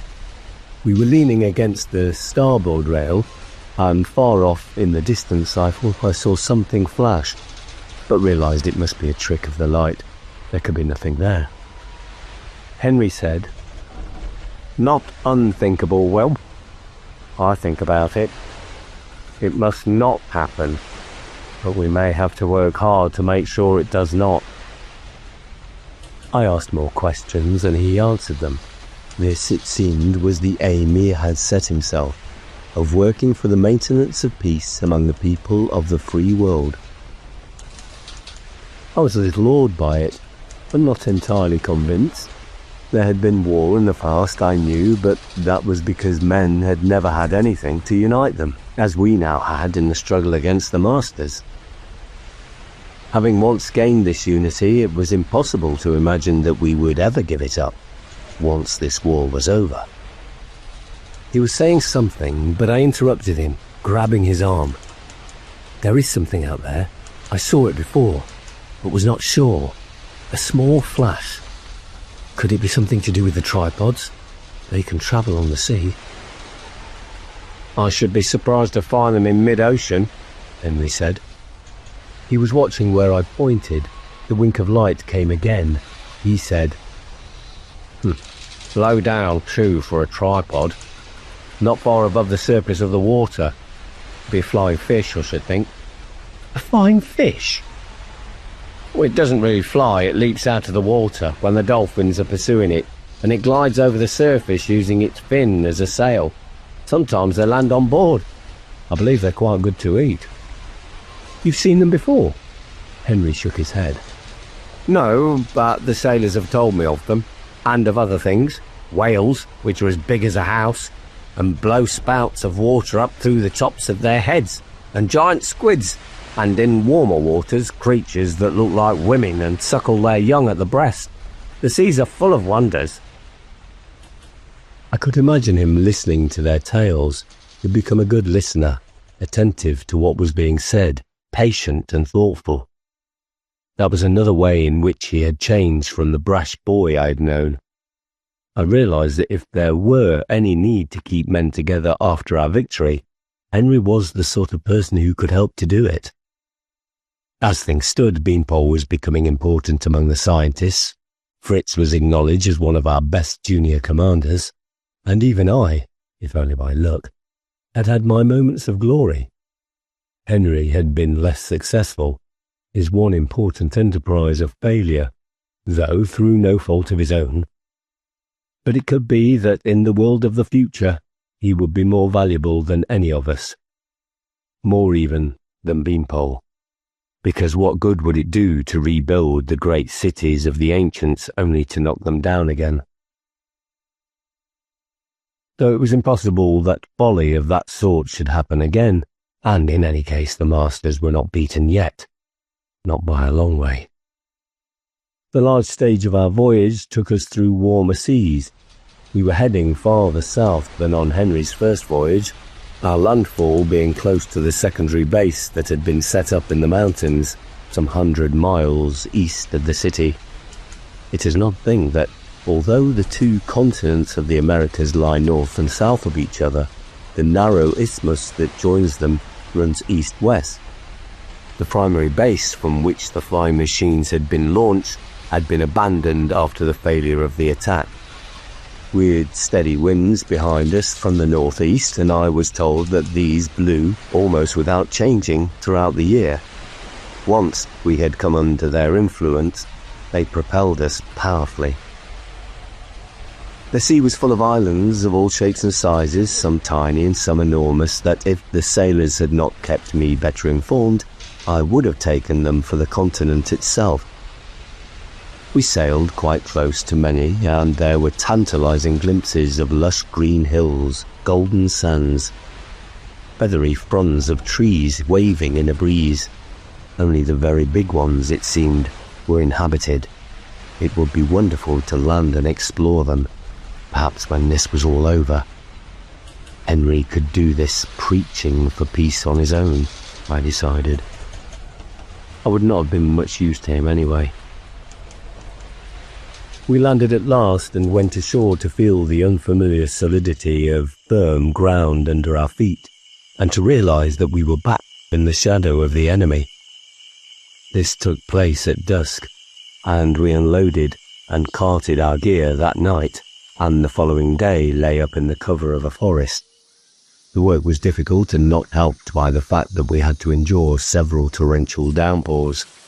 It was rain unlike any I had encountered before, almost as though solid water was sheeting down out of the sky. It drenched to the skin within seconds. In the morning, though, the sun beat hotly through the leaves of unfamiliar trees. I ventured out to bask and dry my clothes in a clearing nearby. We had already climbed some way, and this shelf of land looked a long way east. I could see the coastline with minute offshore islands. Something else, also. It was miles away but clear, pinpointed in the bright tropic light. A tripod. It took us several days to get to our base, and another week to complete our preparations. After that, all we had to do was wait. I'd had to wait before and thought I had learned the patience. There had been the long months of training for the games, the seemingly endless weeks of enforced idleness in the caves, the days by the river preparing for our invasion of the city. All these, I thought, had schooled me, but they had not. For this was waiting of an entirely different kind, waiting with no fixed term and on a permanent alert. We were dependent not on any decision of men or even of the masters, but on the vagaries of greater force than either, nature.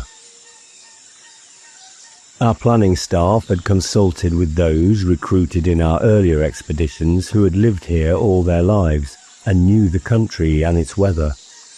We had to have a wind which would carry our balloons over the city, a wind, that is, from the northeast. This was, in fact, the prevailing wind which had brought us on the last leg of our voyage, and at this time of year, constant. Unfortunately, it normally died out over this very strip of land into the equatorial calm which prevailed to the south and west. We must wait for a moment of greater wind strength if we were not to find ourselves becalmed and even drifting away from our target. So we had advanced positions set up as near as possible to the city, whose duty was to report back by pigeon when the wind was holding strongly enough in that direction. Until they did, we could do nothing but chafe at the delay. And chafe we did. Ours had been the second to last party to arrive, but although many had waited longer, I found myself one of the least able to accept the situation.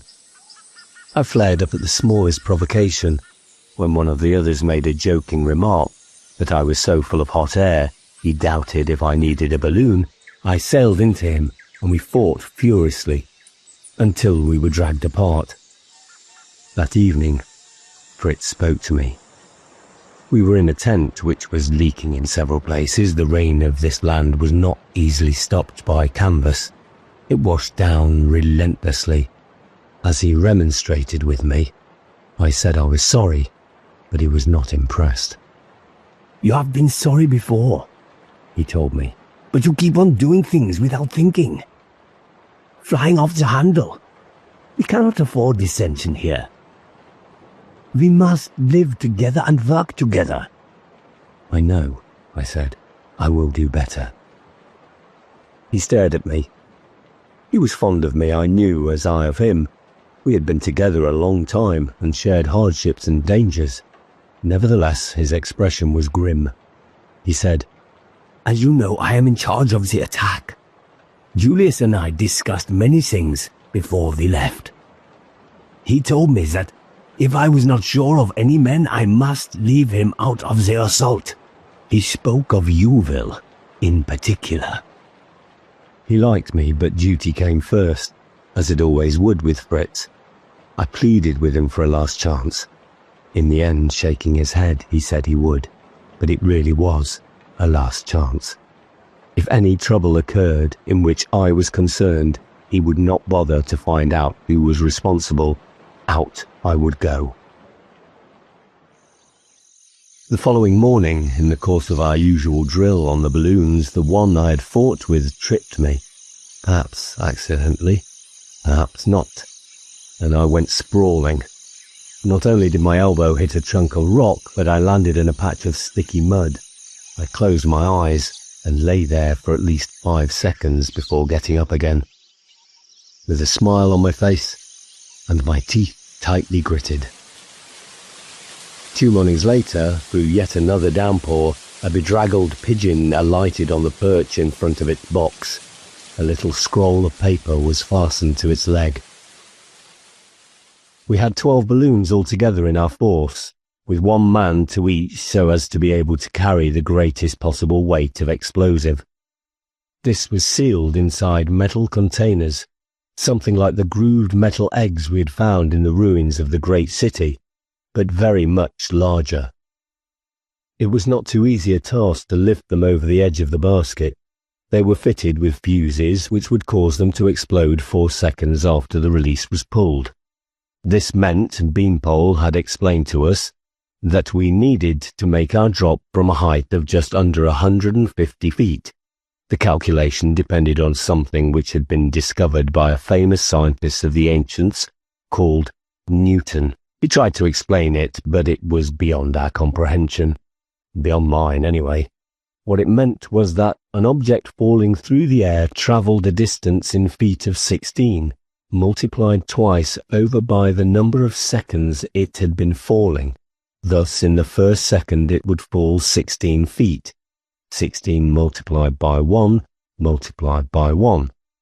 In 2 seconds, 64 feet, and in 3, 144. And the 4th second was the time allowed for getting the bomb, as he called it, into position and ready for the drop.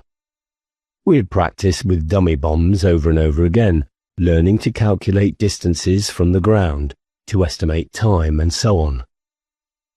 There was also the question of the forward motion of the balloon, which naturally affected the place at which the bomb dropped. We had become reasonably skilled in the art. Now we had to apply it. The balloons went up at 2-second intervals into a sodden grey sky in a wind dragging in from the ocean behind us. Our order had been allocated by Fritz, who went first. I was 6th, and Henry 10th. As I cast off and found myself shooting skyward, I looked downward at the faces so quickly dwindling below. I saw Beanpole looking up his spectacles, almost certainly obscured by rain. It was hard luck on Beanpole, I thought, but the thought was fleeting. I was more concerned with having made it myself, with being freed of the delays and irritations. The lashing rain had already soaked me, but that was unimportant. We soared higher in a long line that still preserved some irregularity. The country on which I looked down was a strange one, made up of low pointed hills, rounded but in all sorts of different shapes and covered by the dense forest that stretched away almost to reach the grey line that marked the ocean. The rain drove steadily on the driving wind. Valleys unfolded again behind me. Gradually the hills flattened and the forests gave way to fields of crops. There were occasional small villages of whitewashed houses. A river appeared, and for a time our course followed it. The line was breaking up, spreading out, affected by small inconstancies in the wind. Some balloons were making better progress than others. I was chagrined to find my own was falling behind. We were in 2 main groups, 9 in advance and 3 of us forming a rear guard. Henry was one of the 3. I waved to him, and he waved back. We lost the river, but found this or another not long after it. If it was the same one, it had widened. Later it flowed into a lake, a long neck of water stretching for at least 10 miles on our right. The land beneath us was barren and lifeless, with a scorched, blackened look. This would be part of the zone around the city, which the masters had laid waste as a defensive measure. I looked ahead more keenly, but saw nothing but water on one side and burnt empty land rising on the other. The advanced balloons were increasing their lead over the rest. It was infuriating, but there was nothing to be done about it. In fact, we were all travelling more slowly because the rain had died out and the wind had dropped. Our course had been carefully calculated, but I wondered if the calculation might not be off or the wind had changed direction so that we would drift aimlessly out to sea. Ahead, the lake dog-legged to the right, but at that point, it ran south of west, almost straight, absolutely regular, a ditch that the ancients had made to take their ships across the isthmus from one ocean to the other. There were no ships in it, but there was something else straddling it, a gigantic, green-shelled golden beetle. The calculation had not been wrong. Right ahead of us lay the 3rd city of the Masters. I did not have much time for contemplation. My attention was taken up by something else which appeared from behind high ground to the left of the city. Presumably the tripod was returning in the ordinary way to its base, but, catching sight of the cluster of bubbles bobbing through the air, it checked and changed course. It got to them when the first balloon was within 100 yards of the wall. A flailing tentacle came close, but missed as the balloonist, jettisoning ballast, sent his craft soaring. The others were approaching the tripod too. The tentacle flailed again, and this time struck home. The balloon crumpled and dropped to the dark, wet ground below. The tripod was like a man swatting insects. 2 more balloons in the advanced group went down. The others got past. The first was over the city. Something fell from it. I counted 1, 2, 3. Nothing happened. The bomb had failed to explode.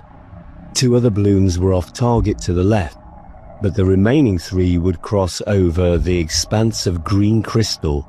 Another bomb dropped. Once more I counted. There was a great thump of sound as it went off, but the dome, as far as I could see, was still inviolate. I could not watch what was happening ahead after that. The tripod stood directly in my path. Everyone so far had dropped ballast to rise and dodge the enemy's blows. I guessed he would be getting used to the maneuver, waiting until the tentacle was moving to its strike. I pulled the release cord and, with a sickening lurch, felt the balloon drop. The tentacle passed overhead. I had no idea by how much, for my attention was on the ground towards which I was falling. Hastily, I threw out sandbags and the balloon shot up. The tripod was behind me. The city ahead, glancing back, I saw one of the two last balloons struck down, the other coming on. I hoped it was Henry, but could not look to find out. I'd heard 2 more explosions, but the city's dome still stood intact. My balloon was over it, and looking down I could dimly see, through its translucent green, the clustered peaks of the pyramids inside. My height was about right, though more by luck than anything else after the evading action I had been forced to take. Reaching down, I pulled out the fuse pin and heaved the bomb up over the basket's edge, poised it for an instant, and let go. The balloon lifted with the release of weight. I counted the seconds. Just before 3, the bomb hit, skidded, bounced from the curve of the dome. It went off, and the blast of air rocked me violently. With dismay, I saw that there was no sign of a break in the crystal. That left just one balloon, one single hope. It was Henry. I knew by the colour of the shirt he was wearing. He was going in dead centre over the city, but not keeping the height that Beanpole and the scientists had prescribed. I watched him dropping. The basket scraped the surface of the dome. Then I understood what he was about. He had seen the failure of those of us in front and understood the reason for it. The scientists had told us that the bombs were powerful enough to shatter the crystal, having experimented on the broken dome of the city we had taken. But of course, the bomb had to be touching or very close to the crystal when the explosion took place. Our bombs had ricocheted sufficiently to be outside those limits. The odds were against his being any more successful, at least as far as dropping a bomb was concerned. But planting was another matter. My own transit had been toward the edge with the roof a falling curve beneath me. Henry's course had taken him across the centre. The dome flattened there, and a man could walk on it. My mind was a confusion of hope and horror. The basket scraped against, bounced up, dropped. I saw the distant figure struggle to lift something. As I watched, he scrambled over the edge of the basket. The balloon, released, rose sharply into the sullen grey sky. Henry stayed there, crouching, ant-like, against the gleaming surface that stretched all around. Crouching and cradling something in his arms, I turned away.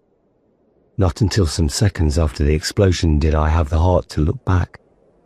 The Master's air billowed up like green smoke from a ragged hole, which, as I looked, crumbled still further at the edges.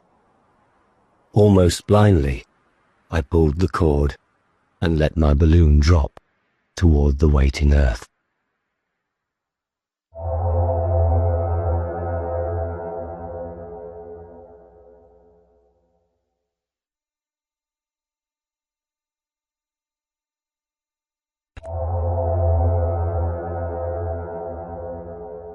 Nine. The Conference of Man. Once before, 3 of us had gone up through the tunnel that wound inside the mountain to the fields of eternal snow and ice at the top. We had walked then, resting when we were tired, lighting our way with the big slow-burning tallow candles which were used to illuminate the lower caves in which we lived. Not the same 3. Fritz now took the place that had been Henry's. And not in the same way either. Instead of walking, we sat at ease in one of 4 carriages, pulled by the small but powerful diesel-electric train up the clogged track. Instead of the dim flicker of candlelight, we were in bright and even radiance, in which one could read a book if one had a mind. We did not carry rations, tough stringy dried meat, and hard, tasteless biscuits, because food was to be provided at our journey's end, where a skilled staff of 50 waited, more than 11,000 feet above sea level, to look after the delegates and those fortunate others who had been invited to attend the Conference of Man. It was Julius's wish that it should be held here, high up among the peaks of the White Mountains that had sheltered the early seeds of man's resistance to his conquerors. It was by Julius's order that we, along with other survivors of the days of battle, had come. We were not delegates, though probably we could have been had we so desired. I am not boasting in saying that. It was just that those of us who had fought against the masters and defeated them could claim privileges everywhere, and had so wearied of adulation that we preferred to look for quietness and privacy. The three of us had looked in different directions. Beanpole was immersed in research in the vast laboratories that had been built in France, not far from the castle by the sea. Fritz had turned farmer in his own native land and spent his days with his crops and beasts, while I, more restless and perhaps less purposeful than they, had sought contentment in exploring those parts of the world which the masters had stripped of their previous human inhabitants. In a ship, with half a dozen others, I crossed the seas and put into strange forgotten harbours on unknown coasts. Under sail because, although there were ships with engines now, we preferred it that way. This had been our first meeting in 2 years. We had laughed and talked a lot when we met, in the town that lay between two lakes down in the valley. But the talk had dried up during the long journey inside the mountain. We were engaged with our own thoughts. Mine was somewhat melancholy. I was remembering the things we had done together, the times we had had. It would have been pleasant to preserve that comradeship in the days that came after. Pleasant, but alas impossible. That which had brought us together had gone, and now our paths diverged according to our natures of our needs. We would meet again, from time to time, but always a little more as strangers, until perhaps at last, as old men with only memories left, we could sit together and try to share them. Because with victory everything had changed. There had been the months of anxious waiting for the arrival of the great ship of the masters, but even during that time the world had been picking itself up, relearning forgotten skills, compressing into months what it had taken our forefathers decades, centuries even, to accomplish. Only when one autumn night a new star winked in the sky did people pause to draw breath and stare anxiously into the heavens. It was a star that moved, a point of light travelling past the fixed familiar ones. In powerful telescopes it resolved into a shape, a metal cocoon. Scientists made calculation of its size, and the result was breathtaking. More than a mile long, they said, and a quarter of a mile wide at its thickest part. It swung in an orbit around the Earth, and we waited tense to see what it would do. They'd won before by guile, and the trick would not work twice. The air of our planet was poison to them, and they had no base in which to shelter. Men still wore caps, but the caps would give no orders. They could try to set up fresh bases and might succeed, but we would harry them continually with weapons that were more and more sophisticated every year. Having beaten them when they were all-powerful and we pitifully weak, we knew we could better any effort they made in the future. Alternatively, they could cast down death and destruction from their secure haven in the skies. This was a possibility to which many inclined, and which I myself thought most likely, at the beginning at least. They might hope that after a long enough time of this we would be so weakened, our spirit so shattered, that they could descend and hope to rule our battered planet. That would be a longer struggle, and a crueler one, but we would win that too, in the end. They did neither. They merely sent down 3 bombs and each landed on its target and destroyed it utterly. The targets were the dead cities of their colonists. We lost the men who were working in them at the time, including many scientists, but it was a loss of a few hundred when it might have been millions. And when the 3rd bomb had exploded, the light in the sky suddenly dwindled and disappeared. At the instant that it did so, Ruki, the last of the masters left alive on Earth, stirred in his prison cell. A new one, well appointed, with a high ceiling and a garden pool, and a plate glass front through which men could watch him like a beast in a zoo, howled once, crumpled, and died. The train chugged through the last of the intermediate stations, and the walls of the tunnel closed in around us again. I said, "Why did they give in so easily? I've never understood." Fritz looked puzzled, but Beanpole said, "I don't think anyone knows. I read a new book about them recently by a man who was studying Ruki during those final months. They know a lot about the way their bodies worked, from dissections, but their minds are still largely a mystery. They resign themselves to fate, somehow in a way that men do not. Those in the tripods died when the cities died. Ruki gave up the ghost when he realized, in some strange way, that the sheep had abandoned him and turned back into the deeps of space. I do not think we shall ever know how it happens.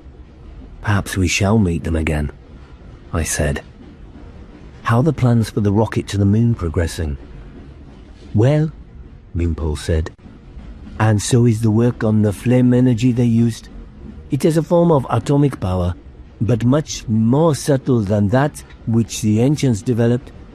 We shall be out among the stars within 100 years, perhaps within 50. "Not I said cheerfully. "I shall stick to my tropic seas." Fritz said, "If we do meet them again out there, it will be their turn to fear us." The conference hall had high windows along one side, through which one looked out onto a dozen or more mountain peaks, white with snow, and onto the great river of imperceptibly moving ice which ran for 30 miles among them. The sun stood in cloudless sky above it all. Everything was sharp and dazzling, so bright that one needed dark glasses to look out for more than a moment or two.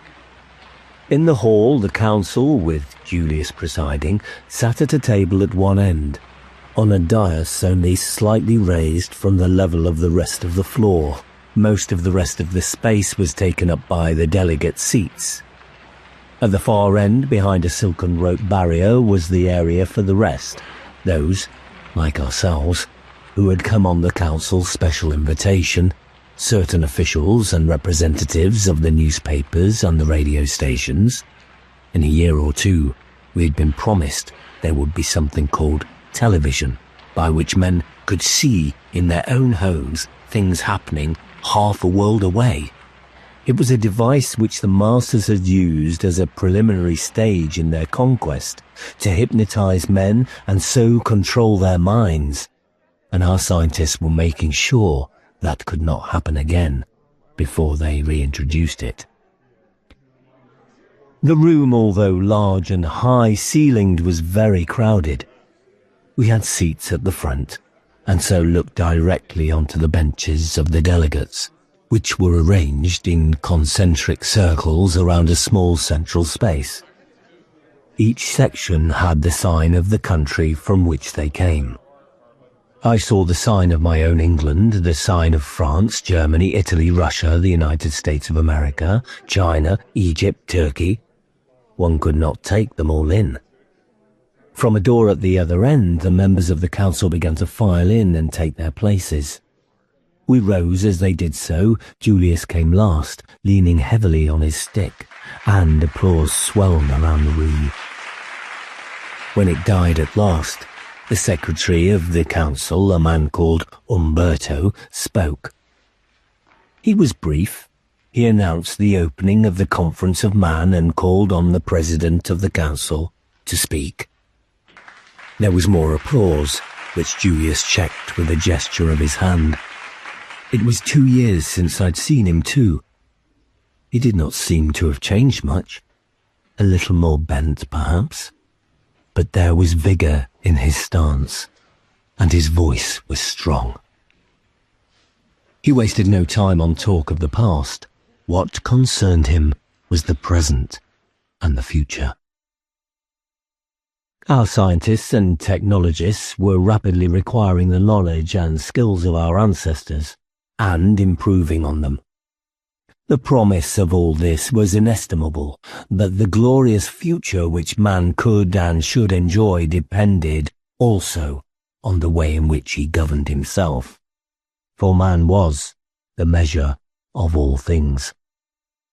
A glorious future.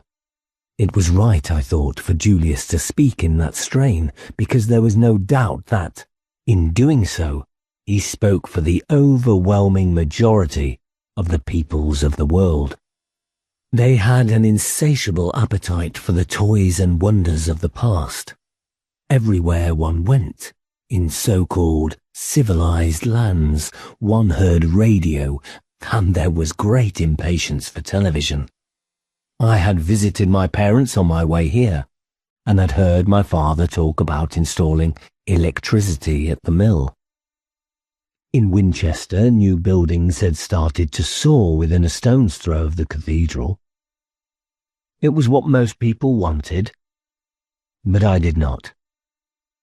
I thought of the world into which I had been born, and in which I had grown up, the world of villages and small towns, of a peaceful, ordered life, untroubled, unhurried, taking its pattern from the seasons. I thought, too, of my stay at the Château de l'État Rouge, of the Comte and Comtesse, of the days of riding and sitting idly in the sun, of summer meadows, trout-filled streams, of the squires talking and laughing together, the knights jousting in the tournament, and of Eloise. Her face, small and calm, and lovely, under the blue turban, was as clear as though it were only yesterday that I had woken from my fever and seen her looking down at me. No, the fine new world that was being built held few attractions for me. Fortunately, I could turn my back on it and find my way through quiet seas into faraway harbours. Julius was continuing to talk about government. This was the crucial thing, and all else flowed from it. The council had been formed in the days when a handful of men hid in caves and plotted the recovery of the world's freedom. That freedom had been achieved, and local governments had arisen all over the world, each administering its own territory. But international affairs, the control of science and so on, came under the jurisdiction of the council. It was clearly in the interests of everyone that some such system should continue, but it was also essential that it should be subject to democratic control of the peoples of the world. For this reason, the council was prepared to dissolve itself and hand over its authority and functions to a similar, though possibly larger, body which would be properly representative. That would require study and organization, and there must be a further transitional period for this. The conference should decide the length of time required. The conference also should appoint the new provisional council to take the place of the present one. I think that is all I need to say, Julius said. All that remains is for me to thank you all for your cooperation in the past, and to wish good fortune to the new council and the new president. He sat down to a renewed outbreak of applause. It was loud and enthusiastic, but surprisingly patchy. There were even some who sat with folded hands as it died away. Someone rose, and the secretary, who was acting as speaker, said, "I call on the senior delegate from Italy." He was a short, swarthy man with hair growing in a scanty halo around the mesh of the cap. He said, "I propose before anything else the re-election of Julius as president of the new council." There were cheers, but not from all delegates. The senior German delegate said, "I second that motion." There were cries of vote, but others of denial. In the confusion, someone else rose.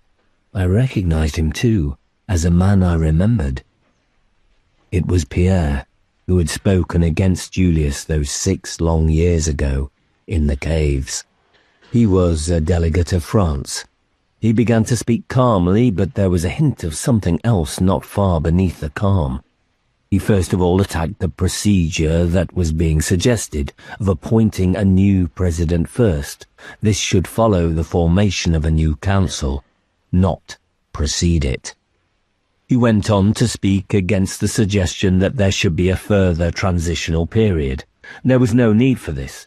The conference had the power to create a fully effective and permanent council, and should do so. We'd wasted enough time already. He paused and then, looking directly at Julius, went on. "It is not only a matter of wasting time. Gentlemen, this conference has been brought here to be used. It was known in advance that certain delegates would propose the reappointment of Julius as president. We are expected, out of sentiment, to vote him back into office. We are asked to confirm a depot in power." Shouting and uproar followed.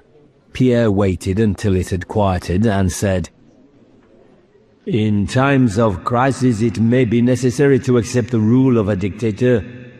But the crisis is over. The world we create must be a democratic world, and we ourselves cannot give way to sentiment. We are sent here to represent the people, to serve their interests." The Italian delegate called, "Julius served us all." "No," Pierre said. "That is not true. There were others who worked and fought for freedom. Hundreds, thousands of others. We accepted Julius as our leader then, but that is no reason for accepting him now. Look at this conference. The council has taken long enough to summon it. The authority they have given to them until such time as the masters were defeated. That happened nearly 3 years ago, but only now, reluctantly." There was a new disturbance, out of which the German delegate could be heard saying, "It was not possible before. There has had to be much readjustment." Pierre cut through his words. "And why here? There are dozens, 100 places in the world better suited to hold such a conference as this. We are here on the whim of an aging tyrant. Yes, I insist. Julius wanted the conference here, among the peaks of the White Mountains, as another means of reminding us of the debt we are supposed to owe him. Many delegates are from low-lying lands and find conditions here oppressive. Several have been ill with the mountain sickness, have been forced to go down to the lower levels. This did not bother Julius. He has brought us to the White Mountains, thinking that here we will not dare to vote against him. But if men care for their freedom, he will find he is wrong. Shouts and counter-shouts echoed the hall. One of the American delegates made a speech in Julius's support. So did a Chinese delegate. But others followed Pierre's line. A delegate from India declared that personalities were unimportant. What mattered was the building up of strong and vigorous government, and that required a strong and vigorous leader, and one not enfeebled by age. Julius had done great things and would be long remembered, but his place should be taken by a younger man. Fritz, beside me, said, "They will vote him out." "They can't," I said. "It is unthinkable. A few are yapping, but when it comes to a vote..." The debate dragged on. The vote came at last on the motion to reappoint Julius as president. They had rigged up an electrical device by which delegates pressed buttons marked for or against, and the results were recorded on a screen set in the rear wall. The figures lit up. For 152. I held my breath.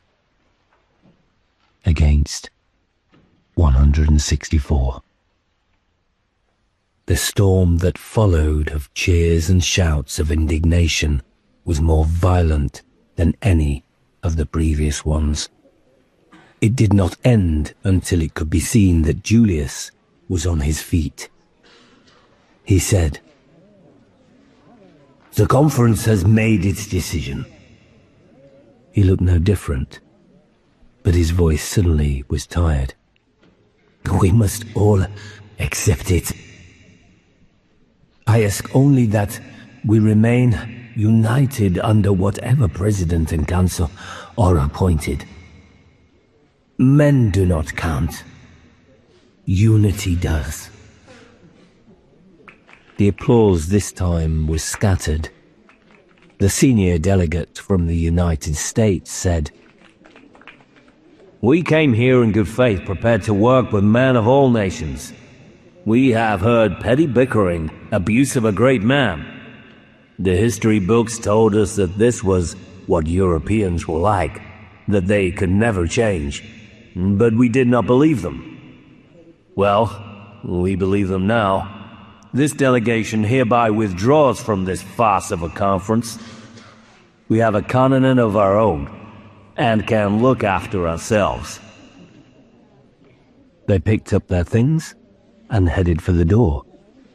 Before they had got there, a Chinese delegate, in his soft, lilting voice, said, "We agree with the American delegation. We do not feel our interests will be served by a council dominated by the passions which have been shown today. Regretfully, we must depart." One of the German delegates said, "This is the work of the French. They are concerned only with their own interests and ambitions. They wish to dominate Europe as they dominated it in the past. But I would say to them, beware. We Germans have an army which will defend our frontiers. An air force..." His remarks were lost in pandemonium.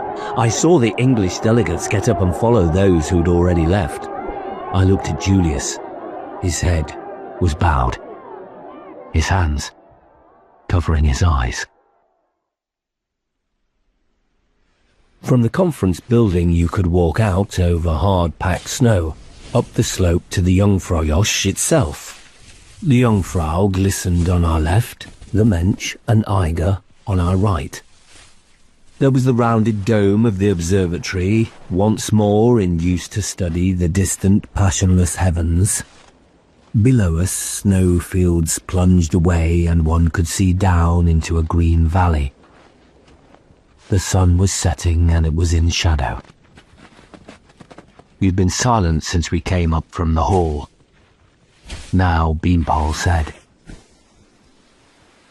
"If Henry had not died," I said, "would one man have made any difference?" One might. Julius did, and it could have been more than one. I would have helped him, if he had wanted me to. I thought about that. I said, "Perhaps I would, also." But Henry's dead. I think perhaps I will give up my farming. There are things more important. Beanpole said, "I'm with you." Fritz shook his head. "It is different for you. Your work is important, mine not." Not as important as this, Beanpole said. What about you, Will? Are you ready for a new fight? A longer, less exciting one, with no great triumphs at the end? Will you leave your seas and islands and help us to try to get men to live together? In peace as well as liberty? An Englishman, a German, and a Frenchman. It would be a good start. The air was cold, but exhilarating. A gust of wind scattered powdery snow from the face of the Jungfrau. "Yes," I said. "I'll leave my seas and islands."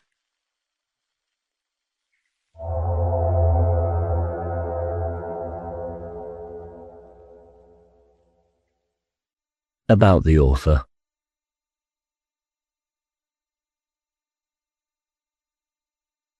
John Christopher was the pen name of Sam Yude, a celebrated and influential writer of science fiction. Yude was born in Lancashire in 1922 and began his career as an author after serving in World War II. Many of Yude's novels for adults and children are considered classics, including The Death of Grass, The Guardian, and the 4 books in his Tripods series, which were adapted successfully for television in the 1980s. Sam Yude died in 2012, aged 89.